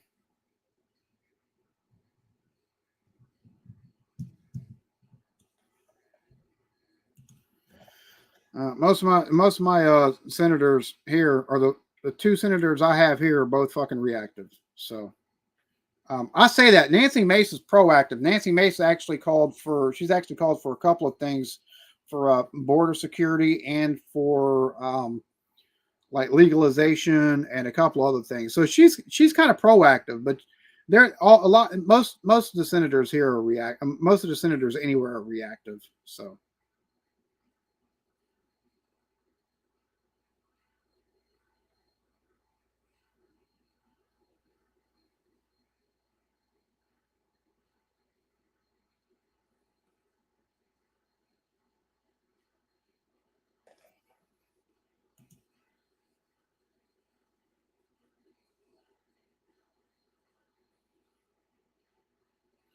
Yeah, I've heard that.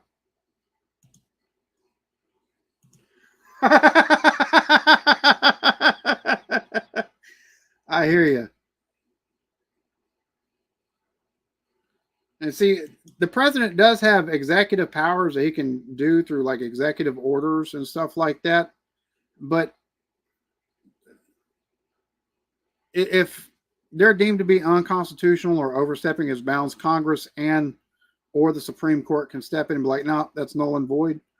So presidents are basically, yeah, they come with an agenda, they come with a game plan and stuff like that from whatever their respective party is, but the House of Representatives control the purse, so the budgets are supposed to take and actually come from them. Congress itself, they take and deal with like declaring war and doing interstate commerce and stuff like that. So there's a bunch of checks and balances that take and play through our government.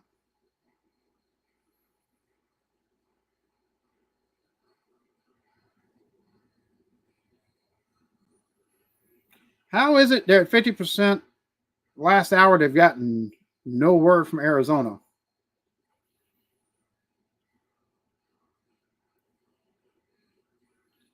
So North Carolina has been called for Donald Trump.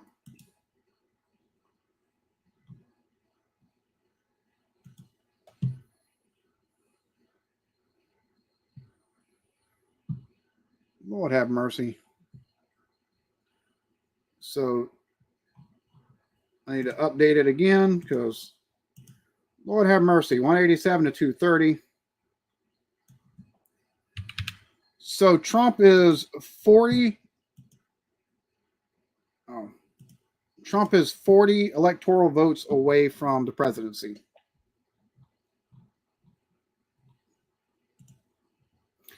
I have a feeling he will. Just his knowledge and just his knowledge and around politics in and of itself, and the fact that they kind of work together, and he pretty much endorsed Trump. I have a feeling RFK will want to with a spot somewhere in his cabinet.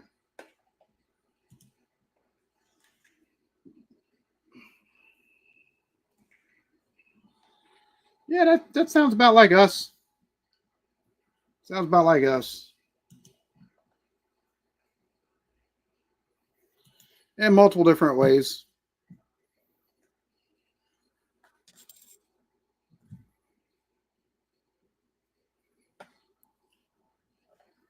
So we've got 30 minutes before midnight. Oh, hell. Normally more states are called at this point.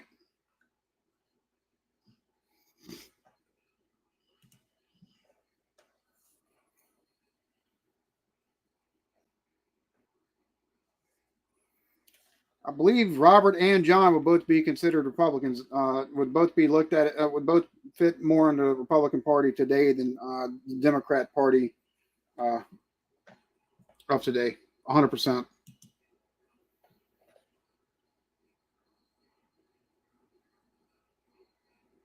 Well, see, the thing with Trump and illegal goings on, like, especially if we're talking about the felonies off of the hush money and the campaign finance thing. I went over this earlier in a previous live stream today. 2017, $17 million of congressional money from taxpayers went for basically hush money, sexual misconduct and sexual harassment and stuff like that from other staffers and interns and pages there on Capitol Hill. So that was a witch hunt, 100% a fucking witch hunt. It's happened since 2017. So over 100 sitting members, if I'm not mistaken, have taken and paid out money. So it's some of it faced censure due to ethics violations with campaign finance.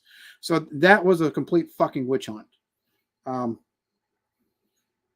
But the fact that Trump and Harris were deemed as the two best and brightest for either party should let you know what state we're in as a country.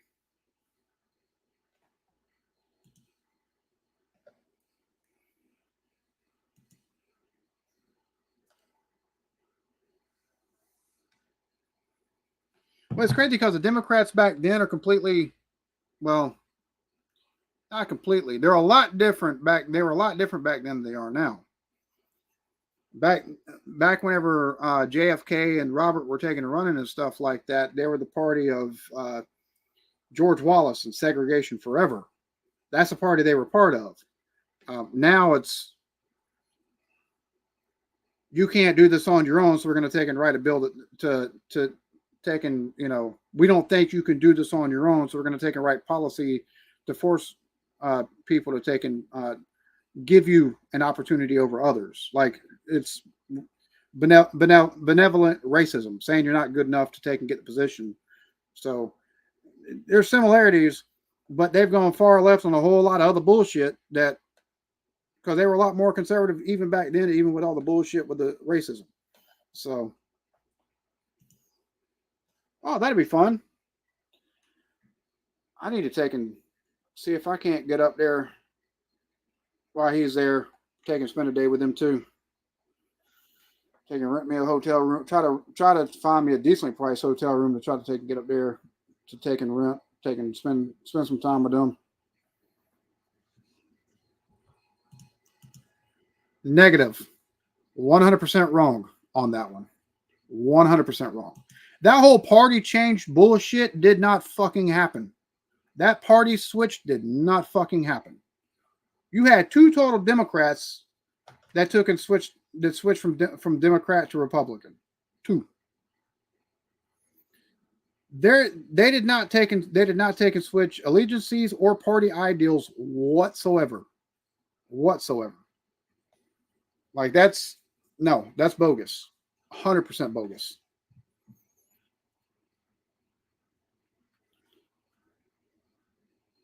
Up until fucking what's his name? The one after JFK, his vice president, Johnson. Up until Johnson, right, and the Civil Rights Act of 1964. Up until then, the Democrats voted down every civil right. They voted nay on every civil rights act up to that point. The only reason why Johnson signed that was not from any benevolence of his heart. It was a taken gain votes. That was fucking it. The other thing they did was they took and made it easier to take government assistance. One of the ways they did that was taking it and making it basically single moms. Within like 3 pieces of legislation under Johnson, they took and effectively destroyed the nuclear family that existed within the black family structure. Because up until that point, they had a higher rate of a household being together than what white people did in this country. That's complete fucking horseshit. And there hasn't really been a societal outlook change whatsoever. The only change has been is the fact that Republicans are now seen as the party for the wealthy more than what they used to be. But they still try to take and pass tax cuts, as they call it, for middle class and shit like that, and try to appeal to unions. And no, not the parties haven't changed like that. Societal outlooks. There's not a party change in that way. They've gotten more entrenched in some aspects, and they've went full on stupid in completely other aspects. Like it's been absolutely insane to take and watch the Democrat Party in the last 20 years and what the fuck they've become. It's been interesting to take and see the different movements that have happened with the Republican Party, like the Tea Party movement, and the way that's morphed from we want smaller government to now the government should be more involved in shit. Like they're becoming almost what the Democrats used to be as far as government interference is concerned. That's been like, as far as that I'll agree with. Republicans have become more like Democrats with wanting the government to be more involved within people than what they previously used to be, which has been absolutely fucking wild. We've small party government or small government, party of small government, and yet they passed some of the most overreaching government bullshit of any party ever.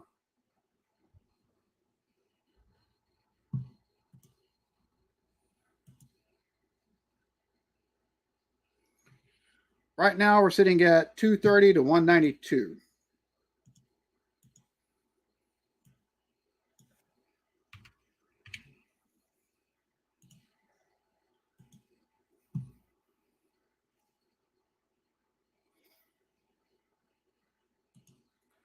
So let's see. Where are we sitting at with Georgia and Pennsylvania? Pennsylvania, 77% of the vote is in. 91% and, well, 95% of the vote is in Georgia. So it looks like Trump is going to wind up having Georgia. It's 51 to 43%. So he's kept a solid 3-point lead there. In Pennsylvania, they got 77%, and he's got a 4-point lead there.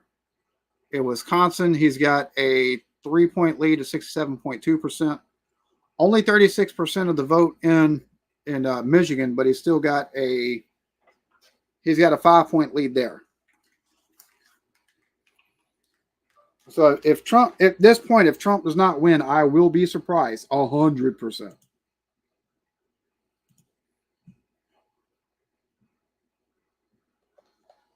I'll agree. I'll agree with that.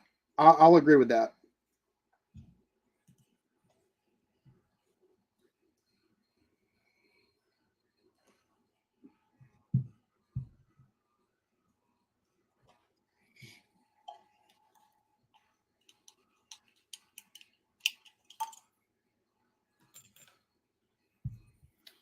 Now, here's what I'll say this.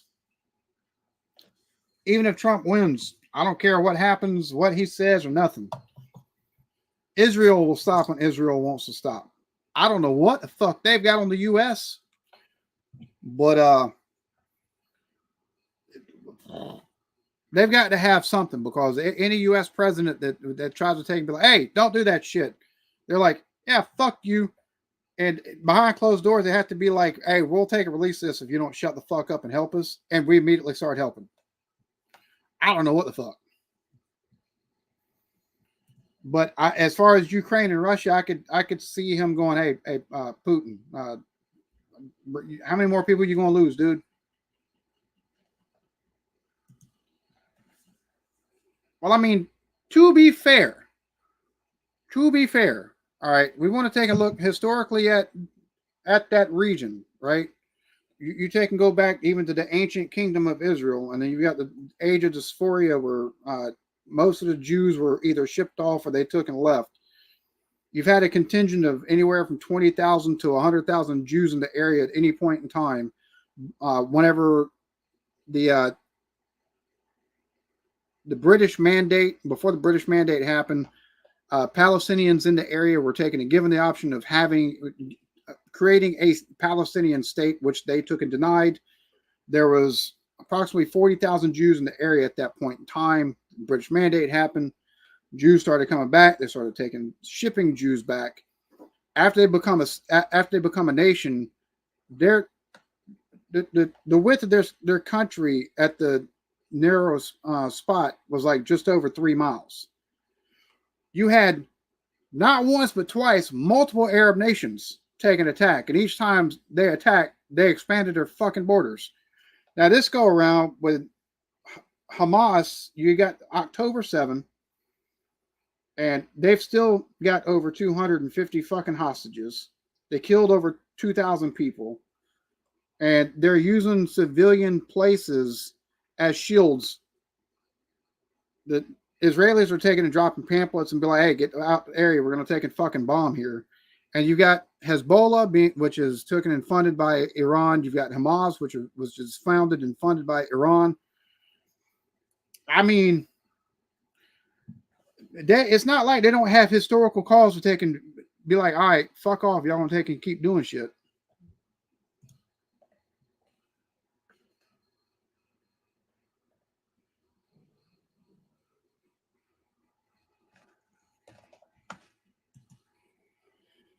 $500,000 American Jews living where? In Israel? I don't know. I've never seen that number. Stopping war is the same as appeasement.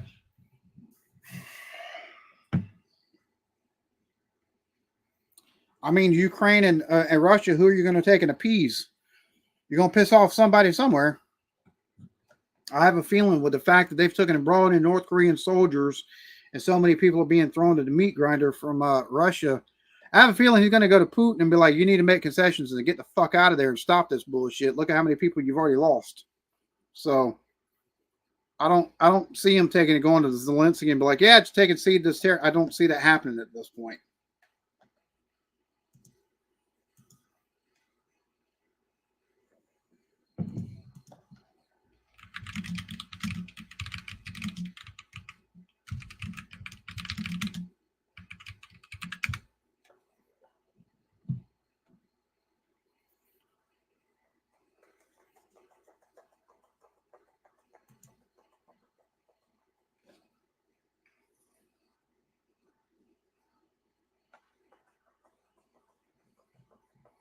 From what I'm seeing, it's like 200. It's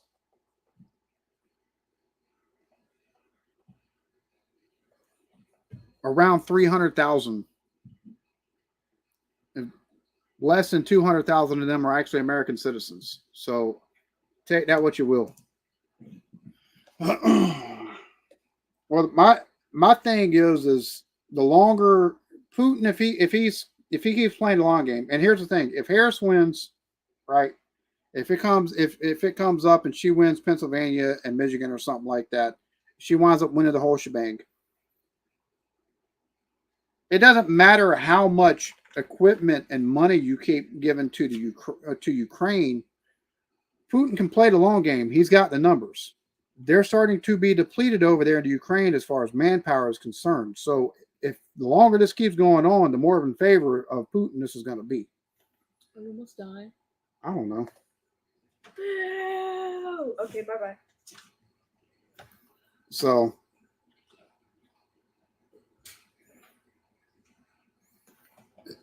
and you know, so you might be right on that depending on who's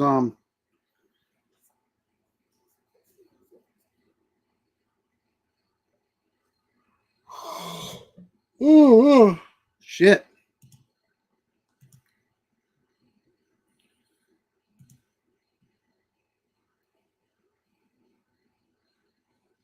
So we're at 230 to 192.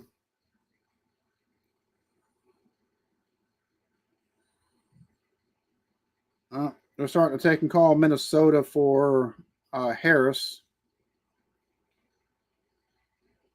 54 to 43%.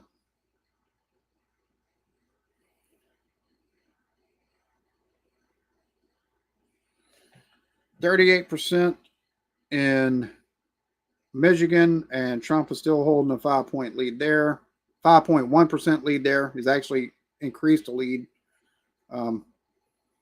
In Pennsylvania, 80.3%. He's got almost 4% lead there. And he's only got a 0.2% lead, and it's still only 49% of the votes reported in Arizona.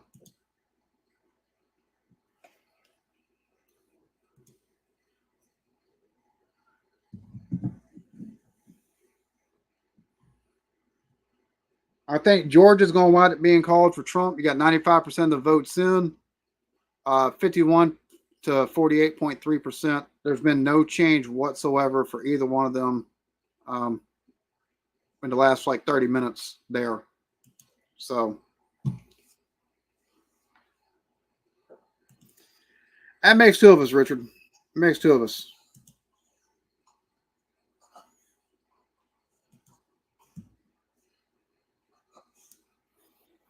Well, they don't have to have premier equipment to outlast them. Like, and that's the thing. Like, once Trump gets in, if he's like, "Hey, we've given enough to you, Ukraine," like either you stand on your own or you fall on your own. Unless he takes and goes to Putin and is like, "Stand the fuck down." It's all they got to do is outlast. It doesn't matter what premier equipment is being destroyed, because the reports out of Ukraine that I've read in the last couple of months has been how the manpower is starting to be depleted. The equipment starting to be depleted there, and into Ukraine, and that's one of the reasons why they did that offensive pushing into Russia like they did. The gap closed.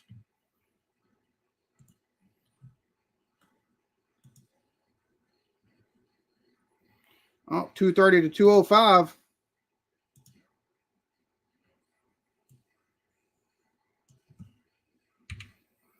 We're starting to get down to the nitty gritty of this shit. That's for sure.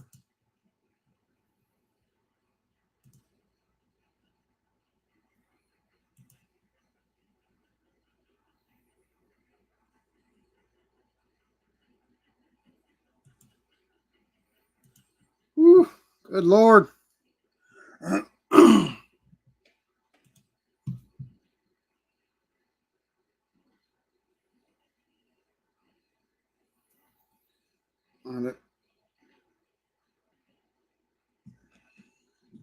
So they've called, which on the map over here that I'm going by, they've been called Virginia for Harris. So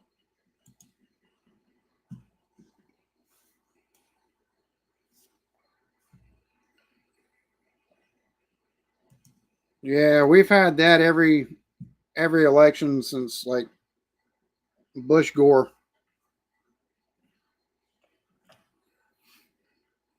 Oh wow, Ted Cruz took one again. Who knew? He stays in the Senate.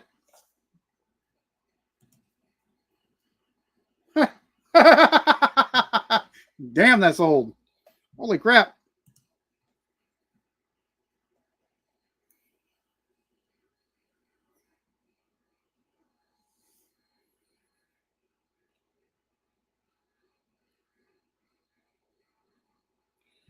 So right now we're sitting at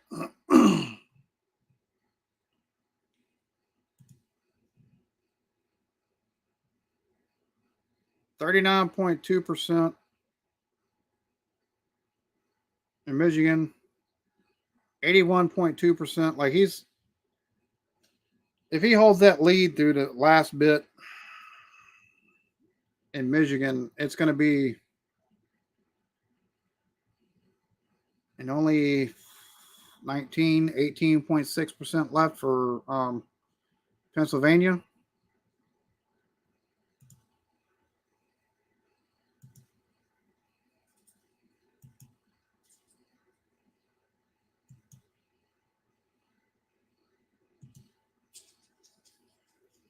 And Georgia's at 95%.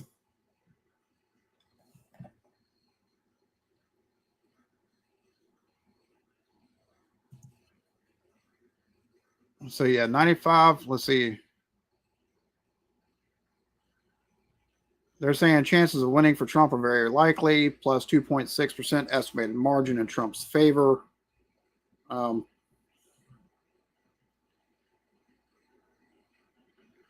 Gwinnett County is the one county with the most votes left to be counted in Georgia at 63,000.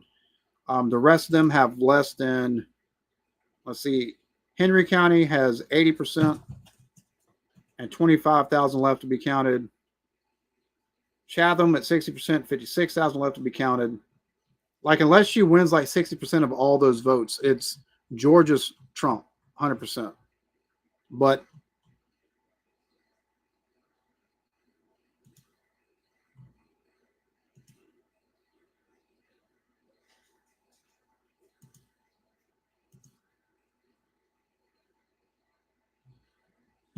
Jesus Christ.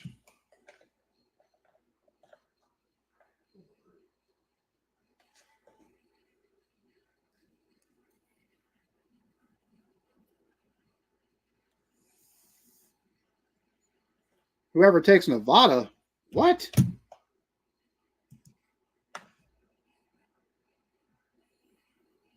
Nevada's only 6.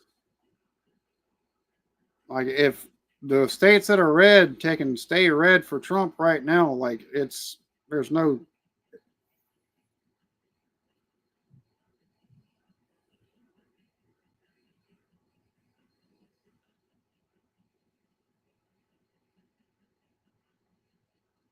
Failing hidden ballots, looks like he has Georgia. 81.4% of the votes in Pennsylvania. So that's 35 of the 40 needed. Arizona being 11 more, she could win Michigan, Wisconsin, and Nevada. And she's still lost. So.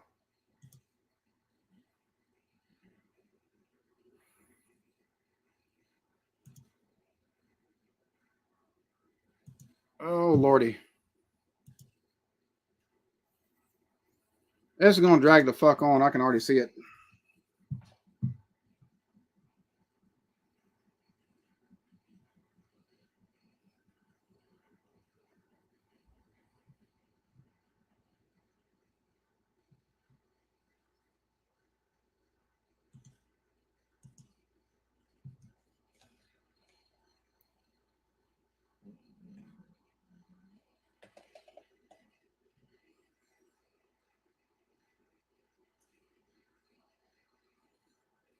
Minnesota, 51.4% of the expected votes have been reported.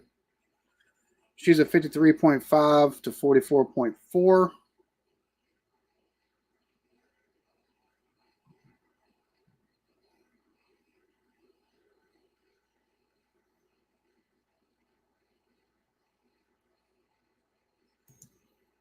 I would not doubt that.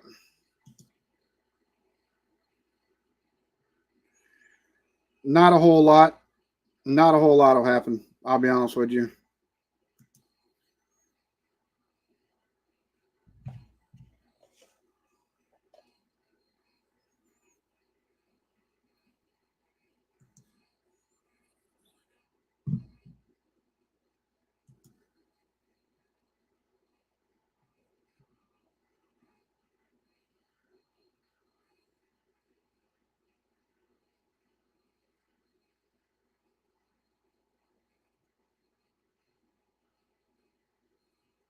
Let's see, 70% in Wisconsin, 51 to 47.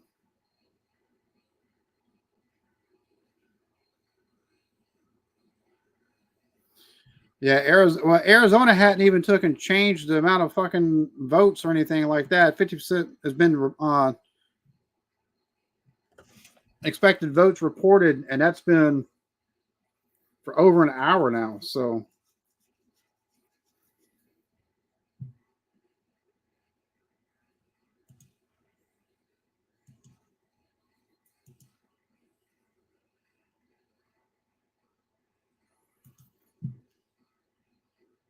at some point in time, they're taking call this race here in Georgia.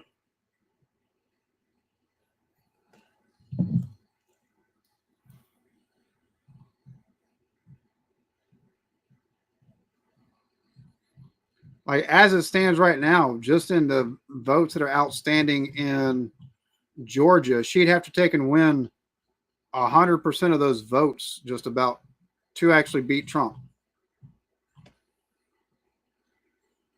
Because he's got 140-something thousand vote lead, and there's less than, let's see, 62, 56. So that's 118 or 62, 56. Yeah, 118,000 right there. The 20,000 over here.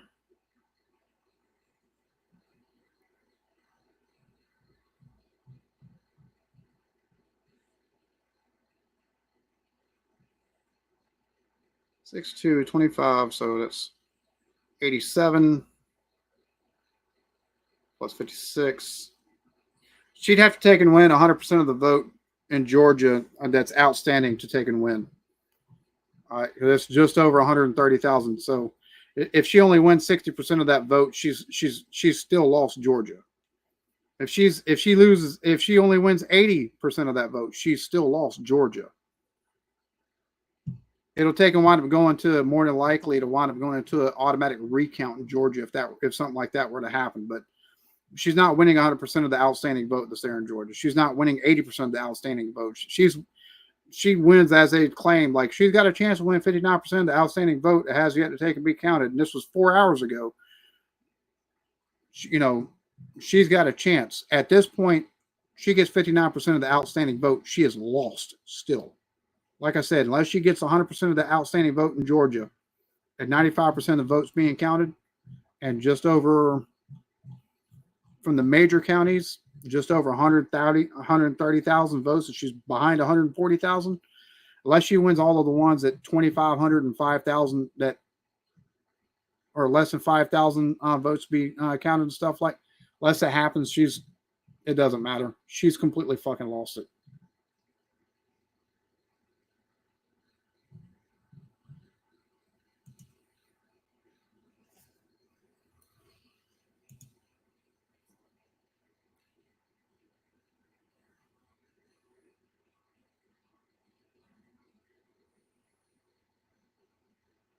So 42% in Michigan. So we've jumped up from 39 to 42% in Michigan, and he's still holding he's still holding a 5.1% lead there in Michigan, which is wild to see, to be honest with you. I don't think he won by that many points the first go round.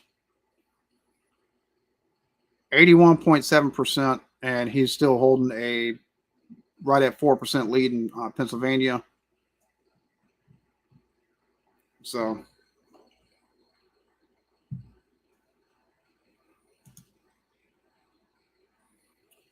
completely agree with that one.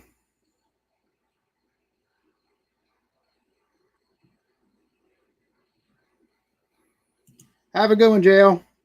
Many thanks.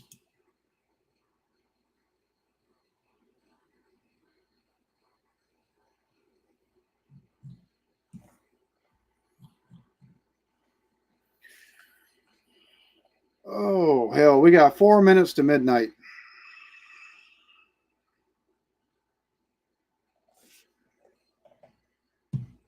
I have a feeling with some of these states like Pennsylvania, Michigan, Arizona especially, because Arizona, it could be 9 days after, as long as they receive ballots that have been postmarked.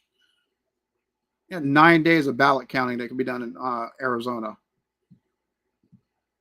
We've got no data on Nevada yet. None.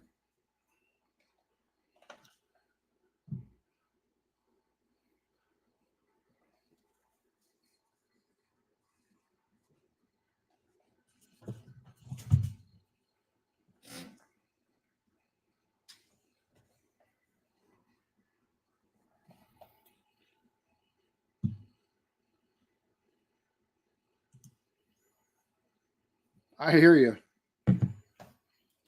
Oh.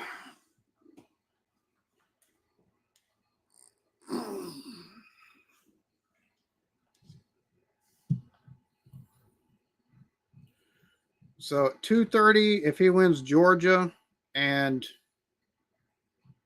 I'd give him 246.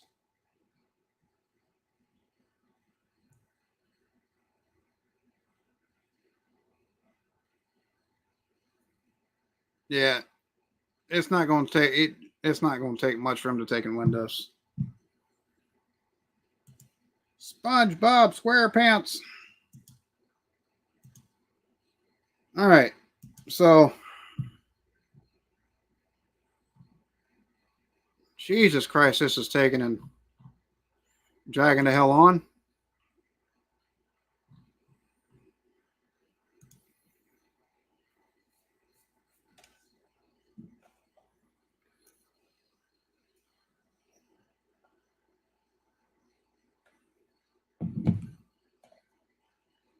So how's the House and Senate looking right now? Oh, Republicans are one seat away from a simple majority in the Senate, and they've got 50 more seats right now than Democrats in the House. That's interesting. Socialist film major. Yo, that's funny.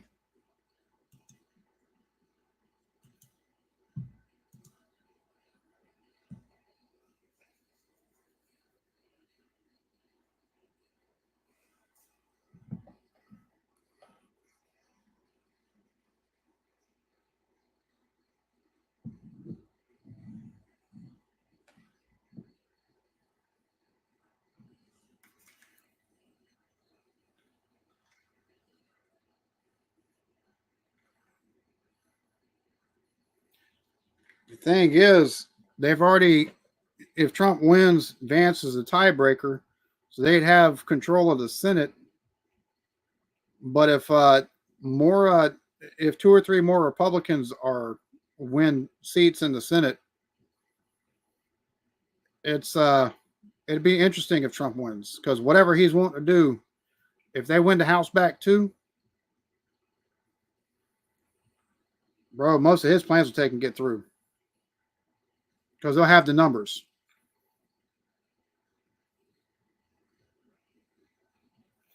But if Harris winds up winning and Republicans got control of the House or if they got control of the Senate and if they get control of the House,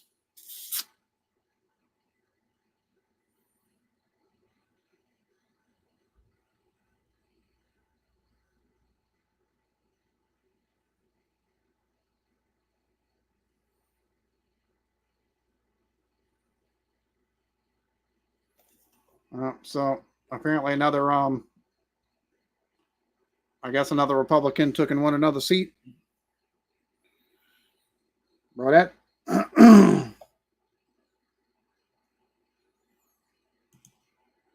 I just cause you own a gun, you ain't a cowboy. Well, cowboys were all romanticized, anyways. How the things went, the wild west, as they call it, is much different from reality. If you've got Netflix and it's available to you where you're at, Wyatt Earp and the Cowboy War is well worth a watch.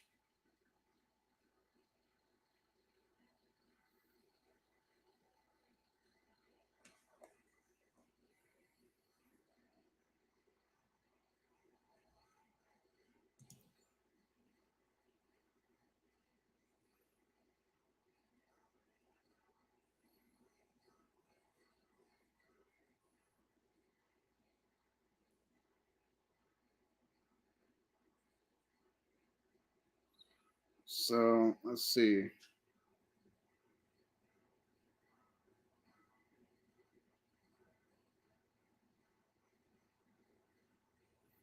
Just looking, trying to take and see if there's any kind of other updated news.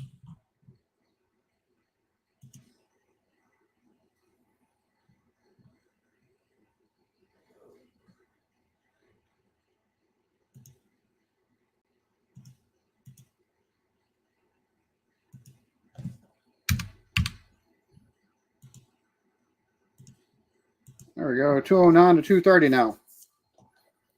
I got you, Coy. I got you. Thank you for that.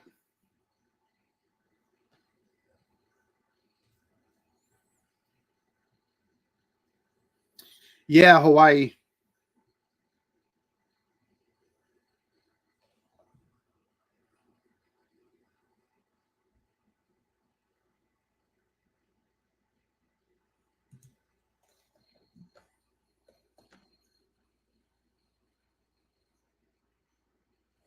So we're talking about Republicans. If they take if Trump wins and Republicans win a simple majority in the House and Senate, Trump pushing for getting rid of a filibuster.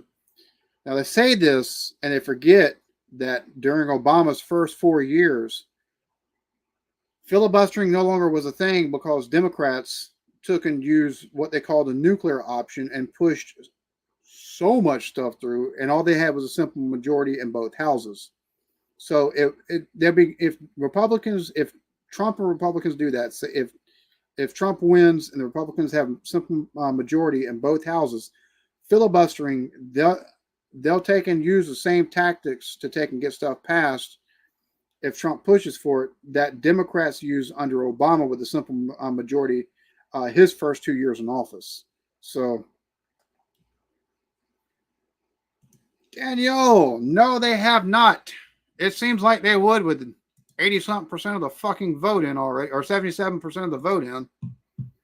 But I have a feeling we've got more of Philadelphia and Pittsburgh and stuff like that to take and get their votes in, and probably some of the outlier counties and everything, Erie County and stuff like that. 83.3%, 51.4 to 47.7. So Trump's maintaining that lead. 45% of the vote is in Michigan, 51.7 to 4. So he's keeping that 5.1. He's been keeping that 5.1% vote. 93% of the vote in Georgia, and he's got over 120,000 more votes there too. Set your alarm clock to check. I hear that.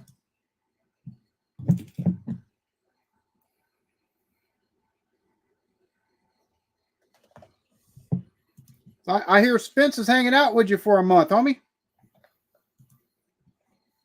How's everything going with Joe? How's everything going with your channels? I haven't, bro. I haven't been able to take and do shit. Yeah, it's definitely it's reminding me a lot of 2016, to be honest with you. Which it's like I said at the beginning of the night, and I could be wrong. We could still have Philadelphia, Michigan taking flip over to Harris. There's a slight, but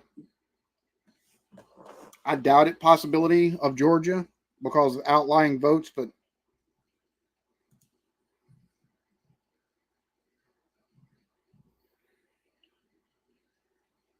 so 95%, and so this went from 2.1 per Trump at plus 2.1 to Trump at plus 2.5 there in Georgia.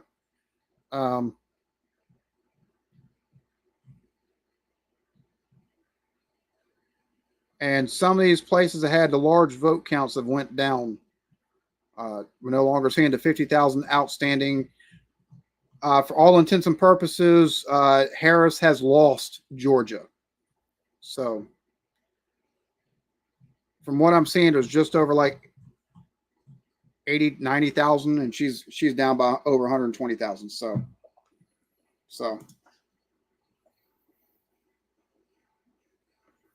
have a good one, TX or Tex. Much appreciated. Oh, you're good. You're good.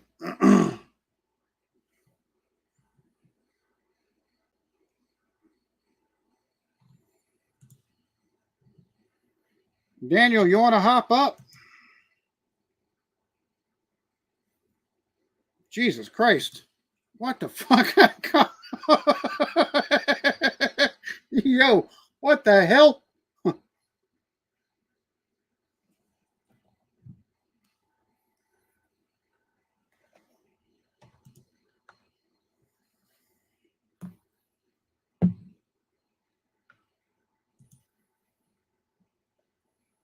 Yeah, we definitely we don't me you and Spencer need to take and do a offline powwow and catch up and see how each other's doing.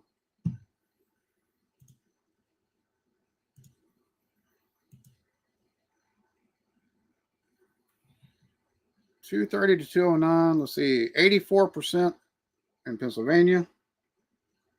Yeah, sleep is glorious. I agree.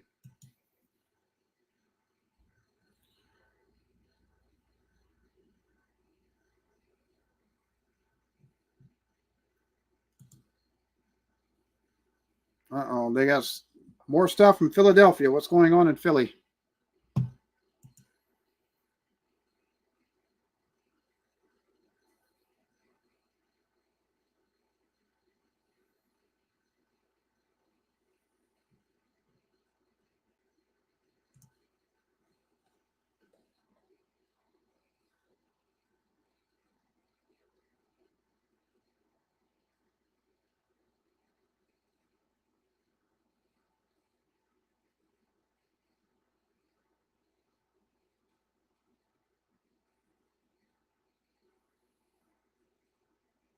So they've had to nullify some mail-in ballots in Philadelphia due to being unsigned or undated.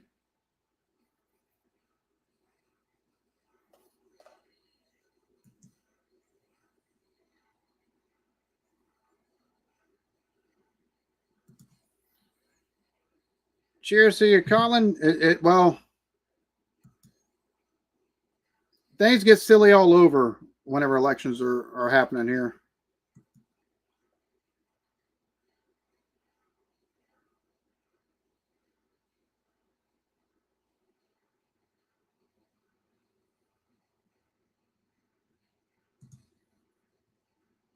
You're right.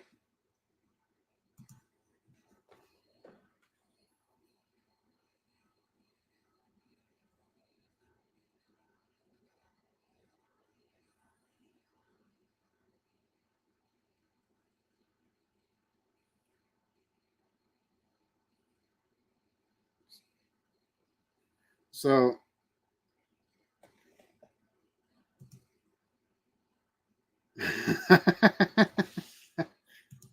so I'm looking old.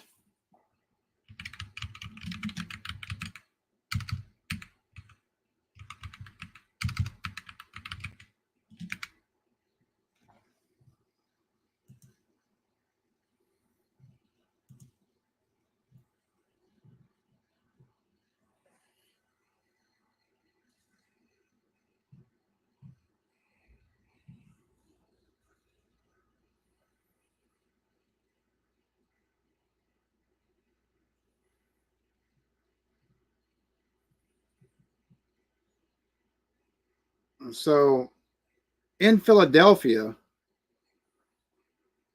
Kamala Harris has 77% to Donald Trump 20%. So it's the rest of Pennsylvania that's taking a given Trump, which it's like it was the first go around, or the first time he won. Philadelphia took and went for Clinton, but it's all of the rural counties and places up by like Erie County and stuff like that that probably wind up that are red. There's so much of them. Um, so Republicans have taken control of the House at 51 seats, with the 7 seats left to be called in the Senate. So if any more seats are won by Republicans, if Trump wins, they'll have a nice enough majority that the filibustering and shit like that's not going to take and have much of an effect. If out of 7 more seats that are left to be called,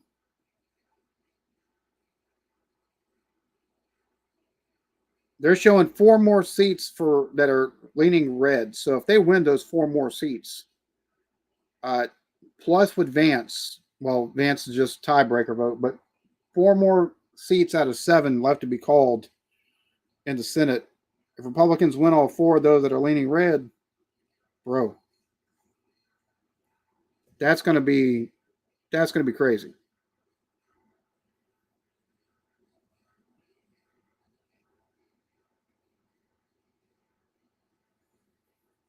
If they were to win if they were to win 5 of those 7 seats or 6 of those 7 seats, if Trump wins and Republicans take the House again too, Jesus Christ.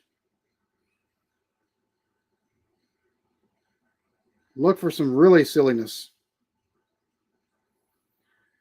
Wolf, I'm the problem is, and the reason why I haven't hopped off here yet is just because of the way things went with the last election. We last election in Georgia, in Atlanta, Georgia, they had poll worker take a drive up with ballots that were found in the trunk of their that were found. They put in the trunk of their car and took up to the polling place. Now, where the fuck were those ballots were at previous to that, and where the fuck they found them at? Like, that's last election was like none I've ever fucking seen. The only thing to come close to that was the hanging Chad's incident in Florida for Bush's first election. But there was enough anomalies and all of a sudden like vote jumps from mail-in type stuff and stuff like that, or votes being found in boxes, that it's hard to want to take and try to go to bed right now, because it's like, what the fuck might happen?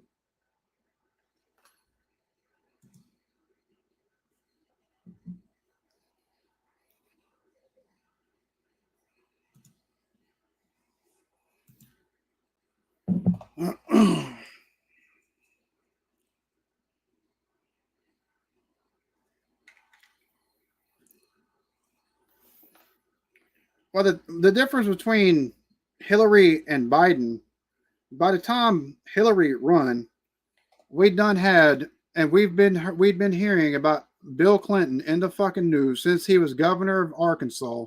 Then you had all the conspiracy stuff around him, the people being offed, Whitewater, him being president for 8 fucking years, and then his wife being not only a senator, a U.S. senator there in New York, but then she becomes Secretary of fucking State. We got Benghazi.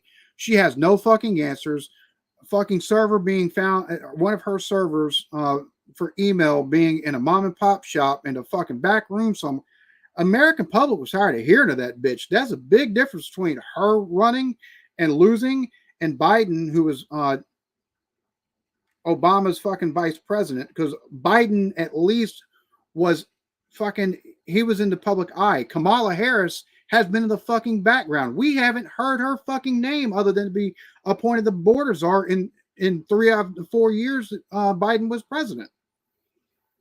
And the other thing is the fact that not only was she not elected, she was appointed as a presidential nominee after Biden took him back out. It's a massive difference between the Hillary and Biden election against Trump and this one with Kamala Harris. Massive differences.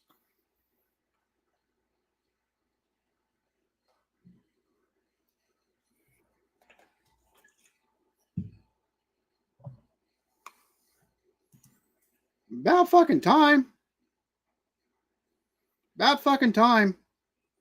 I don't know why it took so long.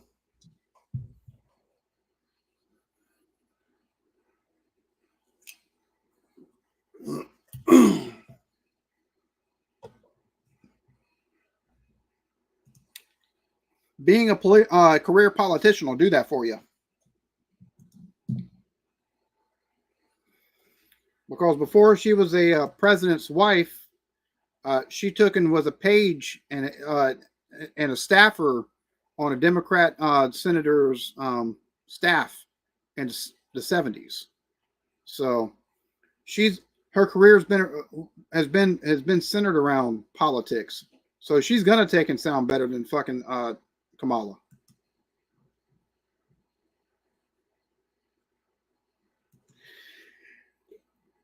She's more charismatic as long as she's got a teleprompter.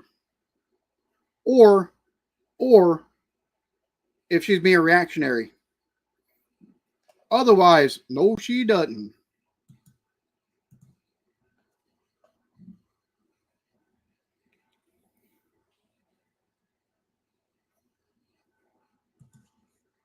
She 100%.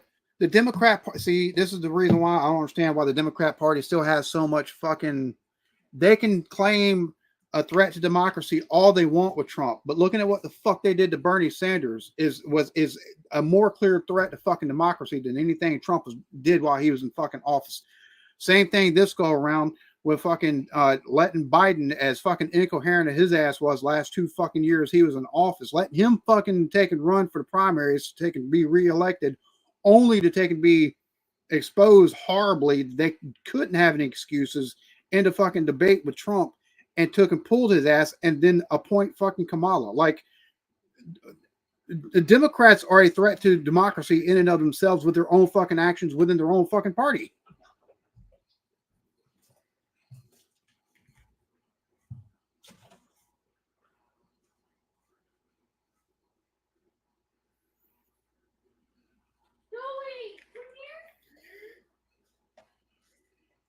If Bernie would have taken won the Democratic fucking nominee in 2016, I would have voted Bernie.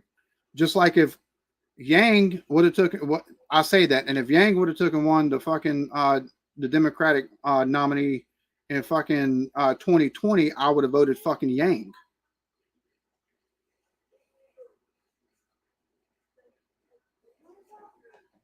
Oh, he would have been he would have been a 2-term president, hands down.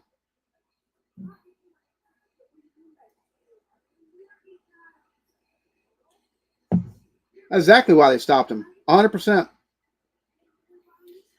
And the thing about it is, if he'd gotten in, his first 2 years would have been Republican controlled. His last 2 years of the first term and first 2 years of the second term would have been Democratic controlled. He could have gotten all kind of shit passed. Easy peasy. Lemon fucking squeezy. The same thing with fucking Yang.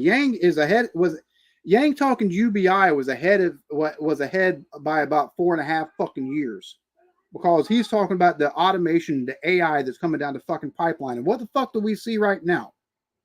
And what the fuck have politicians been banting about the last fucking year and a half? So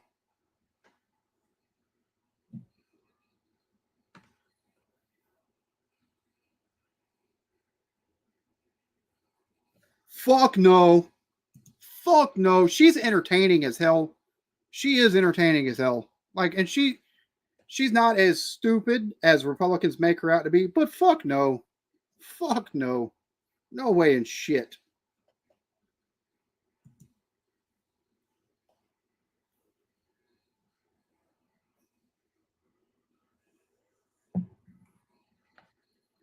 Well, the problem for me is the fact that Democrats their rhetoric for the last 16 or so years has been winning regardless of what the process is of that. Like, that's the problem. Like, it's again, I don't understand how they've still got so many people that they can bamboozle into thinking that just one candidate is a threat to democracy when their own actions have been a threat to actual fucking democracy more than any candidate we've had thus far, outside of maybe George Bush and the Patriot Act.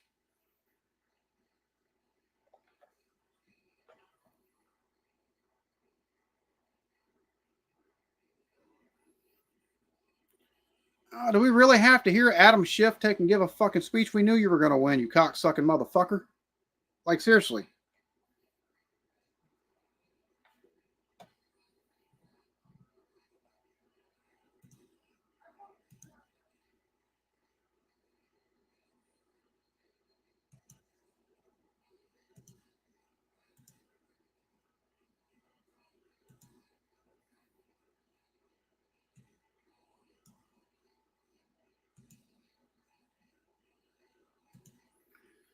Lord have mercy. Let's see.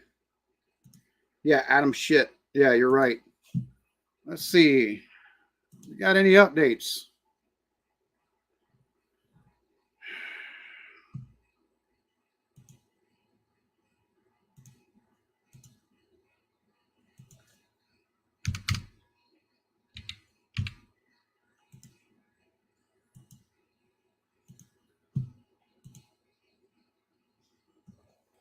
So apparently there was a split vote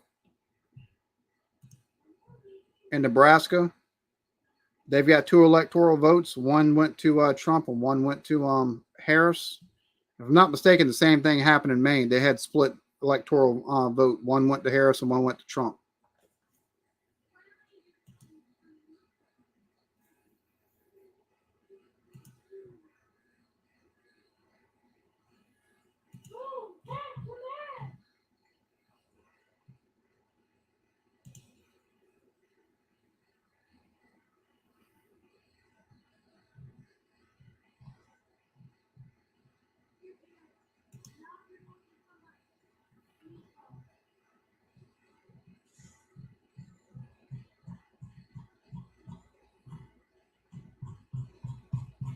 Yeah, they need to go on ahead and call it for Trump there in Georgia. He's at 2,602,408 votes to 2,483,000 votes, 919. There's not enough outstanding votes left to be counted that if she were to win all of them for her to take and actually win the state of Georgia. There wouldn't be enough to take and there's not enough votes left to even initiate. If she were to win 100% of them, enough votes to take and initiate a recount. So.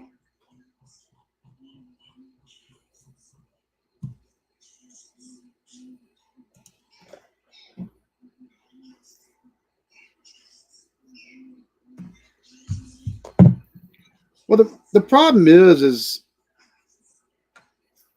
the Democrats are the party for people, but what people exactly are they for? And I think that's the issue for the Democrats. They've lost their identity because they're taking and they're catering more to vocal minorities within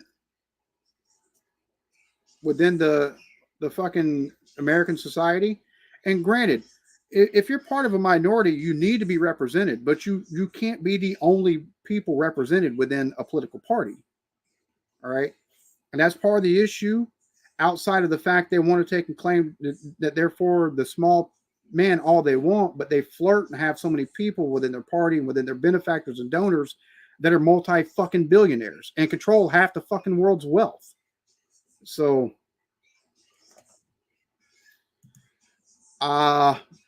no, I have no fucking clue how that works.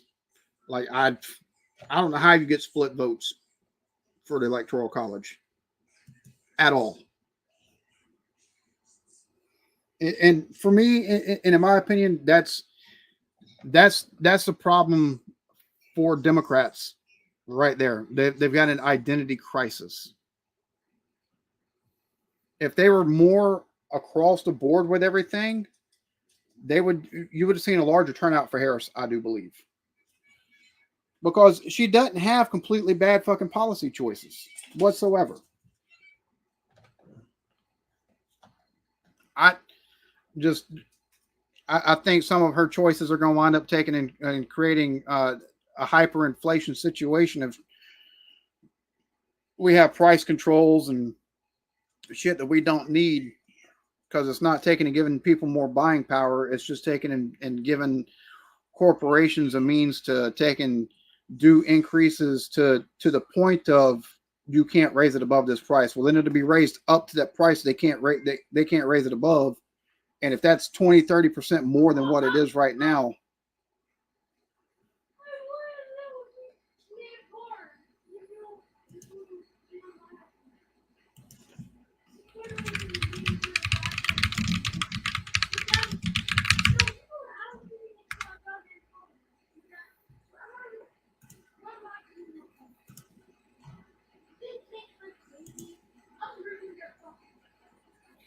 so we're at 230 to 210. We've got 86.1% of the vote in Pennsylvania. We've got 52% of the vote, and he's still holding almost a 5-point lead. Actually, he's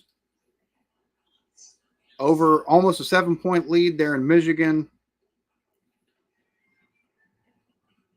80.3% of the vote in Wisconsin. He's holding a 4% lead there. He's all but won fucking Georgia at this point. We're still at 50.6% of the fucking vote there in Arizona 2 hours in. So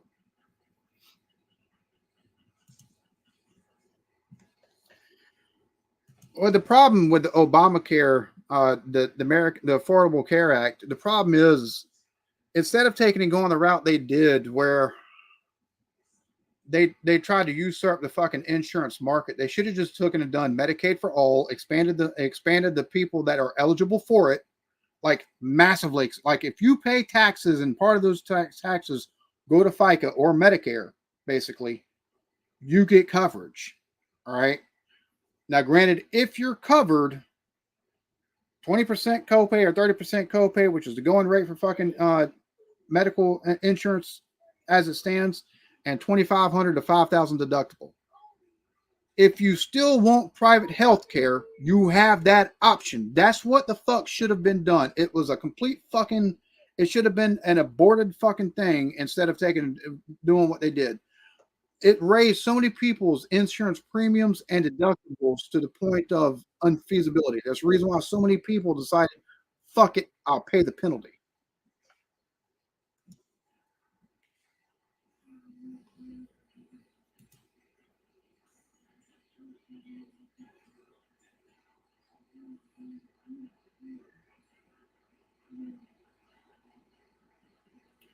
So, 3 sources close to Harris are expressing concern that Harris' path to victory may be too narrow to overcome. One source, the Harris Friends and Family Party, says her path is so narrow, she is not doing what she needs to do in Pennsylvania, Michigan, and Wisconsin. The X polls I saw hours ago. So, they're already preparing for a loss, it sounds like, a possible loss within the Harris camp.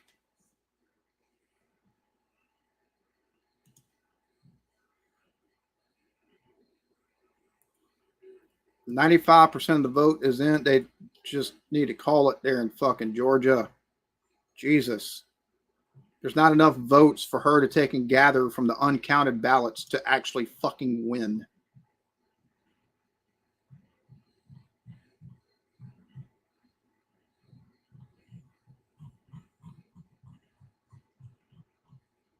Let's see.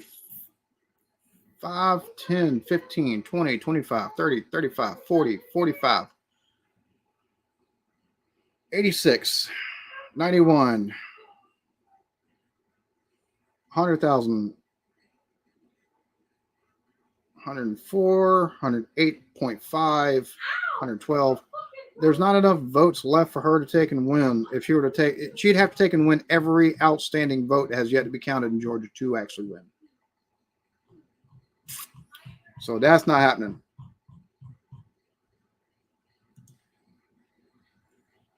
We're still looking at, for Pennsylvania, 86.5%. So it's a thinner margin. It's 50.9 to 48.1% there. Michigan, he's holding a 6% lead there. Wisconsin, he's got a 4% lead there at 81% counted. So just with Georgia, Michigan, and Wisconsin, if he wins those 3 states, that's a wrap. Almost. So that's another 31 right there between Georgia and Michigan. That would take him to 261. And then it would be 271 with Wisconsin. That'd be the 270 needed. If he winds up winning Pennsylvania and Arizona, that's very reminiscent of 2016. And it's like I said, this feels a lot more like 2016 than it does 2020. Because there's a lot of orange man mean sentiments, and we got to take and get rid of the orange man in 2020 than what we've been seeing and hearing, and the rhetoric the last 6-8 months. So, and with Republicans at 51 seats in the Senate, right now 179 to 150 in the U.S. House. He pulls it out and wins. It's going to be interesting.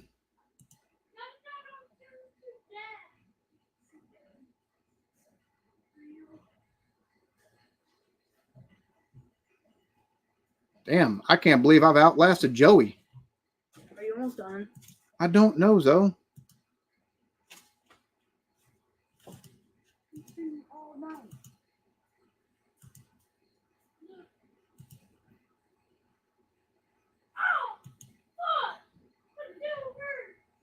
Jesus, I've been live for 5 fucking hours.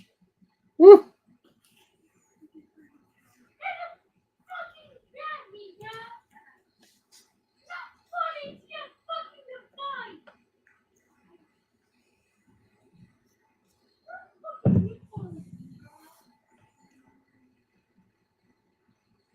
My only concern with Trump is his age, because he's old as shit, just like Biden was. Like, we're just trading one old fart for another one, right? I guess the one good thing is we got JD Vance, who actually doesn't need a teleprompter within his interviews and or scripted questions to take him sound halfway intelligent. It's not all the time, unfortunately, but for the most part, halfway intelligent. So, you know, could be setting up something.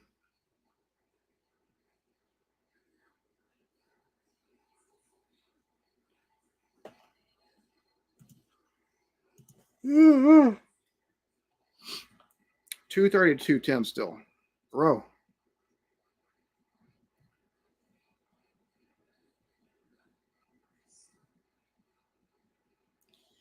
Still only 50.6% of the vote counted in Arizona. Yeah, it's 12:33 here. I'm about to take and probably have to give it. Well, no, they've got pizza, so that my kid wants to eat, she can eat. I decide to go once I decide to go to bed. I'm in bed. It's I don't know if this is gonna if we're even gonna take and see the final results for with the way things are going. 95% of the vote has been tabulated in Georgia, but they're still, and like I said, even with the outstanding votes, she'd have to take and win 100%, and still, like that might take and trigger a recount, but I don't even know if there's enough votes for that out of all the outstanding votes there in Georgia.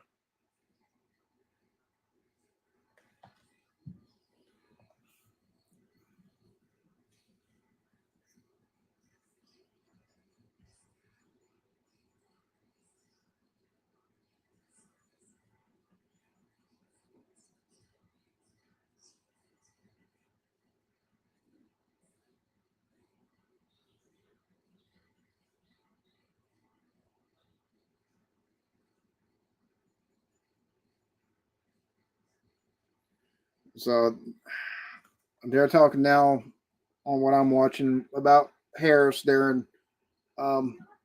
Georgia, and it's like, bruh, it's looking very dim for her chances. Yeah, it's looking non fucking existent at this point. Move on to another state with her. We only got 86. We've got 86% of the vote tabulated there, and which about another 25 minutes we should have an update from there in Pennsylvania. So we'll have a clearer picture of Pennsylvania on where things sit, because it's 50.9 to 48.1% there in Pennsylvania. 54% so far in Michigan.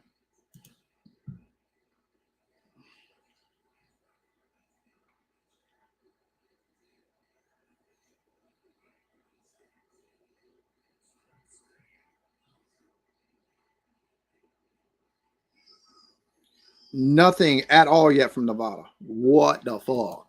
It's only 6 votes, but 6 electoral votes, but the fact they don't even have nothing yet for Nevada, it's like, what the hell's going on? How's the voting working there?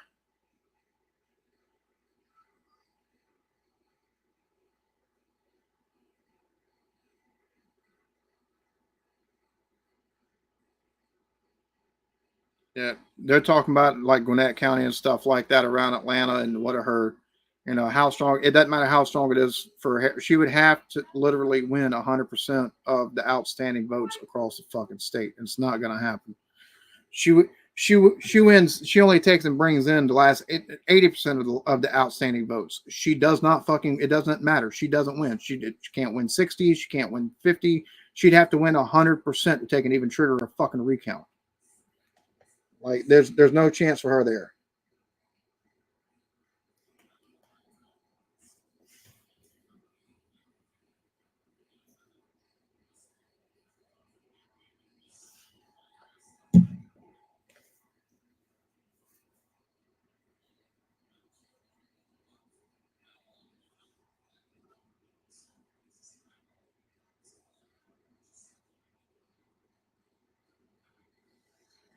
Yeah, you have a nice one. Thanks for stopping in. I'm about to take and pop off of here myself. It's 12:37, and I don't know if I want to be up till 3 o'clock in the morning for them to go, oh, he's won this state. Oh, he's won that state. Or, oh, she took and flipped this state. Like, that's just, bro.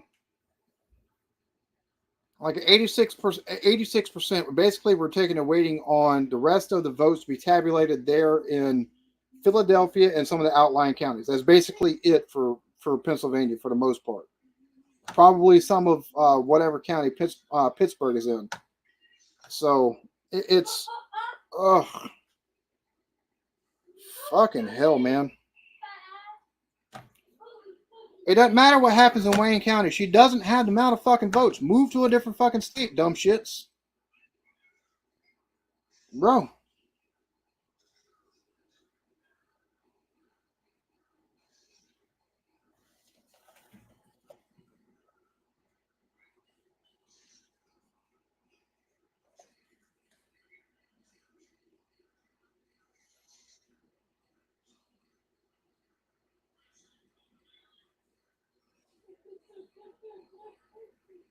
$71,208 left. Yeah, she's not winning at all. It's over 100,000 vote discrepancy of what she'd she'd need another at 71,000 votes left. She would need another 70,000 votes to win. It's not happening. That's what I said.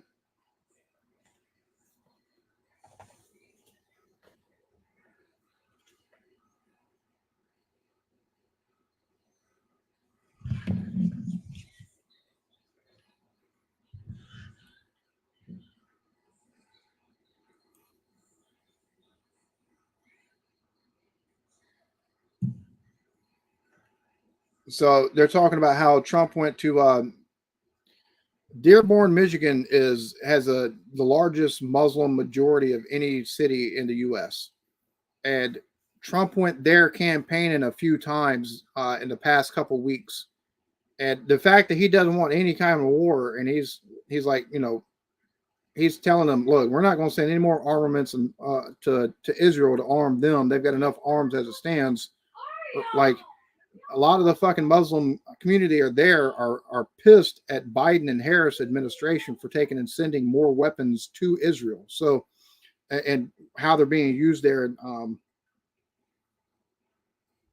the war in Gaza. So they're saying at the moment he's leading in Dearborn, whereas in 2020, like Biden got like 70% of the vote in Dearborn. So if he carries Dearborn and he gets a lot of the rural communities like he did in 2016 there in Michigan, Harris does not have a snowball's chance in fucking hell. And even if he doesn't take and win Dearborn, if he gets more than 30% of that vote, if he gets like 45% of Dearborn, she's got Detroit, and that's going to be about it. She might take and carry East Lansing or something, but he's going to have the rural counties throughout that state. If he carries like 40% of that, bro, it's a wrap in Michigan for him.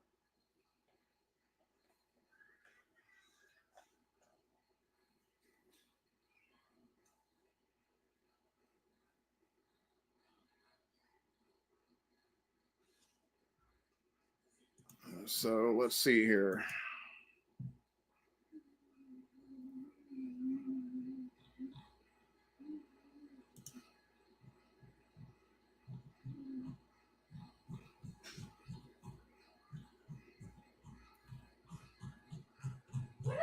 Let's see. She's got. She doesn't have enough votes for that. So let's see. What's some other states? Let's look at Pittsburgh. Let's see.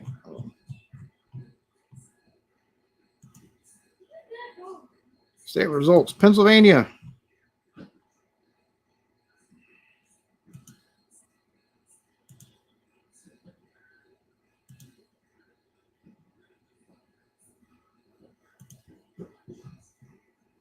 Right now in Pennsylvania, it's very razor thin, 50.9. Like, he's only got just over 100,000 point lead there.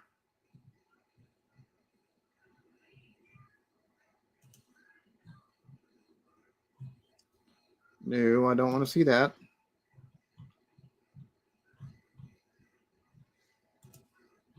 There we go. Detailed results. So Allegheny, Philadelphia, which 95% of the votes are in for Allegheny, 89% for Philadelphia, 82% for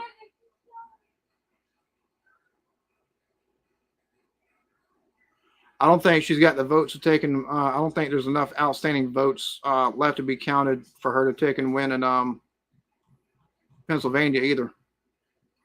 95% of the vote is in for Allegheny County, 12,000 votes left to be counted.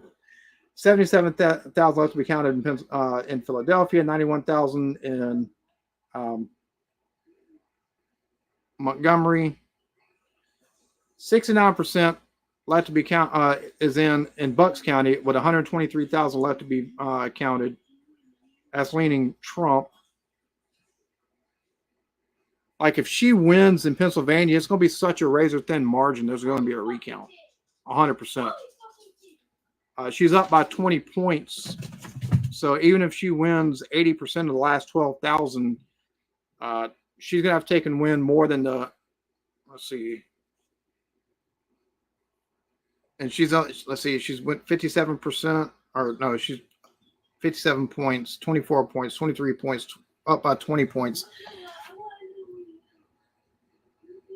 Of the 70, I don't know if she's got, I don't know even with the amount of points that she's up in the counties that she's winning for the remaining, if it stays the same and the remaining fucking votes to be counted in Pennsylvania, I don't think she wins. I don't think she overtakes them. Of course, there's enough bigger counties with over 100,000 votes that have to be counted in some of these things that Trump has 30-40% fucking rates in.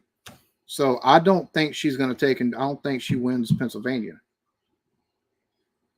Cheers, y'all. Appreciate it.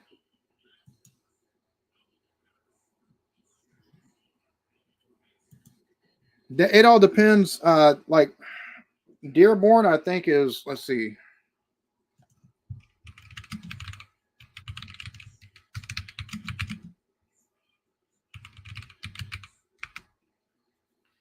%42 of Dearborn, Michigan is Muslim. So, well, that was, no.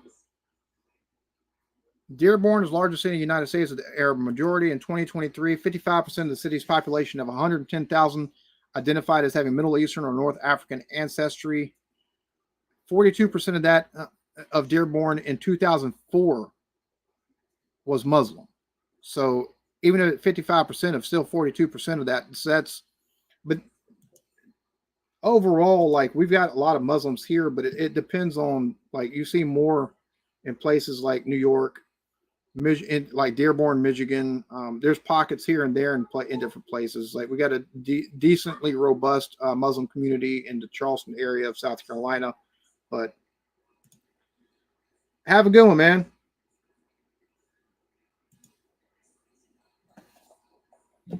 I don't think he will.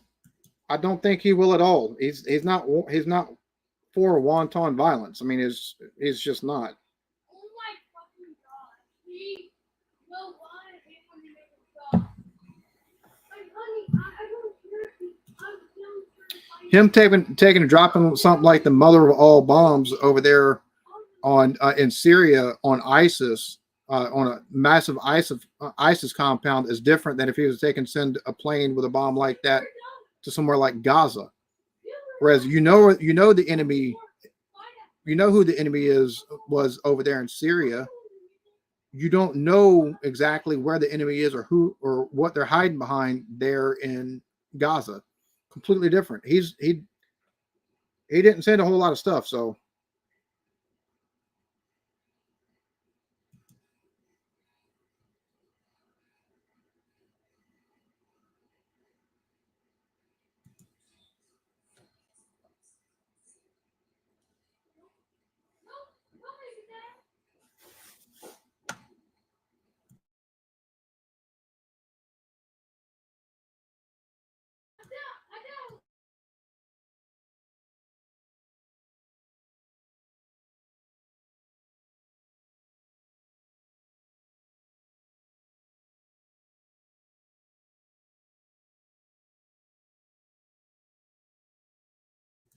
Yeah, my little 11-year-old, 12-year-old. She playing a game on Roblox, I do believe. So she tends to get mouthy, and it's like you can't be talking like that. All right, so let's see.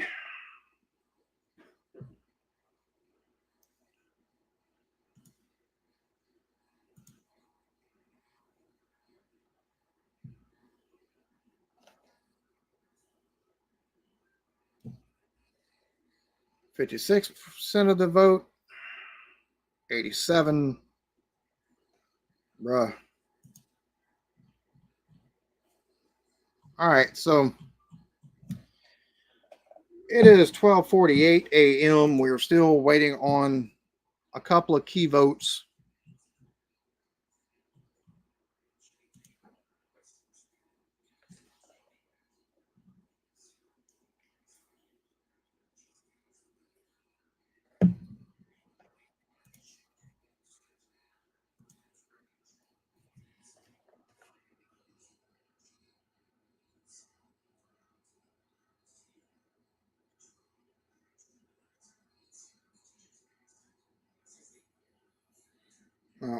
Have a good one. Much appreciated you stopping by. Hopefully, you have a good day.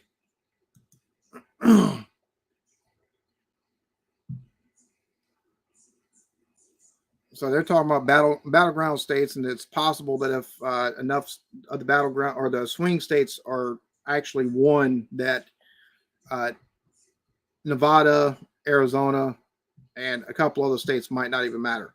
So, no, you're good. You're good.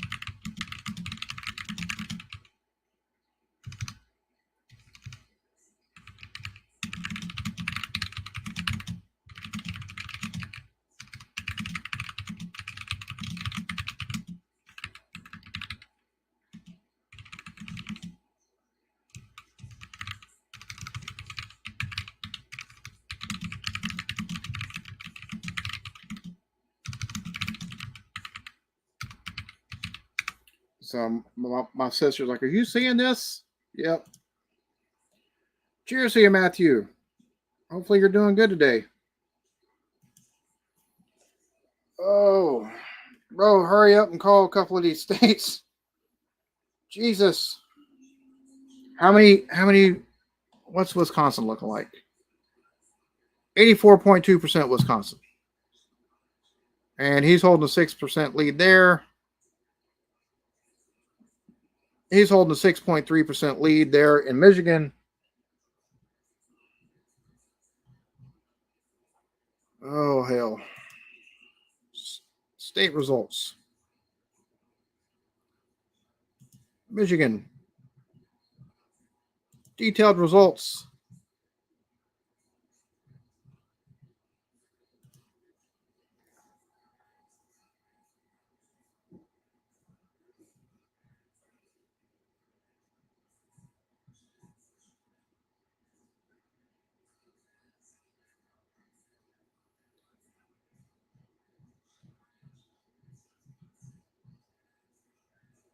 Um,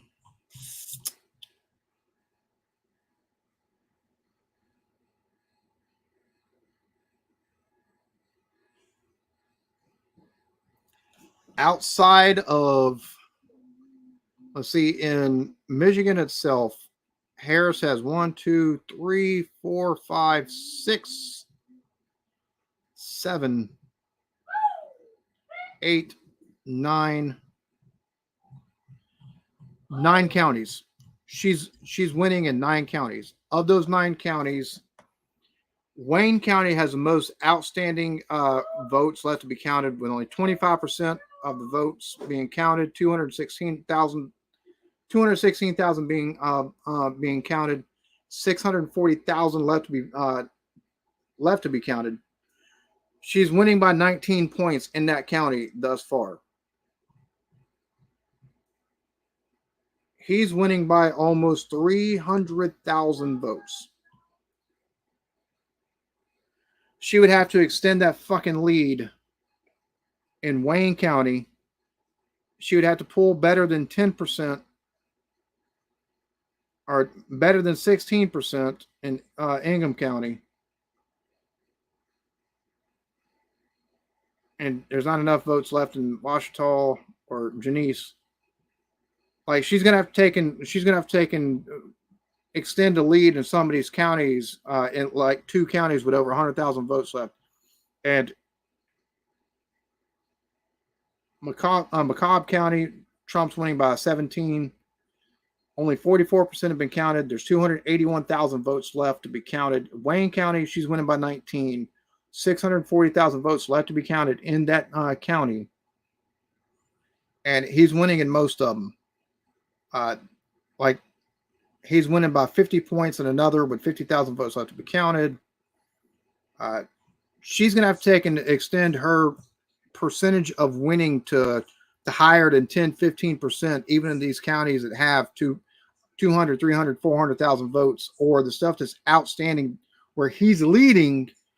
And even the stuff that he'll take and be getting, and if he closes the gap at all in somewhere in like fucking Wayne County, it's Michigan's gone for her as well. Like it's Jesus Christ. I'm trying, man. I'm legit trying. It's starting to fail here though. Like I'm running on fumes, and there's no two ways about that shit. Like it's it is crazy to me that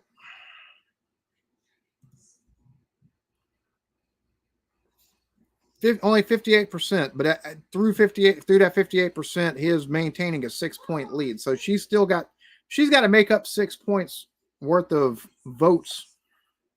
Really, almost 300. Well, he's got over, let's see, 200 and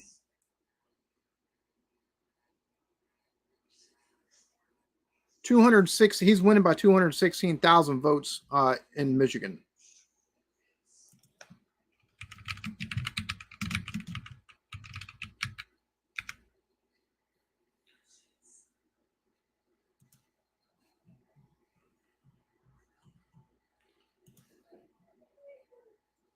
So Dearborn is in Wayne County.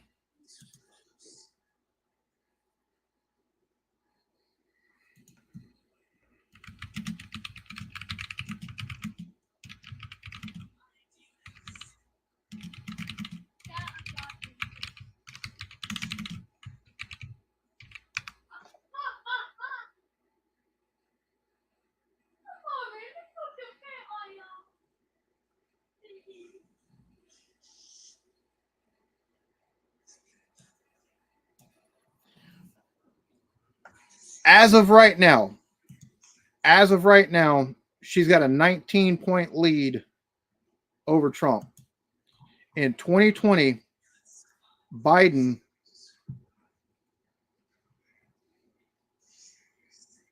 got 68% of the vote, which means he won by an over 30% fucking margin. Unless her margin increases, she ain't winning Michigan.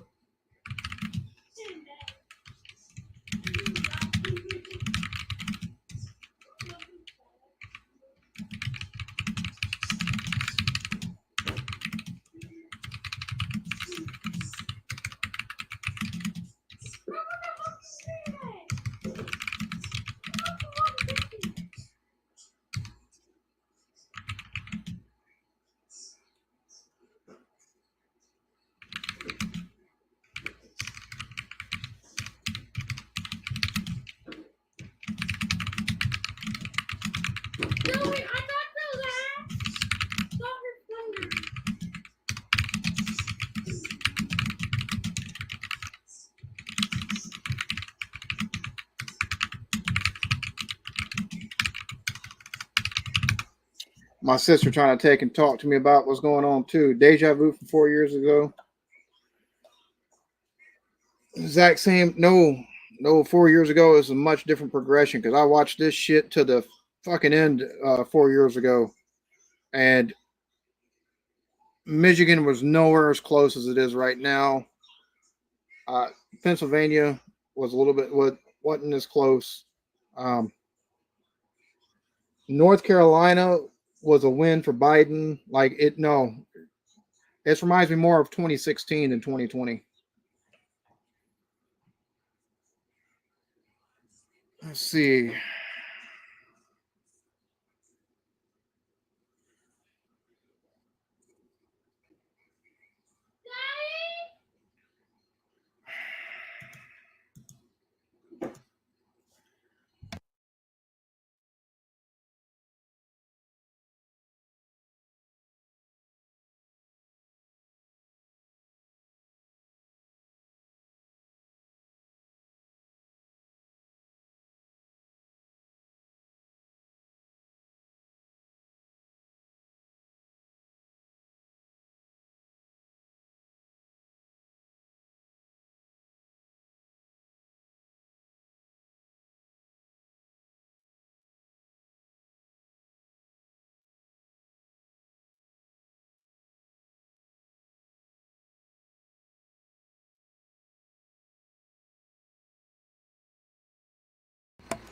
My bad. They've called it for Trump in Georgia. He's sitting at 246 now.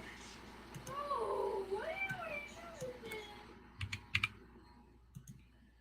doing? Give me 1 second. I'll be right back. I'm going to take and help my kiddo with something.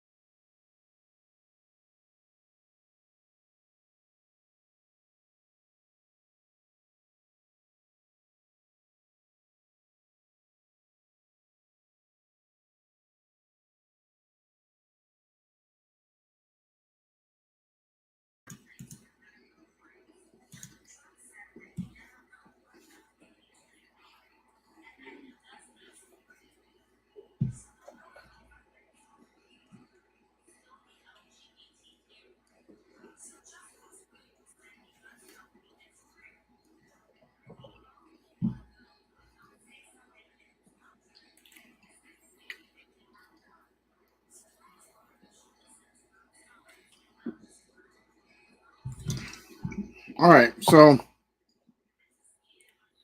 23 away, 23 electoral votes away from Trump winning. I had to take and grab me something to eat. I'm not gonna be on for much longer.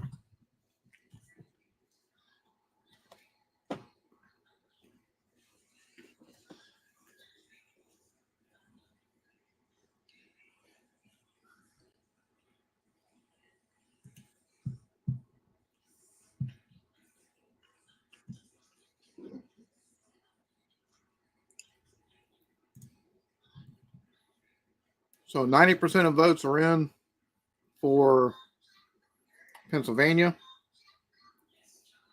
almost 60% in Michigan,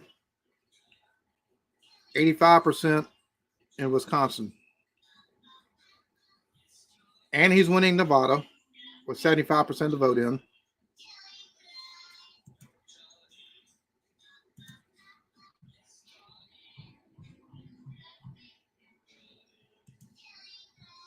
Let's see.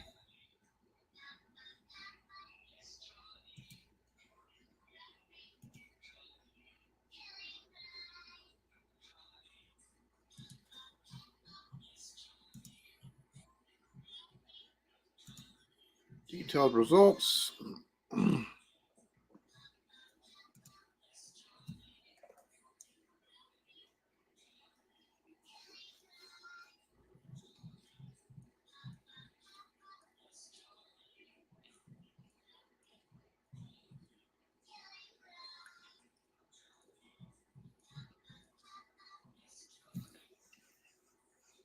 So he holds a 210,000 vote lead in Pennsylvania.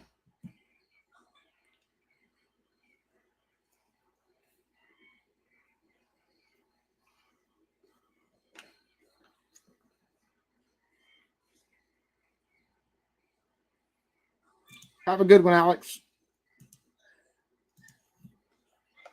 Have a good one, Coy. Thanks for stopping in.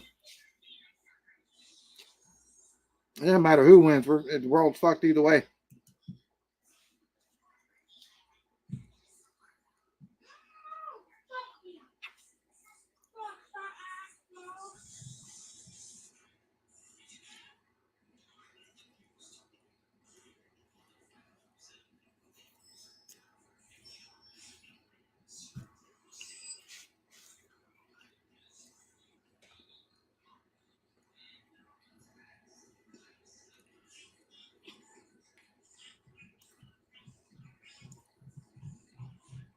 Unless some things change, I don't think she wins Pennsylvania neither.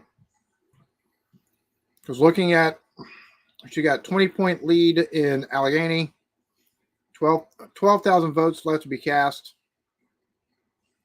So a 60-40 split. She gains ground, but not enough. You got Bucks County. He's got a 1.5-point lead, 121,000 votes to be counted. So if they split that just about even like it's running now, that's still 60,000 votes in his favor. She's got a 57-point lead in Philadelphia at 77,000 votes left. So even at almost 60, that's almost 30,000 for him. So I don't see her overcoming this. Right? Jesus Christ. What?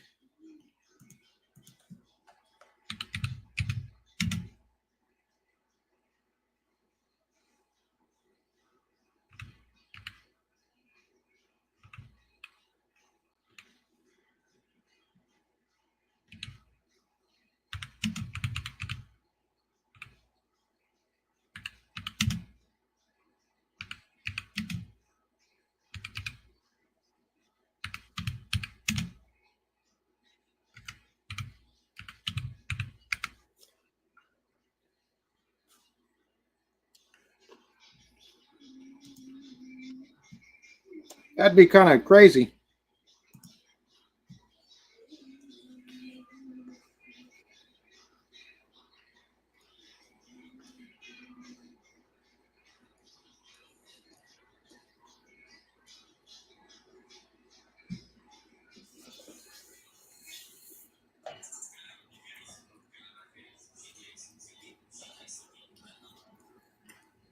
Be crazy if they did that.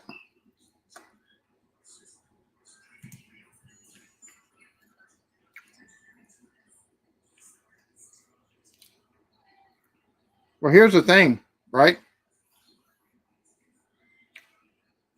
If they were to do that,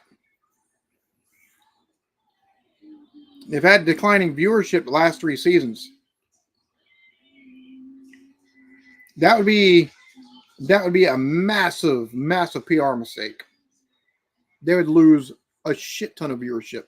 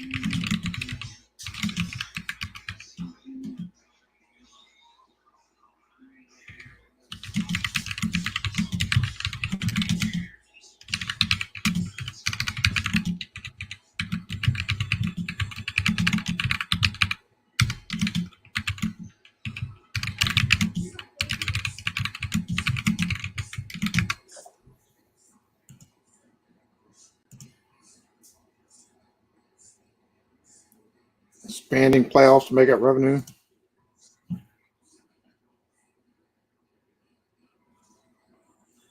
Woo! See, that's wow. 895 million.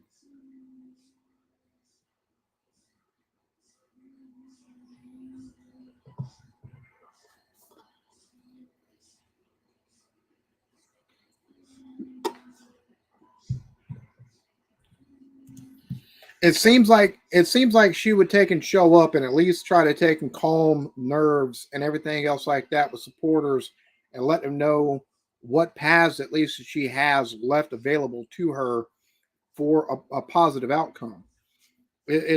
I do agree it's disgraceful that she hasn't shown up and at least talked to them about, hey, look, this is a possibility. This is what we're looking at. This is what needs to happen. He can't try and run again. He'd have to take and change the Constitution. You're not getting 2/3 of the states or to vote and approve that shit. No, I don't think you're being harsh on that at all. It shows a lack of I think class on her part. You don't have to take and nothing's been called, so you don't have to concede. But you got enough supporters that you need to take and at least, hey, look, here's we're still hopeful. Here's what's going on. Here's what we're seeing. Here's what X polls are saying. This is our pathway right here. No, he didn't use force the first go around to take and stay in power. He didn't like the results, and he called it stolen, but he still conceded.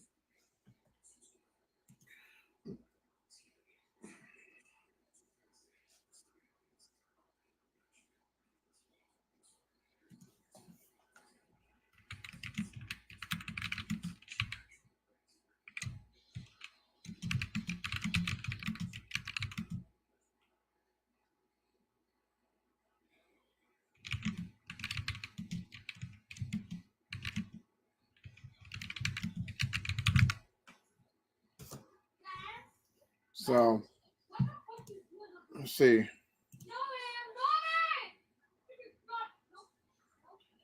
Bruh, miss me with that. Miss me completely with that. Because we've seen what happened. We've seen what happened as soon as Trump got out of office, with all of his associates and shit like that being arrested and charged on trumped up bullshit. Like, don't even. So the tit for tat stuff, it's just par for the course if that actually fucking happens. Like, Democrats started that shit, and it's fucking stupid.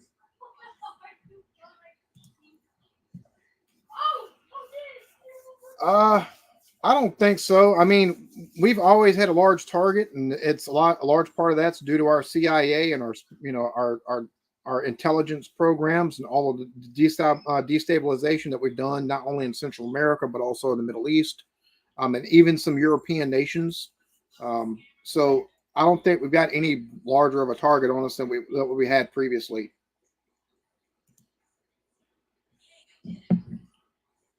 Yeah, he's in like his 70s. That's why I'm saying, like, it's like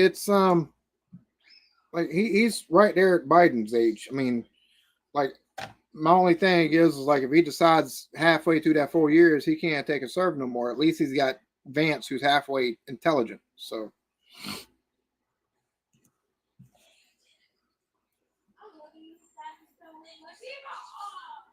what crimes?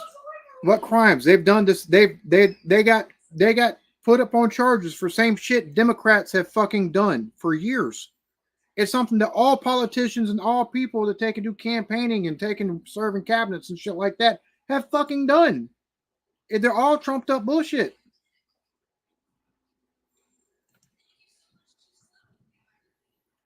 So is every politician that we've got in service right now.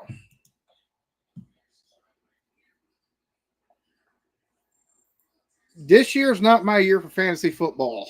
My fantasy football, let's see, ESPN,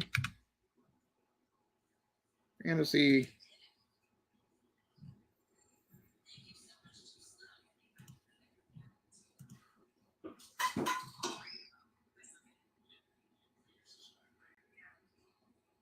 Yeah, my fantasy football team this year is looking highly awful, to say the least. I've got 1, 2, 3 players on IR, and my team is 2-7. So right now, my starters are Joe Burrow, Travis Etienne, Jordan Mason, Jalen Waddle, Darnell Mooney, Dallas Goddard, Braylon Allen, the Ravens defense, and Cairo Santos. So I don't know if you want any advice from me.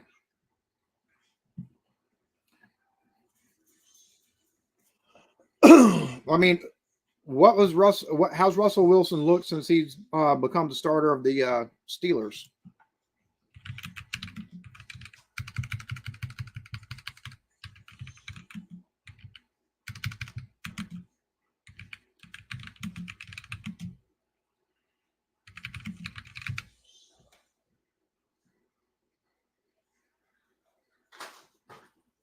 I mean, it wouldn't hurt to put in a claim on him. I mean, it looks like, just looking at his stats, last 2 games. See, last game, that's what, 1, 2, like 10 points, 12 points or something like that. The game before that, it was a little over 20. I mean, I would take it wouldn't hurt to take and put in a waiver on him. Yeah, but they got Mike Williams, and Mike Williams has not done anything. But the offense they've got there, the way it's situated, he doesn't have to be a world beater. He can be a game manager, and as long as he's halfway accurate, which he's always been known for, he's going to take and have success in the Pittsburgh system. So it wouldn't be a bad pickup whatsoever. So, I mean, as it stands right now, I don't even know what kind of moves I'd be able to take and make to improve my standing. 2-7. It's the worst season I've had.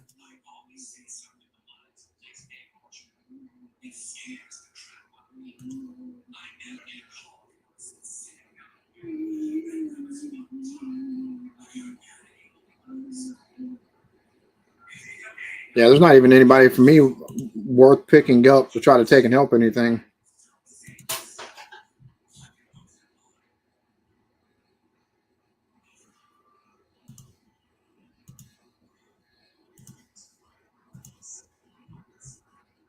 Yeah, it's not gonna hurt.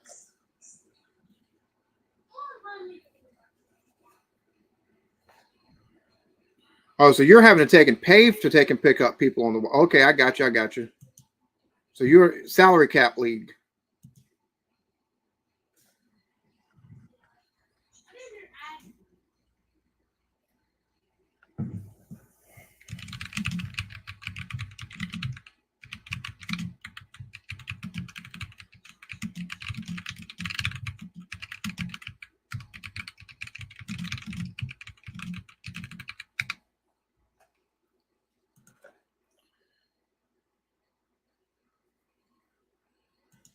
Jamal Williams. Who does Jamal Williams even play for this season? Does he? Because I know he was on the Lions last season. Oh, Saints. Okay, Saints.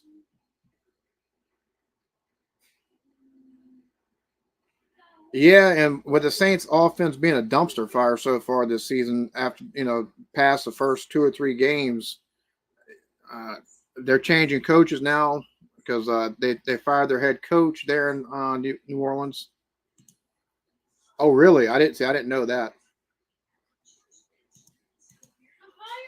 I've been keeping up more with my Premier League team than I have with the NFL team I've got, and somehow I'm in first place in the Premier League. My first year doing it. So let's see. What do we got? What do we got? What do we got?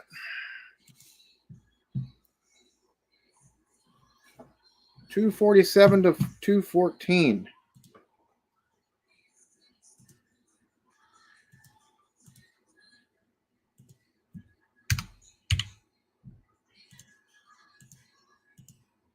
Back concussion, couldn't get up on his own. Oh, wow. Oh, so he's got Tua type problems with concussions then. That's not good. 90% of Pennsylvania has reported in, and it's still a 5-point lead for him. He's still holding 6% there in Michigan.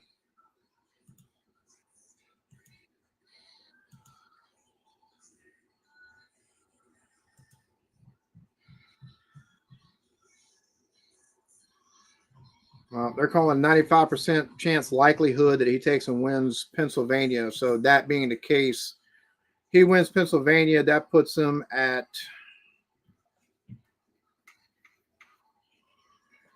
266. Then it doesn't matter if he wins Michigan or Wisconsin.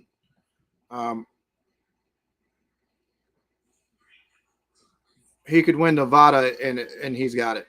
So it wouldn't matter if she won Michigan and Wisconsin and Arizona. It wouldn't be enough votes for her to take and win. So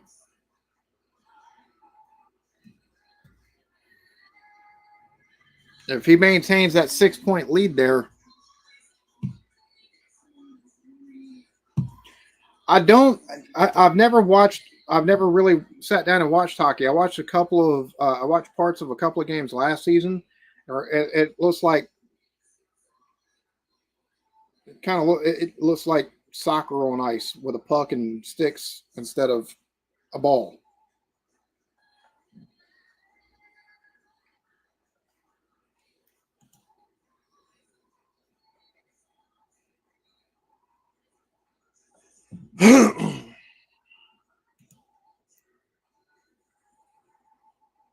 %93 of the vote has been counted in Pennsylvania. 87% of the vote in Wisconsin has been counted.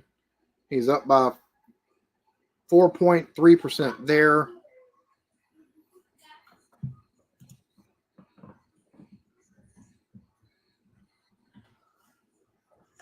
You got NHL teams around where you're at?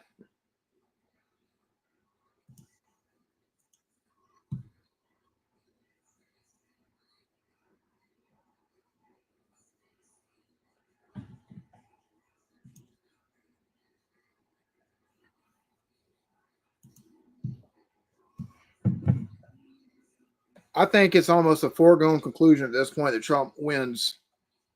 New York Times is taking and calling him like 95% chance. Basically, he's got as good of a chance now as he did in Georgia.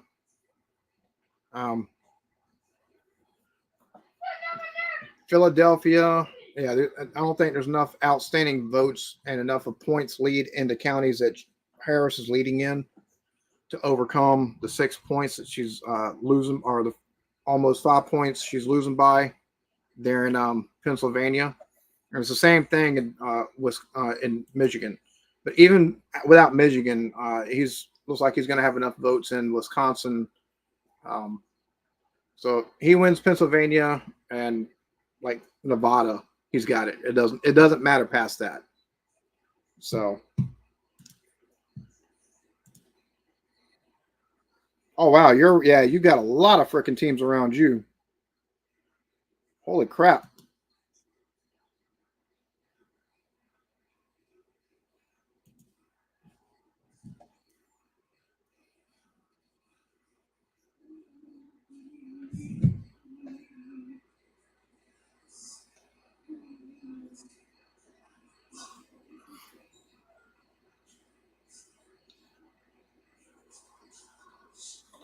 So let me see what I haven't checked on the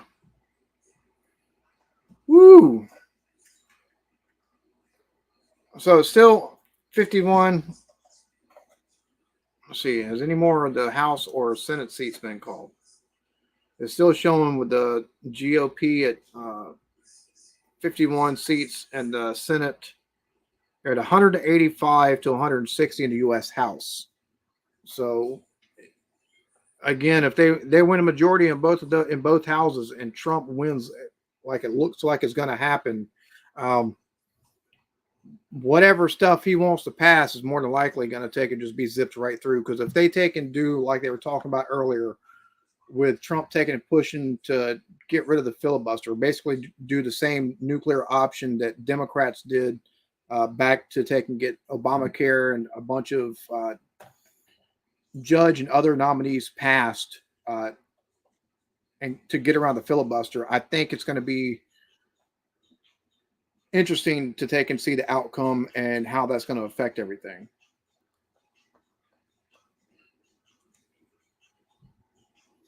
Yeah, no problem. I enjoy any kind of conversation at this point in the evening. It's 1:27 a.m. here. Well, it's 1:27 where you're at too. Like I'm going on pure fumes and just hoping I can hold out to see exactly what a winter called is what's going on. As it stands right now, we've got 43 minutes before another official update from Pennsylvania.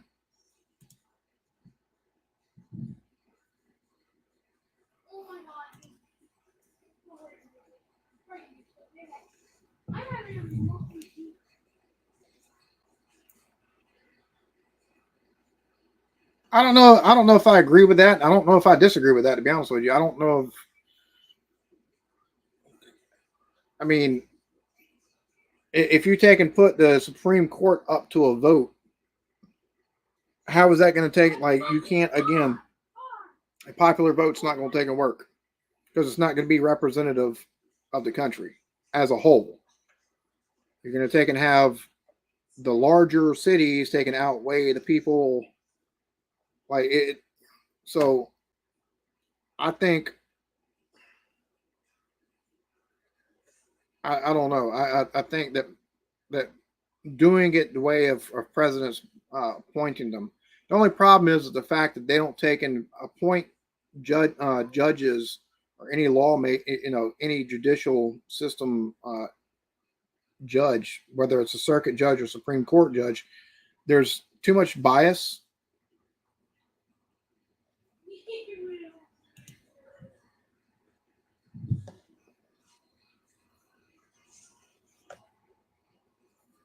One term.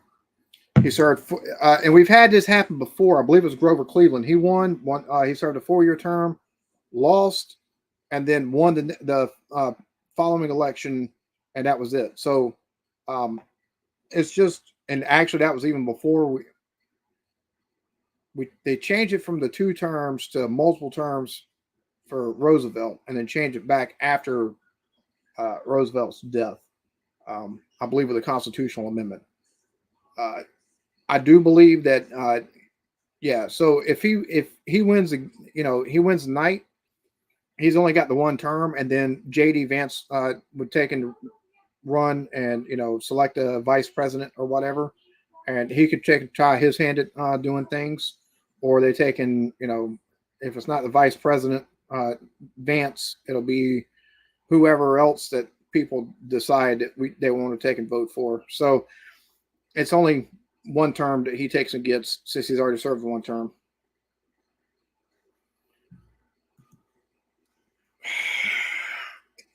Look, under the auspices of the Keep America Free Act, which was a continuation of the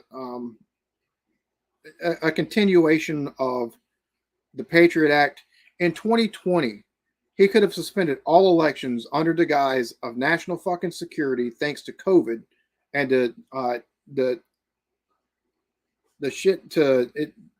disruptions to infrastructure and commerce and everything else. And he could have done that under the presidential powers granted to him under the Patriot Act and the Keep America Free Act, but he didn't.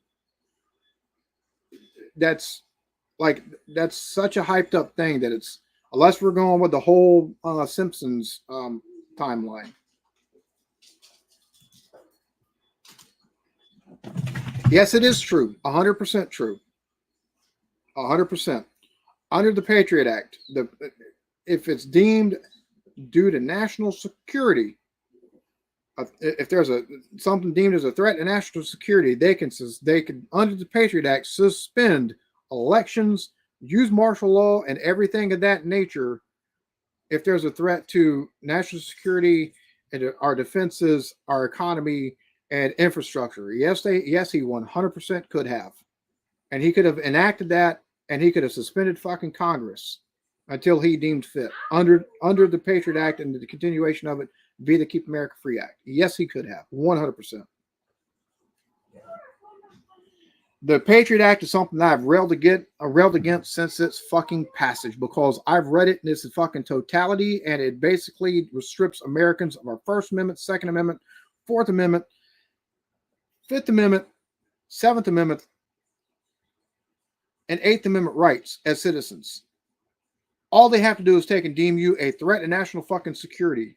And guess what? The fact that they take and ask whenever you take and go to jail, if you're a constitutionalist, or if you take and believe that the Constitution should be followed to original writing of it, so you can be put on a fucking list, yes, 100% they could have.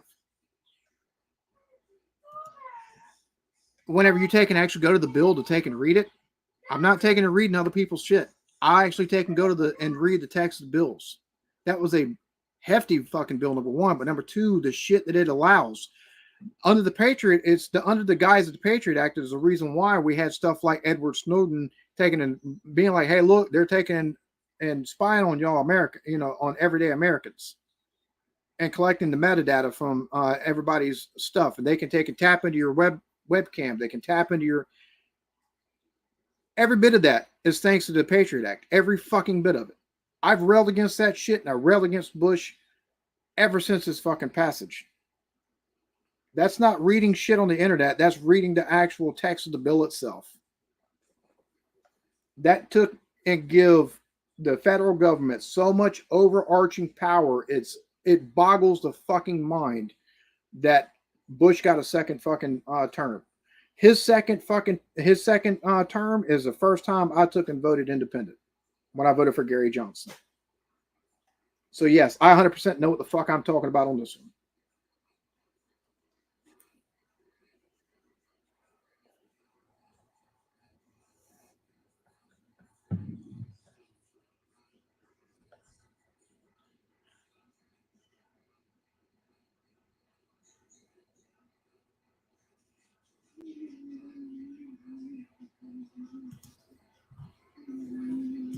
So let's see. They're saying 93% of the vote in,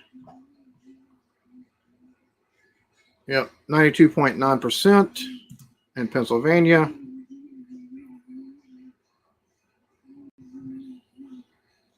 Still 95% chance of Trump winning, even losing 0.2%.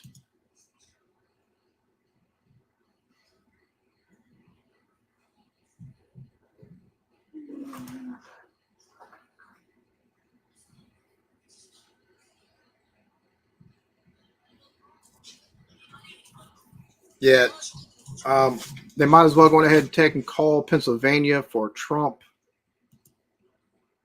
We've got 87.9%. He's holding a 4% lead there in Wisconsin, 64%, and he's holding an almost 7% lead in Michigan. So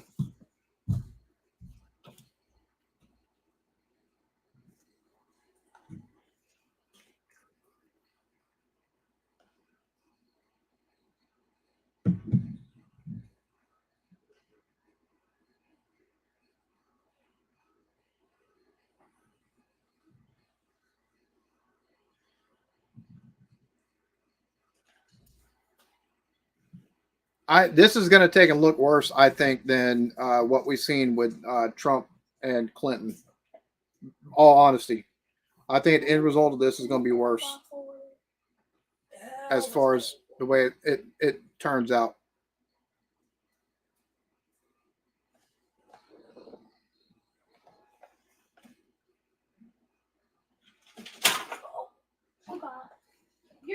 What are you doing, Kendall?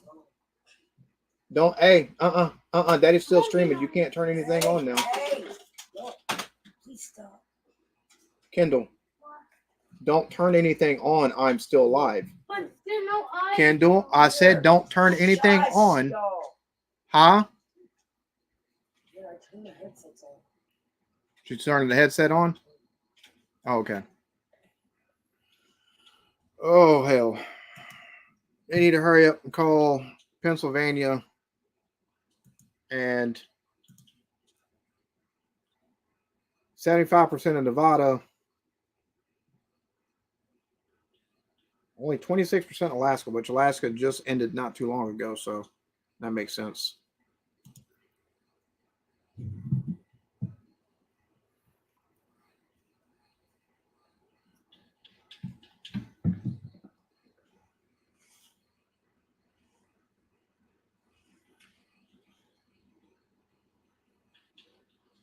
And see, they're talking about how they've called Pennsylvania, Michigan, and Wisconsin a blue wall, and how in 2016 they all voted red, and how in 2024 they're leaning red. What they're not saying is that at one point in time, Ohio was included in that blue wall. Ohio's been typically a Democrat voting state for the most part, so. The fact that it's been Republican the last couple of elections, well, I think about the last 3 or 4 presidential elections, it's been for the most part red. But they don't ever take into account the changing demographics that happen, nor the changing policies of the presidential candidates and how it's going to affect the people that vote in these states. There's so many people that work in the steel and the coal industry in Pennsylvania, and there's so many people that take and work within the auto industry and other manufacturing industries within Michigan itself, and the same thing in Wisconsin. Wisconsin used at one point in time, they were a union-only state. Now it's a right-to-work state, but the unions are still big there. So a candidate coming through, talking about policies is going to take and benefit them and help them out in these industries. They're going to take and flip. It's just at one point in time, Democrats used to take and be all about the working man, or at least they claim to be for the working man. Their policies were to take and protect unions and union workers and union jobs. Now they've thrown out they're throwing out the union job for green energy, and their policies like the Green New Deal and stuff like that is being reflects the rhetoric they've had on the campaign trail the last 3 presidential elections. And it's showing in the voting at this point. So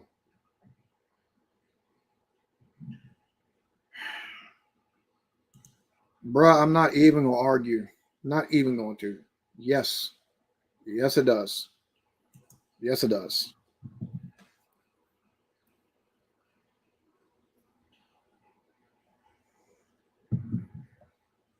It's one of the things under Bush's presidency that I dove into and tore the fuck apart and was like, bro, what the fuck is this bullshit?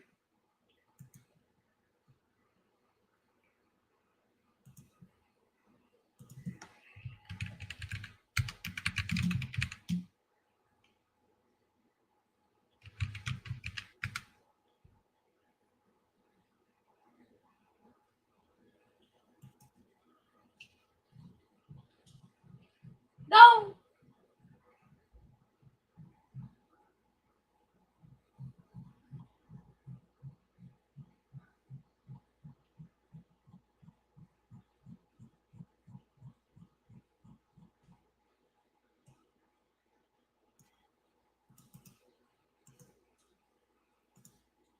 Yeah,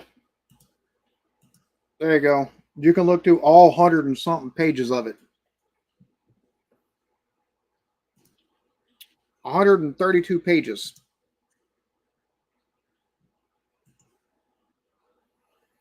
So have fun digging through that. It's in there.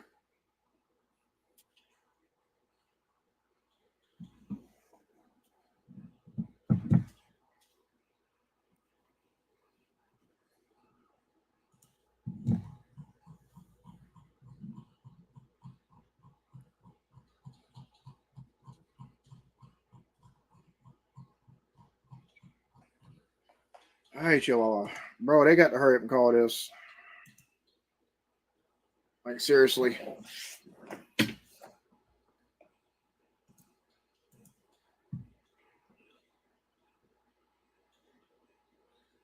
.1% of Pennsylvania. 94% is in. 95% chance of Trump winning.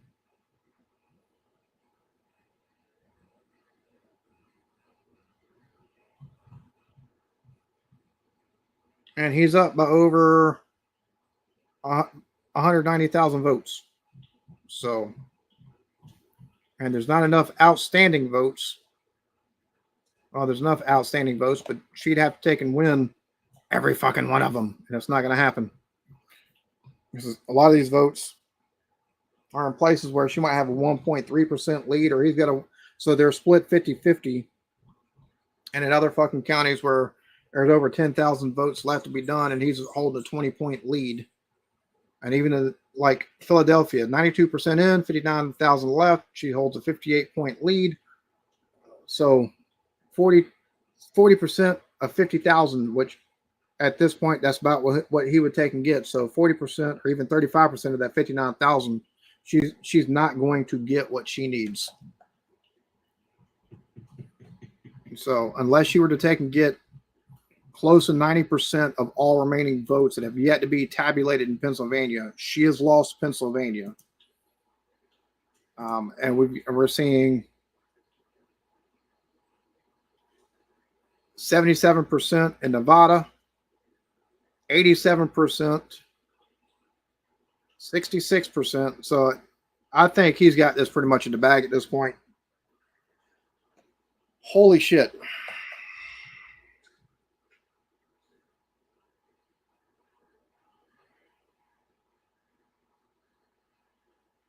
So let's see. Arizona, 51%, Nevada, 77%. Still only 26% Alaska.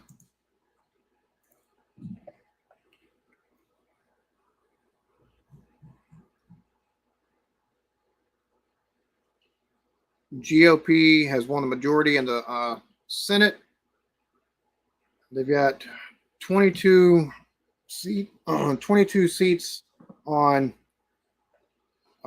Democrats in the House. They taking going ahead if they win. Let's see, 1, 2, 3, 4, 5, 6, 7, 8, 9, 10, 11, 12, 13. Looks like more than likely they're going to take and have a majority in the House as well. So it looks like they're, instead of the blue wave they were calling for, they had this election has definitely been a referendum on Democrats and policy across the board, is the way it's looking.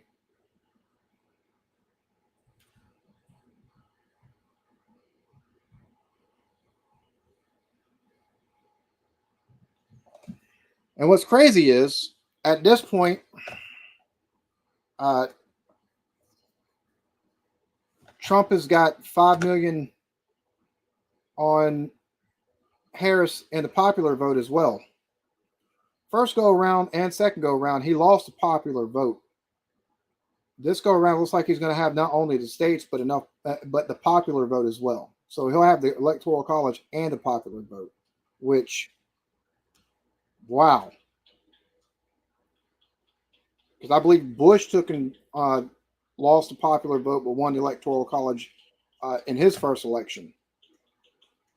So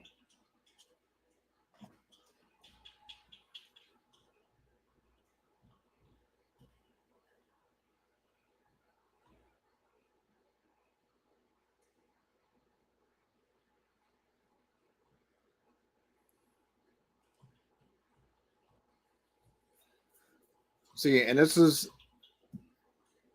the whole confidence that the media had towards Harris, and coupled with the rhetoric I've been just seeing online, seeing on the fucking ground, talking to folks and stuff like that, is the reason why it felt so much like 2016 all over again.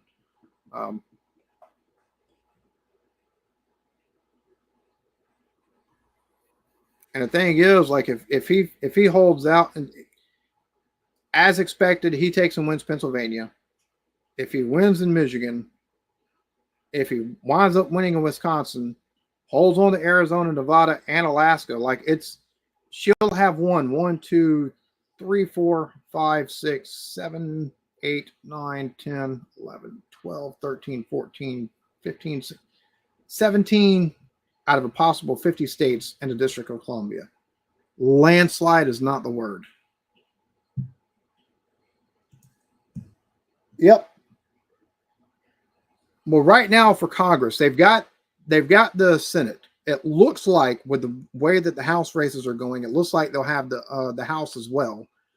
And with the way the presidential vote is going, it looks like they're going to have the Republicans are going to have a clean sweep of everything. So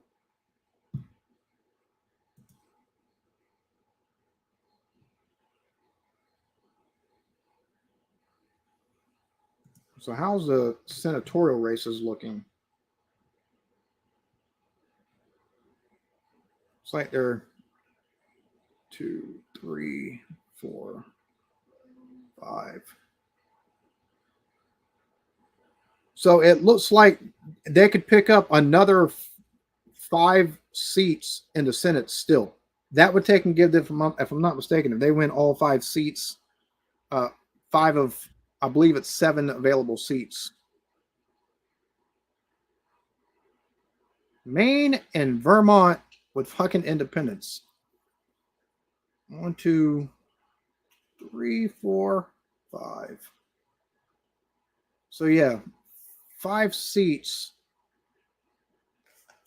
If they win 5 of the last 6 seats up for grabs in the Senate, and to like 15 or 18 or 20 seats they're leading in the House, it's going to be a supermajority almost in the Senate, and it'll be enough of a majority in the House to overcome most votes.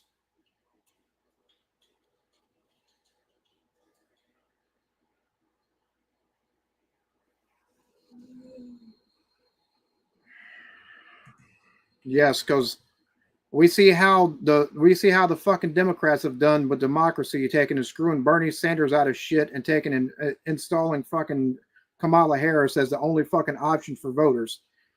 Yeah. Thanks for the hyperbole. Glad we could hear it or read it. Because we see how democracy ended the first go around. Trump was in fucking office when everybody claimed it was going to be the end of fucking America as we know it. Both parties are like, I don't understand why people don't see both parties are fucked. Like the media's got to be so goddamn fucking biased every fucking where that all fucking reason goes out the windows. No, I voted Trump. I liked his policies better than Harris. Only thing I liked from Harris was her medical stuff. Everything else, price caps on fucking stuff that she has no business being in, like real estate, rent, groceries, fucking taking and basically going against fucking the natural gas fucking industry here as far as energy is concerned, and coal, which we still massively take and run on, and in favor of green energy. No, that's a job killer, and it would fuck our economy. You're not going to take and lower energy. She's not going to lower energy costs. Wouldn't lower energy costs with the fucking policy she had at all.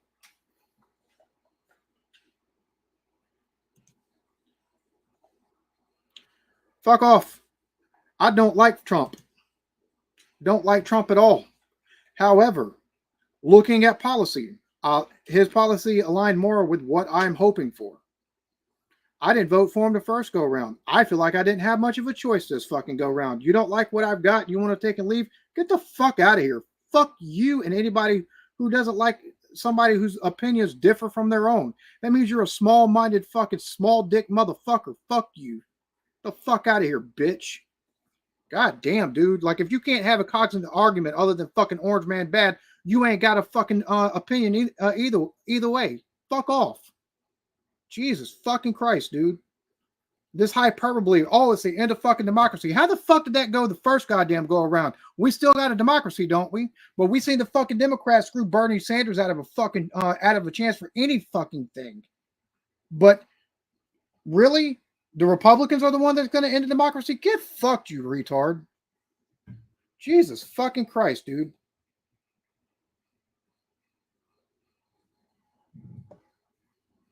You can't even come with a cognitive fucking argument to your fucking rhetoric. Like, that's the thing that fucking gets me. I can go on a rant, have more cognitive fucking thought processes than what the fuck you can shit out on diarrhea of your fucking mouth. Get fucked, man. And that's the thing. We all get opinions, or we're all supposed to get opinions. Well, we've seen what the fuck's happened the last 4 years under Biden. He hasn't really done any better. I mean, his Inflation Reduction Act, it had to be taken and done. It had to be passed by a tie-breaking vote from Kamala Harris because it was all new green deals bullshit. We don't have the infrastructure to take and switch from natural fucking fuel or natural oil, Jesus Christ, I can't fucking talk. I'm so fucking flustered. Natural fucking oil resources like propane and things of that nature, or even fucking coal, to fucking wind and solar, which is what the fucking Inflation Reduction Act is calling for switching over to.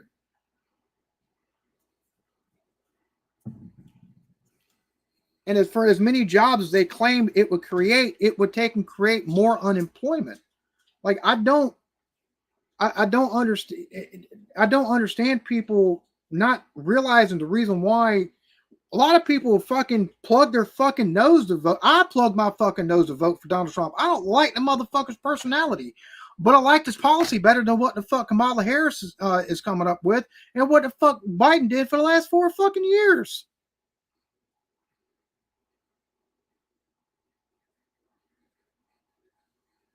So Biden wouldn't have done better in another 4 years. I mean, it'd have just been more of the same. We'd have had more rising inflation, and we might still have more rising inflation. I can't say whether or not we'll have more inflation, but at the very fucking least, taking in as much as I hate the tariffs, if he takes and puts 60% tariffs on shit coming from coming from China and stuff being shipped to China as a fucking trade-off because our stuff gets that much of a tariff going to them, that's reinvested in infrastructure like he's talking about. That'll take and create a whole lot more revenue than the fucking taxes that she's talking about fucking raising on the goddamn rich, because we take and get so much stuff from China. I just don't, I don't fucking get it, man.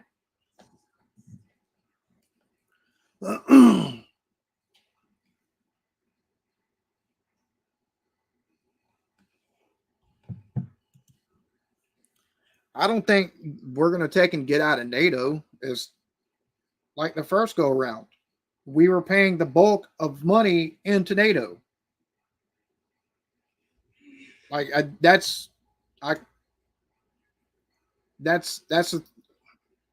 so if we get pulled out because other countries aren't chipping in what they're supposed to, and we're not taking a willing to take and chip in more than what we're supposed to anymore.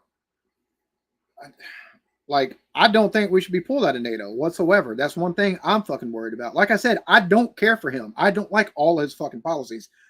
Economically, though, I find it a sight bit better than what the fuck she was taking and going for. You can't have a differing opinion. I voted for Trump because I liked his policies slightly better over Kamala Harris, and I had somebody trying to flame me in my comments, but all they could say was "Orange Man bad." Had no actual fucking basis on why the fuck they disagreed with my fucking view, why the fuck they disagreed with my vote. So I went on a tangent like I'm wanting to do every so often. Fox News just called it for Trump. I don't doubt that. I mean, at this point,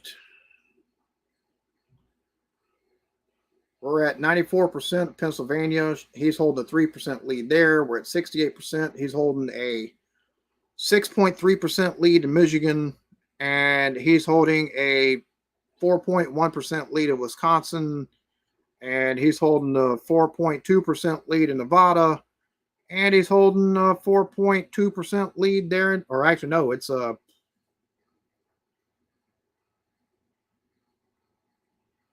8-point lead, an 8.2% lead in Alaska. So I'm not surprised they took and called it for him.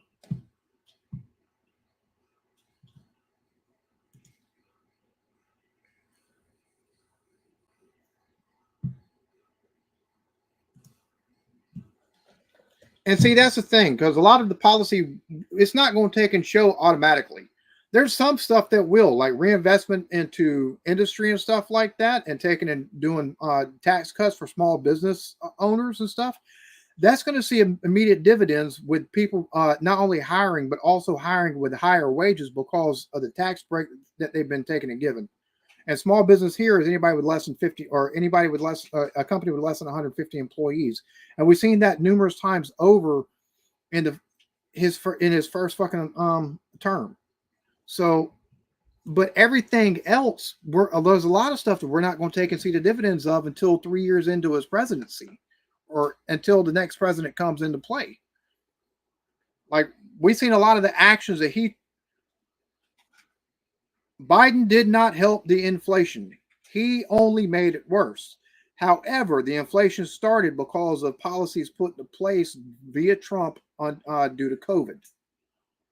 There was a small bit of inflation that flatlined after the tariffs with EU and with Russia.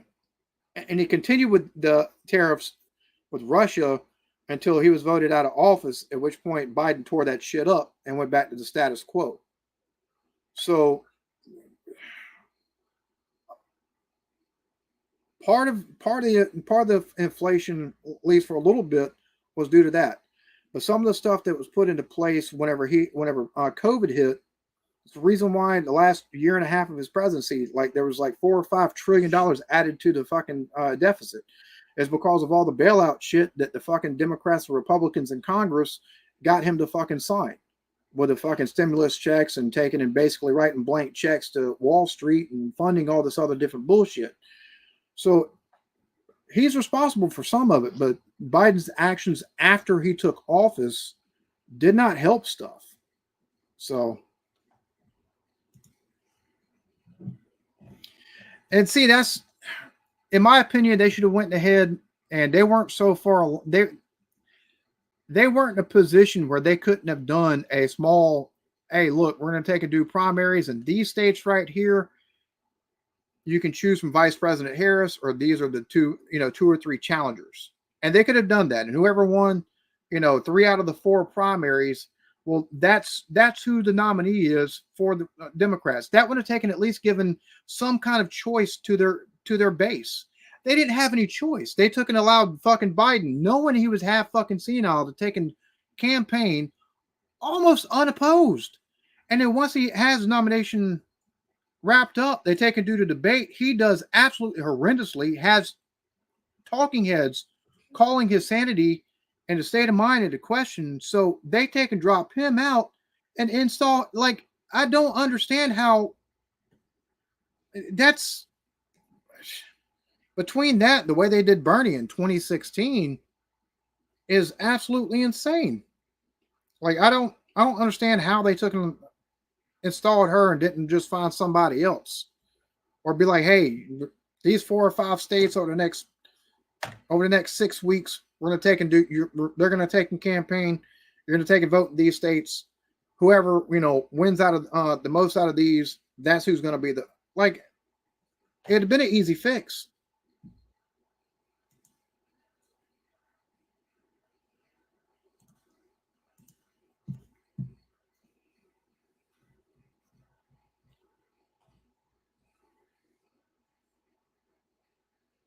So now the GOP is at 189 in the U.S. House, still holding at 51 for the Senate. But again, 1, 2, 3, 4, 5.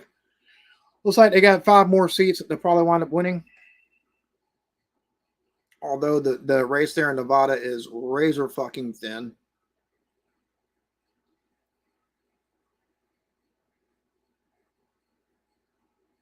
As is the race there in Pennsylvania between McCormick and Casey. So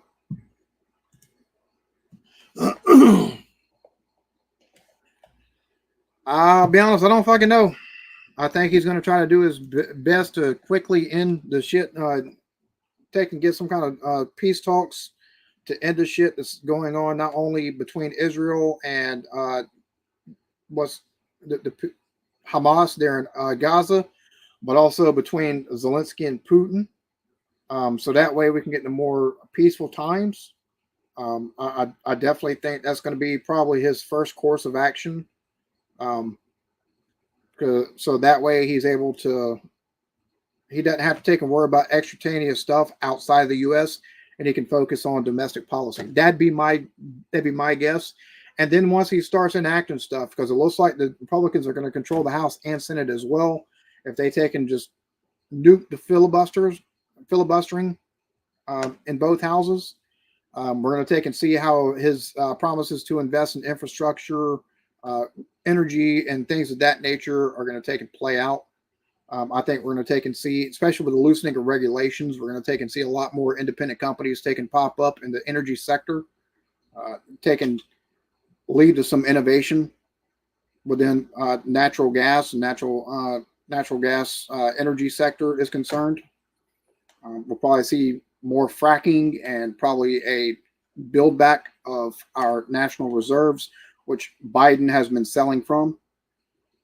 So do I think we're going to see immediate returns? No. Do I think it could go belly up? Yeah. But it's the same deal with if Harris were in the same position. It looks like she was going to take and win at this point. I like the idea for her taking and capping the price on medications. I like her idea for taking, I don't particularly care for the first-time home buyer. At the same point in time, it's a nice gesture at the very least, because home ownership is always a dream here in the U.S. So I don't falter for it. I don't care for the price controls, but taking and investing in infrastructure and renewable energy, it would at least created some jobs. It would have taken cost jobs as well, but would have created some jobs. It'd have been interesting how things would play out. But again, I think shit would have went belly up maybe quicker under her, but I could be wrong on that too. I don't know.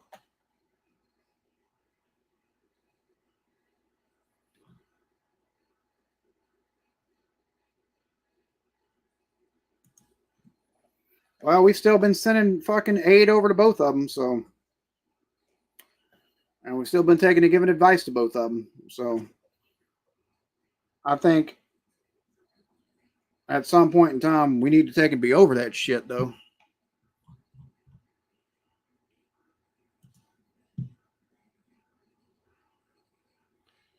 %. Let's see.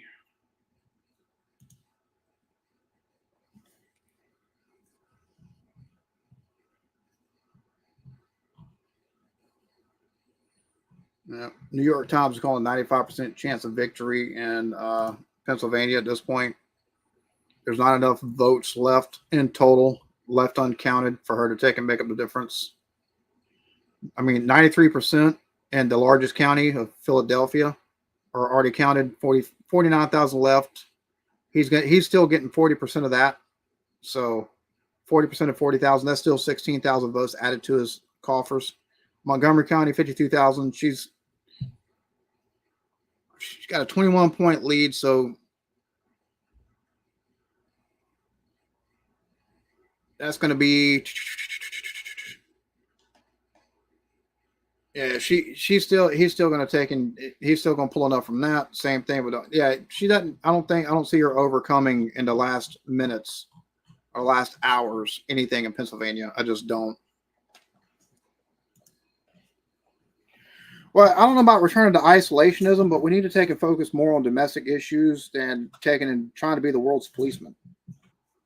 It just, we stretch ourselves so thin, and we take and police so much of the world. Like, we got stuff we need to take care of here at home. We've got fentanyl taken and crossing the border at alarming fucking rates. We've got gang violence at all-time highs in a lot of fucking places around the country. We've got an epidemic of addiction here in the U.S., specifically to opioids, still fentanyl and stuff like meth. We've got so much stuff that we should take and be focusing on here. We've had companies that we need to take and build up the manufacturing abilities here in the U.S. So that way we're not so dependent on foreign entities like China. And we need to take and give incentives for companies, American-made companies, to take root here, and just not try to take and move somewhere where there's cheaper labor. Put a penalty on them for taking a move and trying to ship stuff back to the U.S. Fuck that. You outsource jobs, you outsource people's livelihood. Fuck you. Now you're taking to pay a 70% import fee. I'm not opposed to something like that, because we definitely need to build stuff back up here. The American dream has been broken for over 20 fucking years, and in the last 10 years, it's been absolutely just impossible for that house with a picket fence and a tire swing in the fucking yard. It's been unobtainable.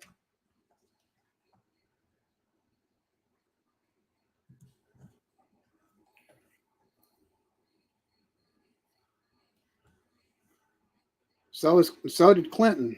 So did Obama. Like, he's not the only president that takes and shared secrets.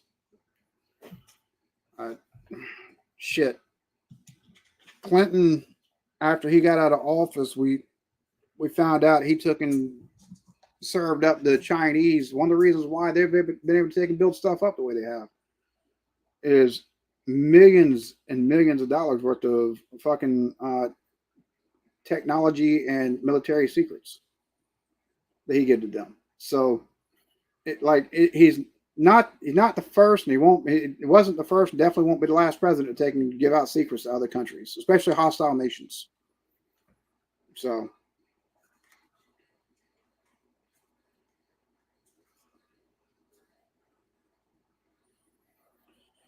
bro, it's at 2:00 in the morning. They ain't called this shit. I'm calling it right now. Unless something massive fucking happens, Trump has won this shit.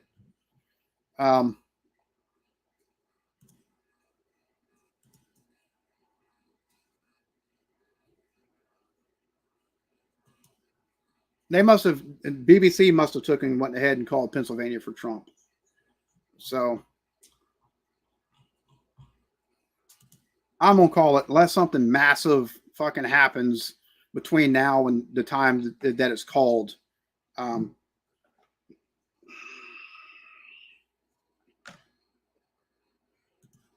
Well, they voted for a rapist whenever they voted for Clinton, so go fucking figure. And the convicted felon thing, like, we've had multiple members of fucking Congress go before ethics committees and be censured and shit like that for taking and paying out of their campaign money to taking for hush money, 17 million just in 2017 alone, out of taxpayer money for fucking hush for basically hush money payments to other staffers and senators and people that work there on Capitol fucking Hill for sexual harassment and sexual misconduct. So the only problem is he got fucking caught by somebody taking and blowing the fucking whistle. They took and passed law in Congress to try to take and help it, and still had over 100 people in the last fucking congressional session that took and had to go before ethics committees in the last couple years because of that shit. So, like, nobody's perfect. Like, seriously, nobody voted for that motherfucker because they like his personality. I promise you that. And if they do like his personality, they're fucking brain dead. People that voted for Trump voted for his fucking policy. Like, I don't understand why that's such a hard concept to grasp.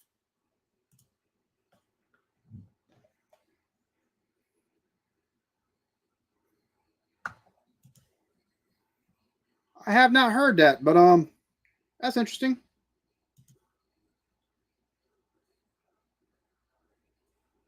Oh no shit. Yeah. Well, hold on. Where was it? Yeah, we played both sides until Hitler declared war, and then Japan took and bombed us. Henry Ford taking to help set up the Nazi factories to spit out the war machine there. The Bank of New York taking and financing Nazis directly before Hitler declared war. Oh yeah, trust me, I know. We were a hostile nation. Ugh.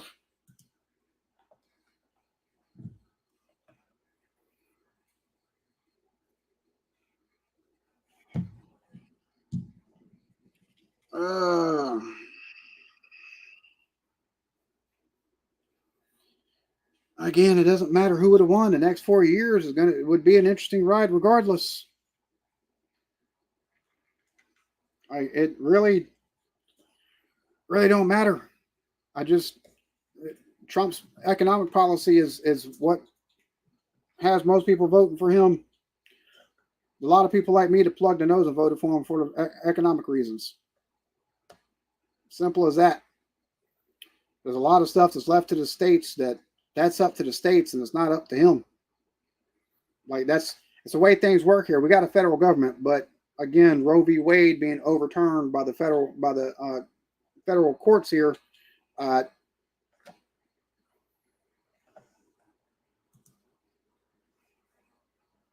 Yeah, probably so. Probably so.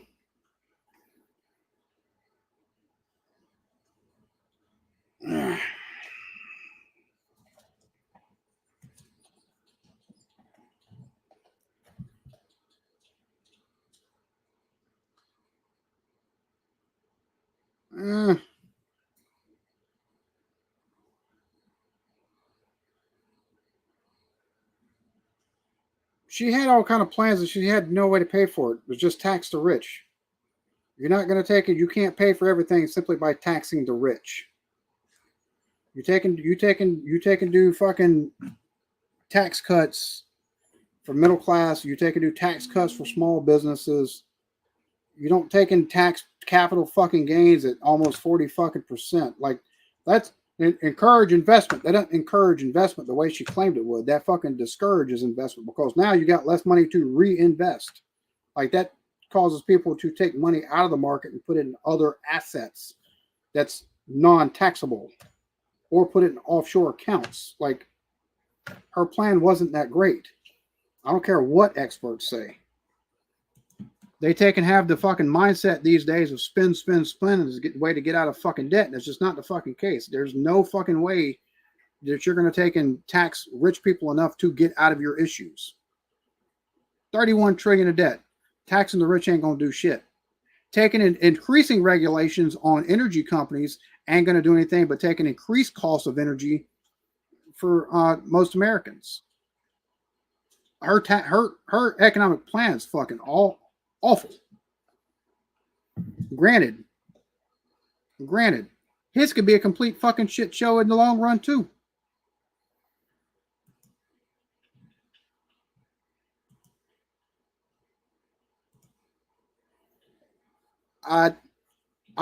The only thing I think that she had that she has a better plan on was the capping the cost of prescription medications across the board, right?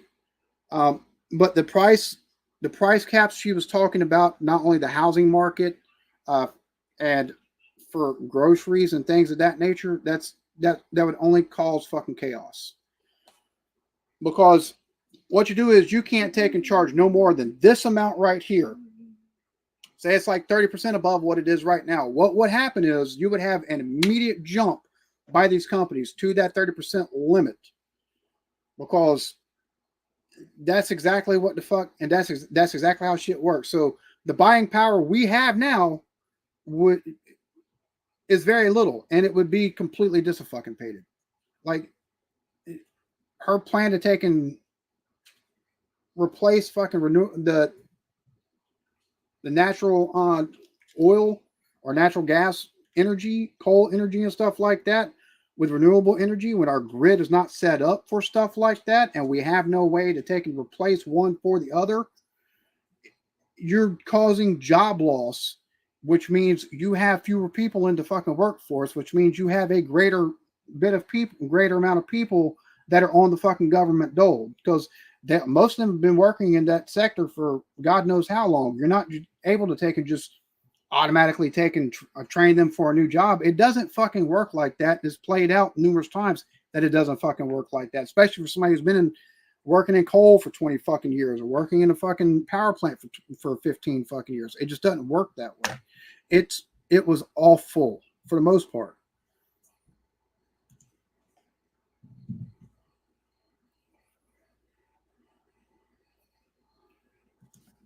They should do Medicaid for all. Medicaid for all. If you make over $150,000-$200,000 a year, you take and pay so much for fucking co-pays and a fucking deductible. And if you want fucking private insurance on top of that, do that. Cut the fucking defense budget in half. Take and put it towards implementing the Medicaid for all. Boom. Problem fucking solved right fucking there. But neither one of them have a good enough plan to take and actually enact anything like that. It's going to increase the cost of things from China. He's talking about a 60% tariff on things imported from China. Right now, China imposes a 60% tariff on things imported to them from the U.S. We are operating at a trade deficit of billions, hundreds of billions every year with fucking China. So you take and reverse that. Things from China, yes, will take and cost more. After a bit, that will wind up evening the fuck out, because you're going to have, at that point, American fucking competition, especially with a tax cut to fucking small businesses and investment in manufacturing.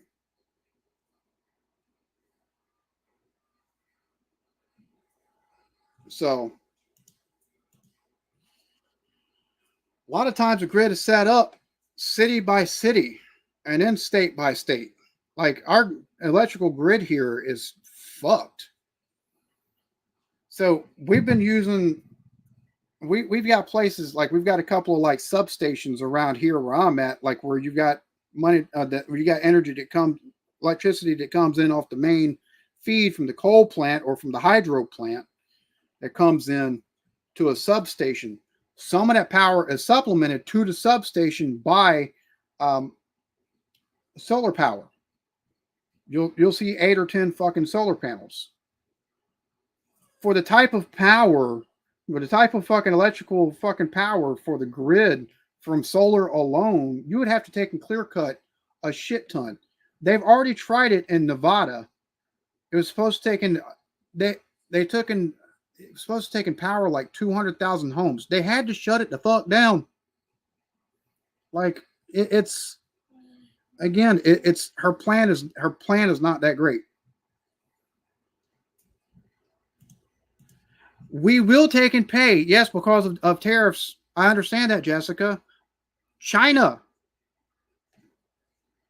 anything that we take and ship over there, they've got a 60% fucking tariff on our shit. It's like a 20 to 60% tariff depending on what the fucking good is that goes to China.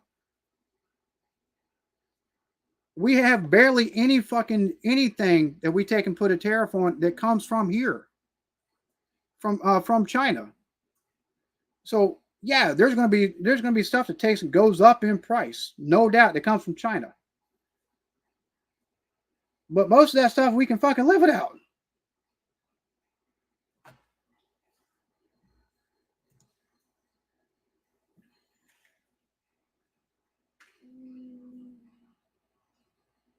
And what do you think Trump was preaching his first 4 years, has been preaching the last 4 years? The problem is, I'm not even going to take and argue. I'm not even going to argue. You have your viewpoints on it.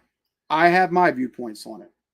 When the unions here are against a fucking candidate because they're talking about taking and enacting policy that would be detrimental to their job and their ability to make money, you have a fucking issue. The union bosses were all for fucking Harris and Walz. You know the reason why? Because it benefits them and lines their already rich fucking pockets. The union worker was for Trump. Most of them voted for Trump. The reason why is because he doesn't want to take and disregard them, whether they be in a fucking union that takes and deals with fucking power or a union that deals with fucking auto manufacturing. They voted for fucking Trump. When you've got the fucking fat cats voting for the fucking for one candidate who's talked about doing shit that's going to take your fucking job, I'm down to take and go with the fucking worker. I've lived this shit here in this country, Jessica. I fucking live here. I've lived this shit. So when I take and look at policy and go, that don't make any goddamn sense. It don't make any goddamn sense to me because I live this motherfucker. I see what the fuck the end result of this shit is. I see what the fuck happened whenever they started taking outsourcing the fucking jobs in this country. We got Detroit. It looks like a goddamn fucking ghost town because they took and decided to take and outsource the fucking jobs to fucking China, to fucking Taiwan, to fucking Mexico. She's not talking about taking and making investments in that kind of infrastructure, that kind of manufacturing. She's talking about green fucking stuff. That's the type of manufacturing and stuff that she's talking about doing. She's talking about taking more jobs from people that take and work within fucking energy within this company, within this country, that takes and deal with fucking natural gases like propane and fucking coal. You can't fucking do that and expect to take and win. You can't do that and then take and claim you're going to take a lower energy cost. It doesn't fucking work that way. I fucking live here. I'm going to take and go with my fellow man who works blue collar fucking jobs at the fucking ground level, because we see what the fuck the end result of this shit is. We see what the fuck happened under Obama when fucking hundreds of thousands of people lost their fucking jobs because he went against fucking coal industry. Whenever he took and give cuts to small businesses, but they were all fucking green energy fucking companies that were run by his fucking buddies. I've been here and done this, Jessica. I'm not going to make an uninformed fucking vote. I like his economic policies better for a reason.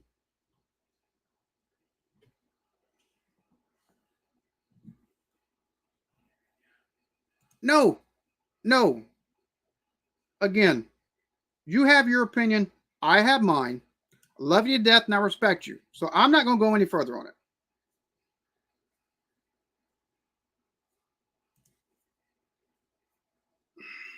Bro, I'm not even.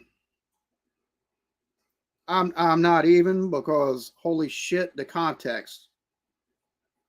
Lord have mercy.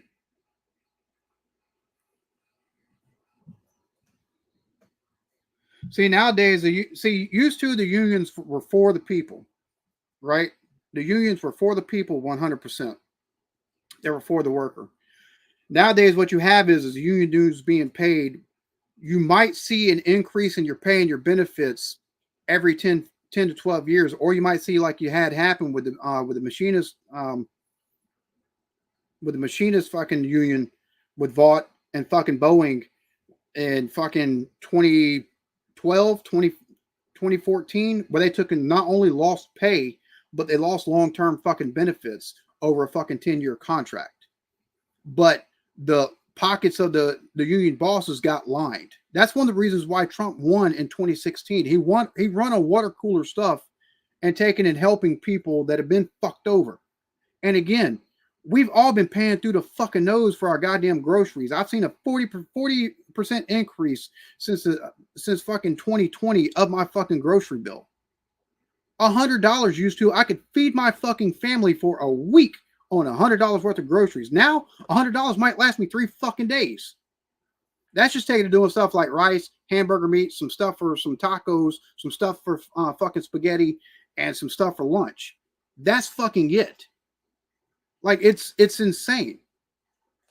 Like, I'm living this shit every fucking day. People from outside in taking and talking about, I don't understand. I do, because I fucking live this shit.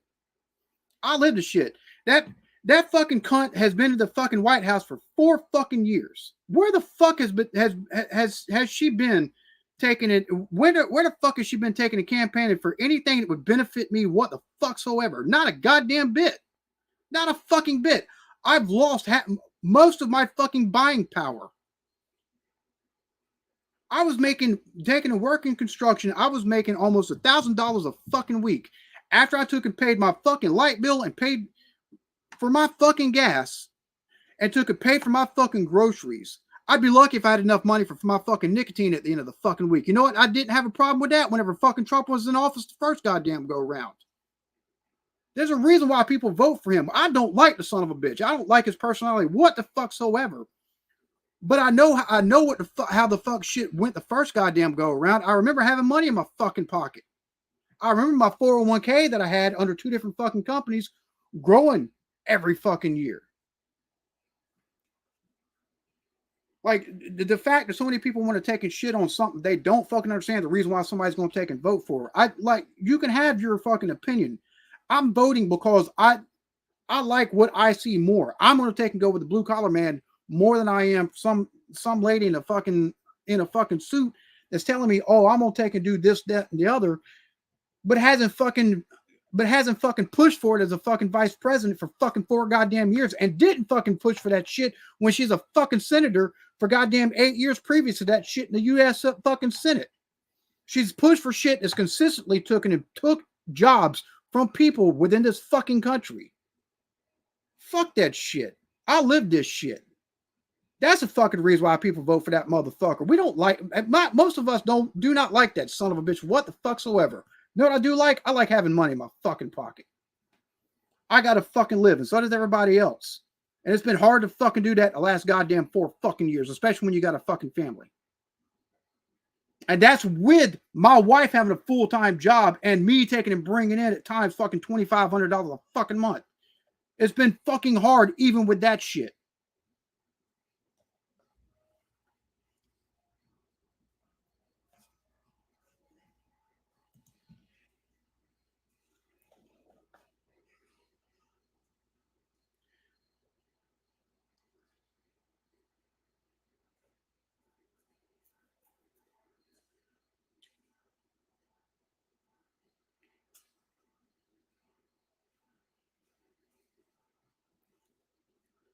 Overall benefits to an economy do happen over time. I worked under Obama and I worked under Trump. I had more buying power under Trump than I did under Obama. My light bill went fucking down. My grocery bill, again, there was a slight decrease the first 2 years he was in office of what the fuck I was paying for my groceries. Like, again, I live this shit. I fucking live this shit. I remember what it was like taking and working under Obama. I remember what it was like trying to take and get insurance under fucking Obama. You know what a good portion of my fucking paychecks went to? once I was able to take and get insurance, $270 fucking dollars a week for fucking insurance. Taking and bypassing the fucking Affordable Healthcare Plan, Affordable Healthcare Act fucking exchange, because my deductible was lower and my fucking my health benefits were better, and I wouldn't have to take and pay anything back from subsidies through the fucking exchange, get the government subsidy.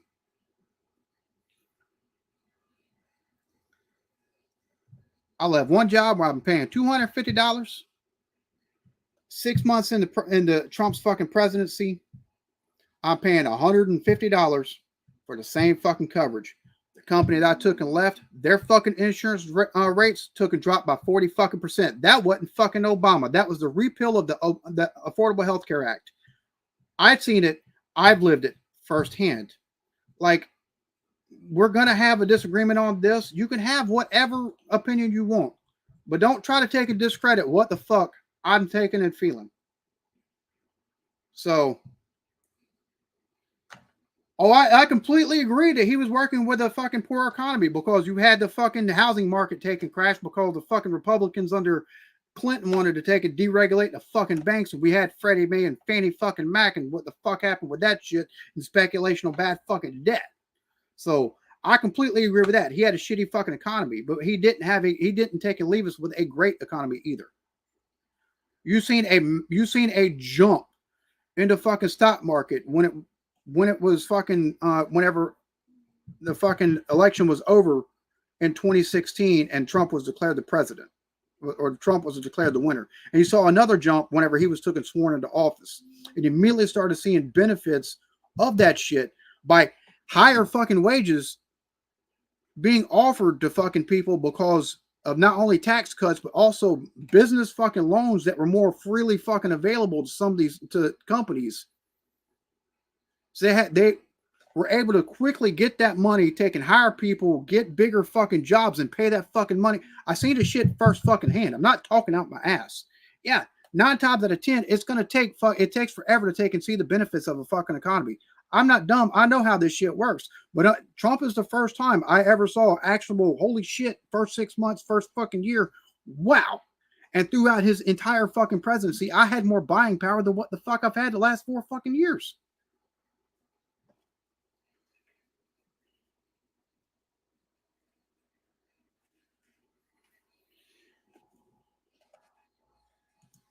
Biden's lower economy was the last year and a half of Trump's presidency, and the bullshit that that got fucking pushed through thanks to COVID.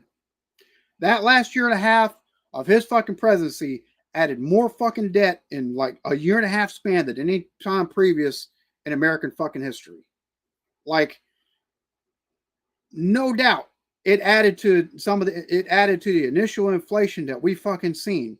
Biden has not helped it, though, is the problem. He hasn't done anything to take and stem the fucking flow. They took and let fucking interest rates ride for entirely too fucking long, which only served to allow the fucking inflation to increase. Because a lot of times interest rates are used to take and control the rate of inflation. It piss poor fucking management all across the fucking board, and all the stuff they took and passed to try to take that Reduce Inflation Act that was taken and passed was a continuation of the fucking new Green Deal. Nothing to take and reduce fucking inflation. Not a single fucking thing. The Infrastructure Act that took and provided money, to set aside money for taking and giving broadband internet throughout this country. A lot of companies have stopped participating because they're not paying out the fucking money. So there's a lot of shit under Biden living here, that talking with people that take and work in these industries, that you see and you hear and you're like, what the fuck? I'm not talking out of my ass. I live here and I have to take and talk to people to take and go through this same shit on a daily fucking basis. I used to take and do underground utility location. One of the things I did was work with the people that take and do the boring, so that way you can take and get stuff like broadband, or you take and get phone lines and stuff like that run from one spot to another. After that shit was taken and pushed through for the broadband and the internet connection, you've seen a massive expansion for about 6 fucking months, and then it has stopped. And the reason why is because they're not paying the money to fuck out. So people are taking $200,000, $300,000, $400,000 contracts, but because these companies that are subcontracting are not getting the money from the government, these companies are taking in and not getting paid, and some of them are either having to take and get loans or have gone out of fucking business. I live this shit. I'm here. I have to deal with this shit. That's the reason why a lot of people voted for Trump. Dealing with the shit we've dealt with for the last 4 fucking years and the empty promises that we fucking heard. And there's a good chance it's another 4 fucking years of empty promises. But I like the fucking at least propose empty promises compared to the one that I fucking have lived for the last 4 fucking years. Like,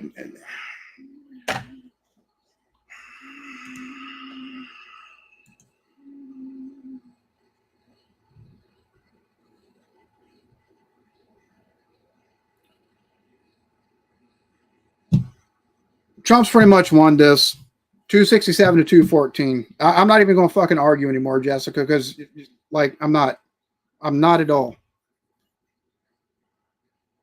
Like I'm not even going to take and entertain the fucking conversation anymore. I've seen what you said. I completely get what you're saying. 100 fucking %.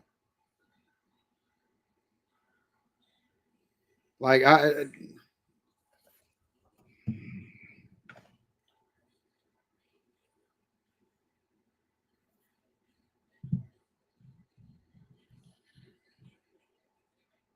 don't get it.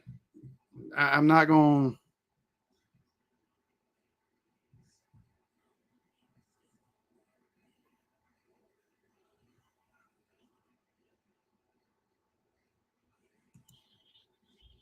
At the moment,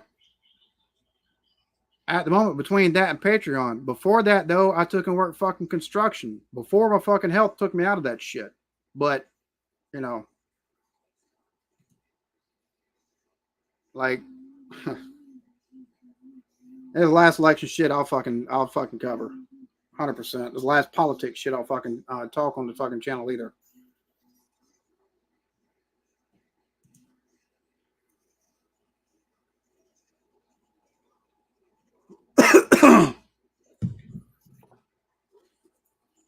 What's up, El Doof?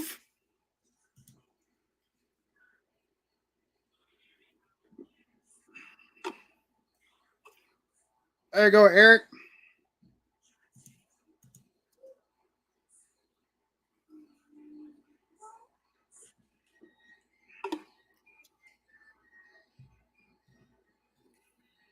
So I'm guessing they've called it for Trump because he's talking like he's won. I mean, it's a 267 to fucking 214, and he's all the fucking. They've declared him the winner for Pennsylvania.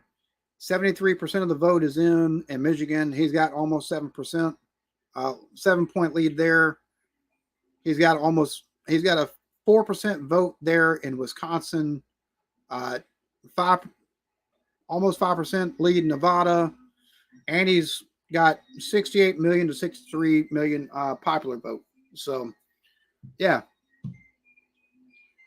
So I'm going to call it. Trump's won this shit 100%. Like, unless something changes.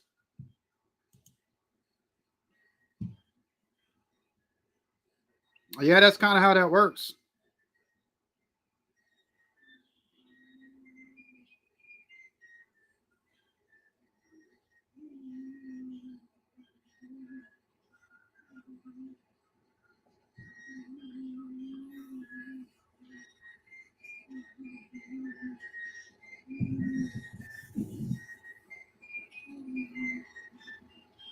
What you like?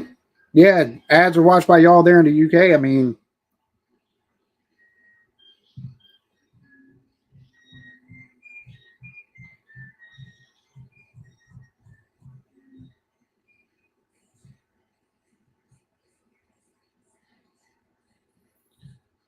so 267 to 2. So basically, it's less things change. It's going to be And see, and the GOP has got, looks like they're going to have a majority in the House. They've already got a majority in the Senate. So it looks like he's going to have, got YouTube Premium or an ad blocker.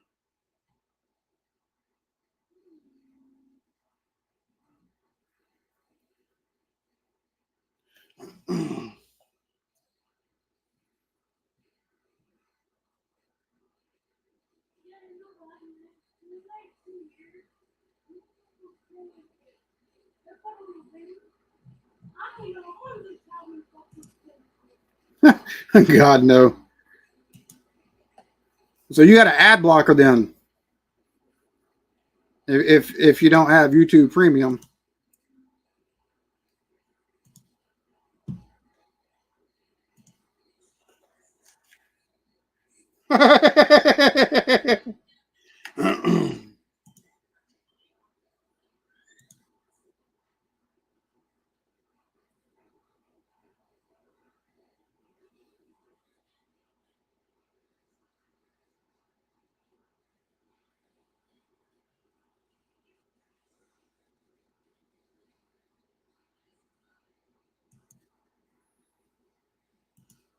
All right. Well, I'm gonna go ahead and call it, because unless something massive fucking changes, like there's no way in shit she's winning this. So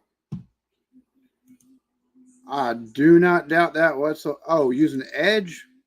So I use Google Chrome, so might be the reason why I take. That's the reason why if I don't have premium, I see ads. Yeah, I do not doubt that. I don't know if y'all been inundated with fucking campaign ads and shit like that too, but whew. I don't really have a clue. That's I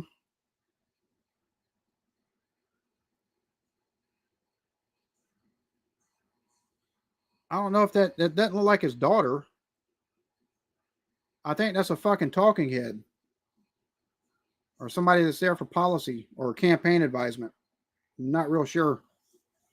She looks familiar. I've seen her before. Oh, don't think you can block ads on your Fire Stick. All right, unless something changes, like unless something massively fucks up in the vote counts going forward, like he's won it. Just on it, all he needs at this point is Alaska, and he's got the 270. So I'm calling it. I'm gonna catch y'all later. It's fucking 2:42. I love y'all to death. Some of this might have been heated. Jessica, you know I love the shit out of you. So it is what it is. I get exactly what you're saying. I don't completely 100% agree with you, but that being here, neither here nor there. Holy fuck, this has been a long goddamn stream. Y'all be good to each other. Love yourselves. Peace.